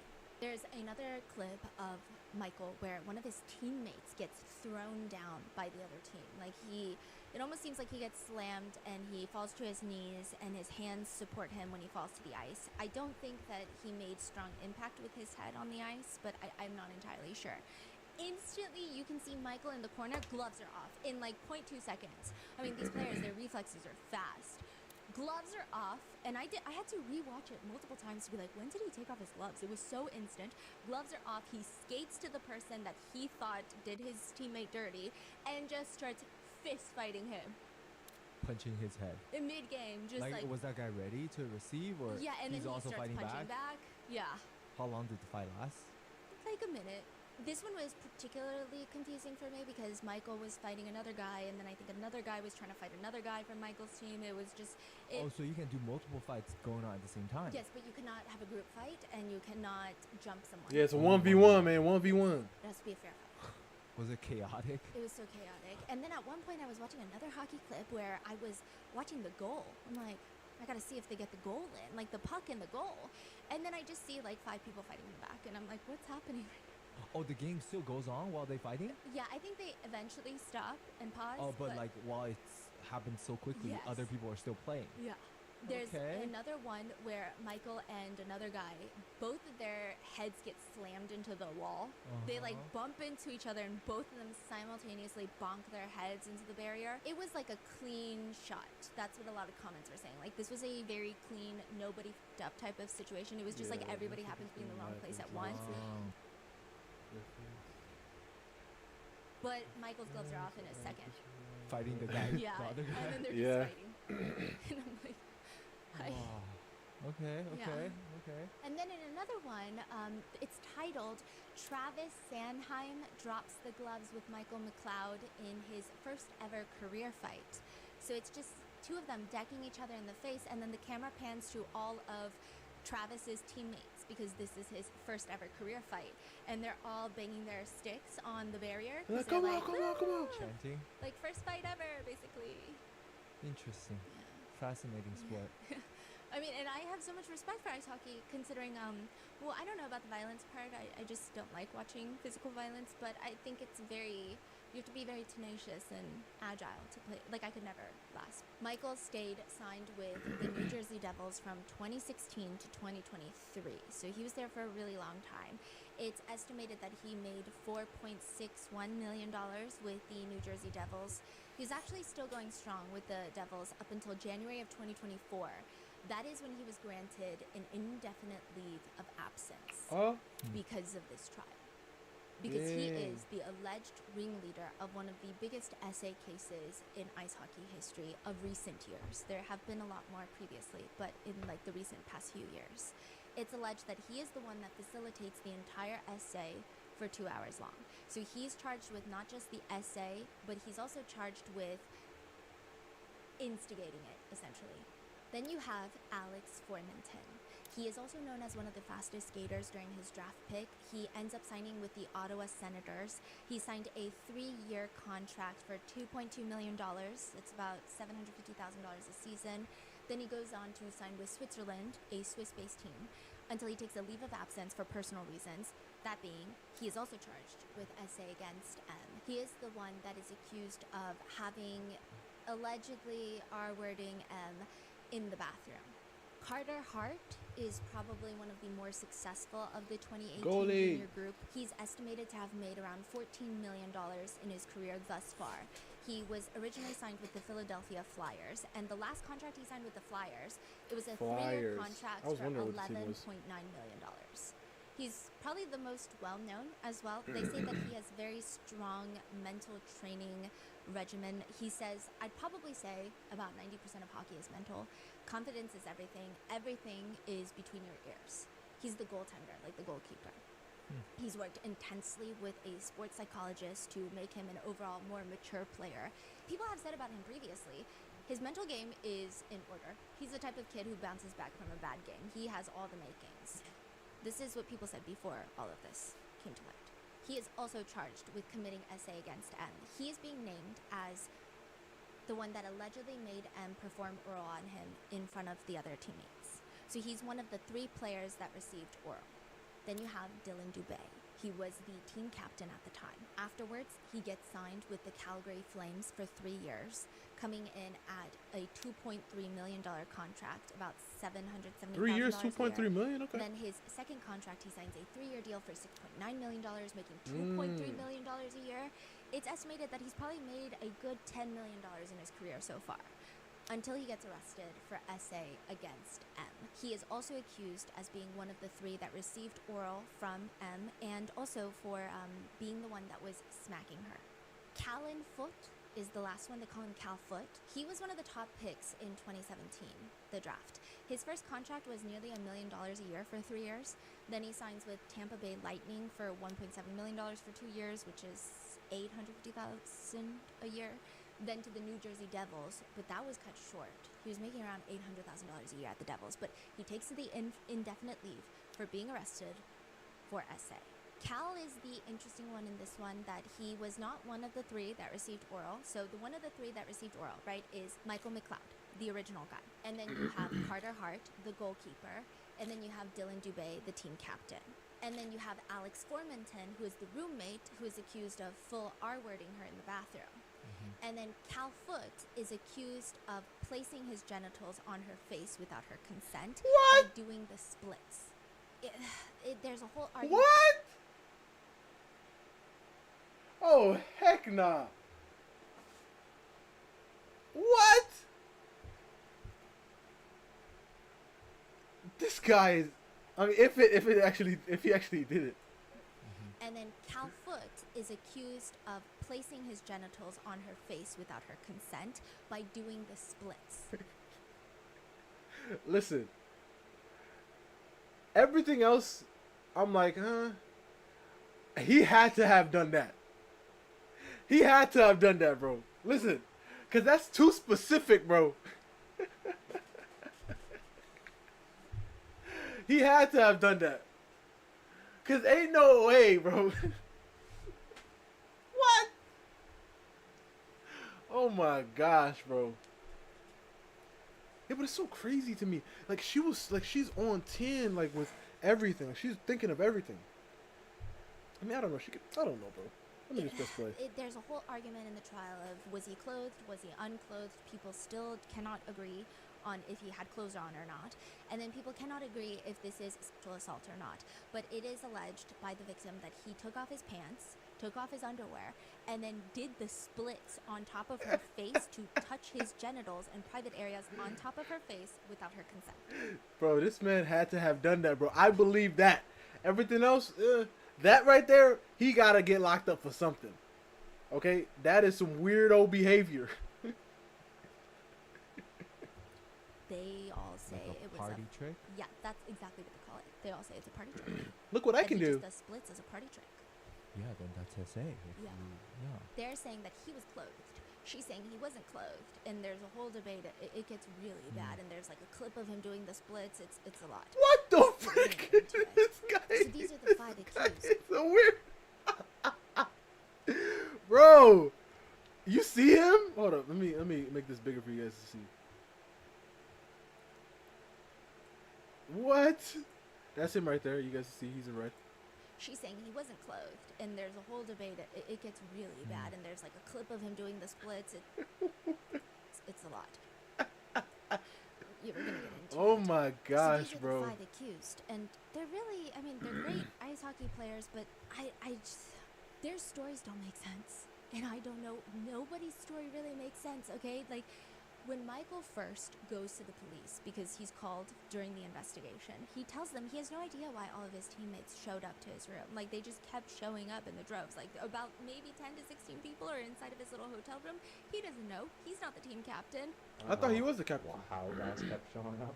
Were you sending over those messages? Oh, or- no, like I just told the guys I was getting food and there's a girl over. That's all I said to the few guys. He doesn't know. He thinks maybe they knew that he had food. They could just sense it. Maybe they could smell the food from the entire hotel. I don't know. And they could just like sniff it out to be So this is the hotel. 9, where There's Michael cameras. McLeod is. I mean, that's He just a states picture. that maybe he did send a message to some of the guys stating that he had food. He says that he did briefly mention that there was a girl there, but that was it. But he lies. That whole thing is a lie. Did they pull the text? It is later discovered, years later, that he texted all of his teammates in a group chat. Anyone want a threesome? Hurry, quick, 209 Mikey. No mention of food. Those are not the only group chats. June 26, 2018. This is the so this stupidest. is like a week This is after. the stupid. This is the They- stupidest thing ever. So you telling me, the cops were called. You had an interview with the cops, but you didn't delete the messages. Listen, hey, I'm just saying that's just dumb. That's just dumb because he know he did it. I mean, unless he just blacked out and forgot. But that's still like you would remember because the cops called you. That's Are weird. getting word that she's gone to the police, that Hockey Canada is probably looking into it, and they start a new group chat. So instead of the 19 players that are on their original team group chat, this is now 11 players. So these seem like the guys that maybe have an idea of what happened that night. They're in this separate group chat, and the team captain, Dylan Dubé, he starts the messages. There are no criminal charges. It's Hockey Canada Code of Conduct, and they're investigating on what happened that night so it won't happen again. Another teammate by the name of Jake responds, "Could we get in trouble for it or no?" I don't think so. Michael McLeod responds, "We all need to say the same thing if we get interviewed. Can't have different stories or make anything up." This is the thing with the group chats that people hate. The judge says, look at the group chats, take them at face value. They're saying, we just have to tell the truth. Yeah. Netizens are like, hey, are you dumb or are we dumb? No, honestly, Because honestly, listen. tell the truth. That last Says line these are making is what up. kind of made me like, huh? You know what I mean? Because he said, we can't have different stories or make anything up. You could look at it like make up a story, or we have to tell them the truth. So it's kind of like most likely they're making everything up, and it's like they're making up a cover story. But that lady, by looking at it at face value, she listen, because I feel like the thing about the lady or the judge, she has no bias. She's taking everything at face value. But there's a bias in everybody else. I think that's the issue. We all need to say the same thing if we get interviewed. Because it's kind of Can't like have she's going off the fact that they're not lying to me and she's not lying to me. That's the only way you can get to the solution. They're not lying to me and she's not lying to me. So I have to find out who's actually lying. You know what I mean? So she can't go into it expecting one of them to be lying. different stories or make anything up. This is the thing with the group chats that people hate. The judge says, look at the group chats, take them at face value. They're saying, we just have to tell the truth. Netizens are like, hey, are you dumb or are we dumb? Yeah. Because literally, it's all, we can't have different stories. We can't make anything up. We all have to be on the same page. Just tell the truth. It's like you just throw in 3 words as insurance, as security, just in case someone goes through these text messages.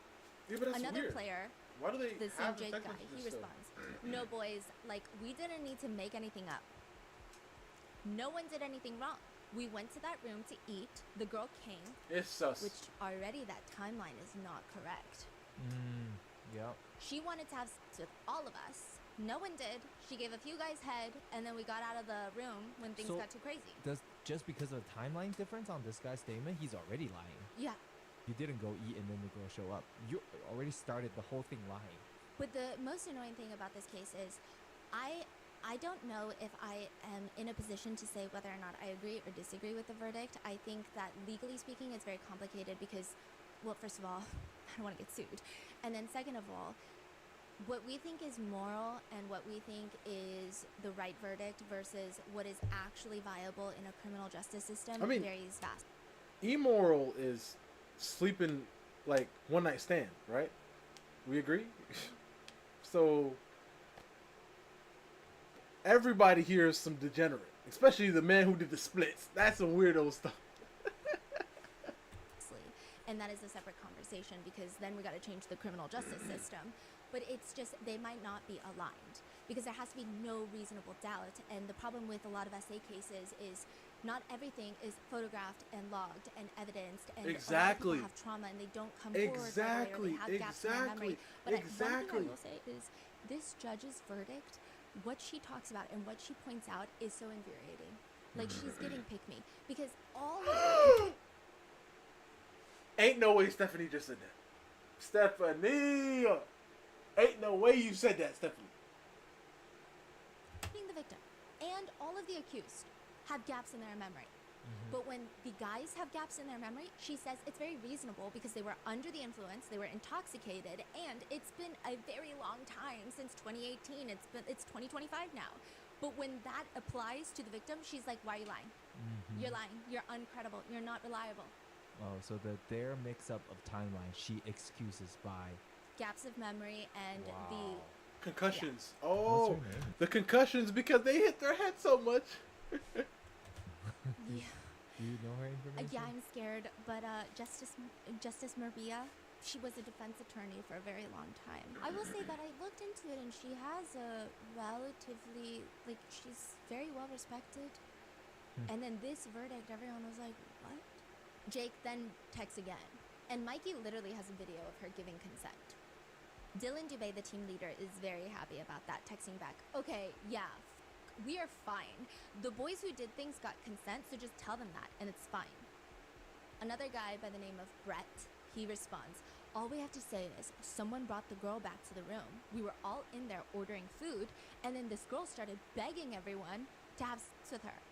All we have to say is someone brought the girl back to the room. We were all in there ordering food, and then this girl started begging everyone to have sex with her. I'm just saying, that's not how I would talk if that's exactly what happened. True. Nobody would do it, but then as time went on, she gave 3 guys head. Once things started to get out of hand, we all left and got her out. Jake texts back unsuspiciously, yeah, like boys, that's literally the truth. So Michael McLeod suddenly feels that he needs to share everything, saying, I did have sex with her before everyone came in. You guys know that part, right? Brett responds, she's the one who got naked and started begging everyone. Michael McLeod responds, yeah, what should I say if they ask why I took the videos, though? Jake texts, you took the videos because you wanted to make sure nothing bad would happen and cover yourself. Dylan Dubé, the team leader, responds, let's not make her sound like too crazy because if she gets wind of this and then she can get even more angry and we don't need that. So just be good about it, but be with the truth with it. Another player named Maxime writes, the truth is we didn't do anything stupid. We had her consent. We didn't force her to do anything. Michael McLeod is saying, yeah, like it wasn't her that went to the police. It was her mom. No idea why, but she already told me she told the police that she doesn't want to pursue this and it was a mistake. She also texted me saying sorry about all this and that she was in the wrong too. I have those texts saved. Michael McLeod ends up finding M's Instagram and DMing her to not pursue charges. That's what I was asking. We're gonna I was get like, how into to freak? I was like, how to freak He this? states, I've got text messages of her saying it was her mom that went to the police. And Carter Hart, the goaltender, probably the most successful one on the ice of the group, he responds, honestly, boys, nobody did anything wrong. Like, we got consent to anything that she did. She was the one begging for guys to bang her. Jake responds 2 hours later, everyone stop talking in here and talk to your agents about this. And that's it. Or it could be attorneys because they all do lawyer up. These group text messages are admitted into evidence. So is the original message of Michael McLeod asking all of his teammates if they want to participate in a threesome in room 209. Hurry, quick. That is also admitted into evidence. And then he goes on to privately text one of the other teammates, I guess like his best friend. He privately texts, do you want a gummer? And that is admitted into evidence. And so by this point, I think these are a lot of the things that the netizens knew about before the trial takes place. And I think this is the reason why everyone's like, yeah, this is very suspicious. And I mean, it's not looking good for the accused. Yeah, pretty This is sus. already very strange. Additionally, with the 2 consent videos that just feel like, why would you need those videos if you knew that she was actually consenting to it? It's just strange. It's just not normal behavior. However, there's a lot of other things that come up during the trial that make people start flip-flopping. Like, there's a lot of bar footage that is entered into evidence where it shows that there are pretty distinct variations in a lot of people's timelines and their testimonies. So for example, M would say that her hand was placed on people's private parts because she just felt very uncomfortable with all of that. When the bar footage is reviewed, she puts her hand on someone else's private parts, on Michael McLeod's private parts. He does not guide her. None of the other teammates guide her to do it. Okay. So there are these little discrepancies. And I was really intrigued because I wanted to get the full court transcripts, because I was going through all of the press that were in the courtroom. I was going through all the articles, and I did get the verdict file that's available online, but I wanted to get the exact court transcripts of like verbatim, word for word, what everybody was saying. Because I remember with the Sean Combs case, a lot of things that were happening in the courtroom, they were not really reflected well in the headlines. It seemed like a lot of the defense attorneys would catch someone in a lie, but it was just like wording. It's not necessarily a lie. It's like they slipped up on one word usage, and now they're digging a hole into this word, and they're like, why'd you use that word then? And it's just, you get why they did that. It's not that serious, but I thought that was what was the case for this. So we reached out to the court reporters that worked on this case, and we were calling a bunch of people. The whole team was super busy on this, and then we got word back, because I'm like, if I can just get the transcripts for this trial, we'll be good. Like, we could just see exactly what happened. They are $11.25 a page. What? Each day is probably about Dang. 250 to 350 pages. We were probably looking at tens of thousands of dollars, like the high tens of thousands of dollars. Each day was probably like $4,000.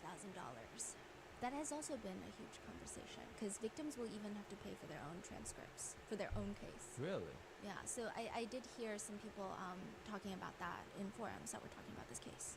We don't have the transcripts, but I do have we found some weird videos. So that will be discussed in part 2, which I'm going to upload tomorrow for the audio listeners. It's going to go up tomorrow. It's going to be very lengthy. There's a lot of different arguments in the courtroom, but just I didn't know those would be a part 2. Oh my god. stay tuned, and I will see you in the next one. What the flippity flop? I didn't know there was a part 2. I wasn't going to watch it if there was a part 2. I guess we have to wait until part 2. But alright guys, this is going to be it for me today. Hope you guys enjoyed. We actually drew something. It should be free for people involved. Exactly, it should be free for people involved. That doesn't make sense. I have to pay for my own stuff.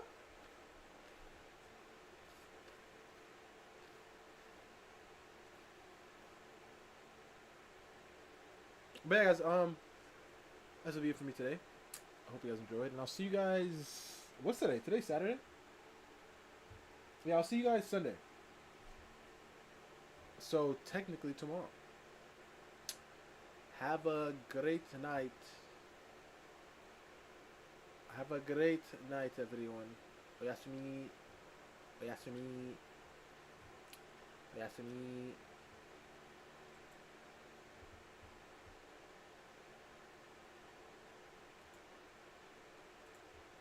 Good night, good night.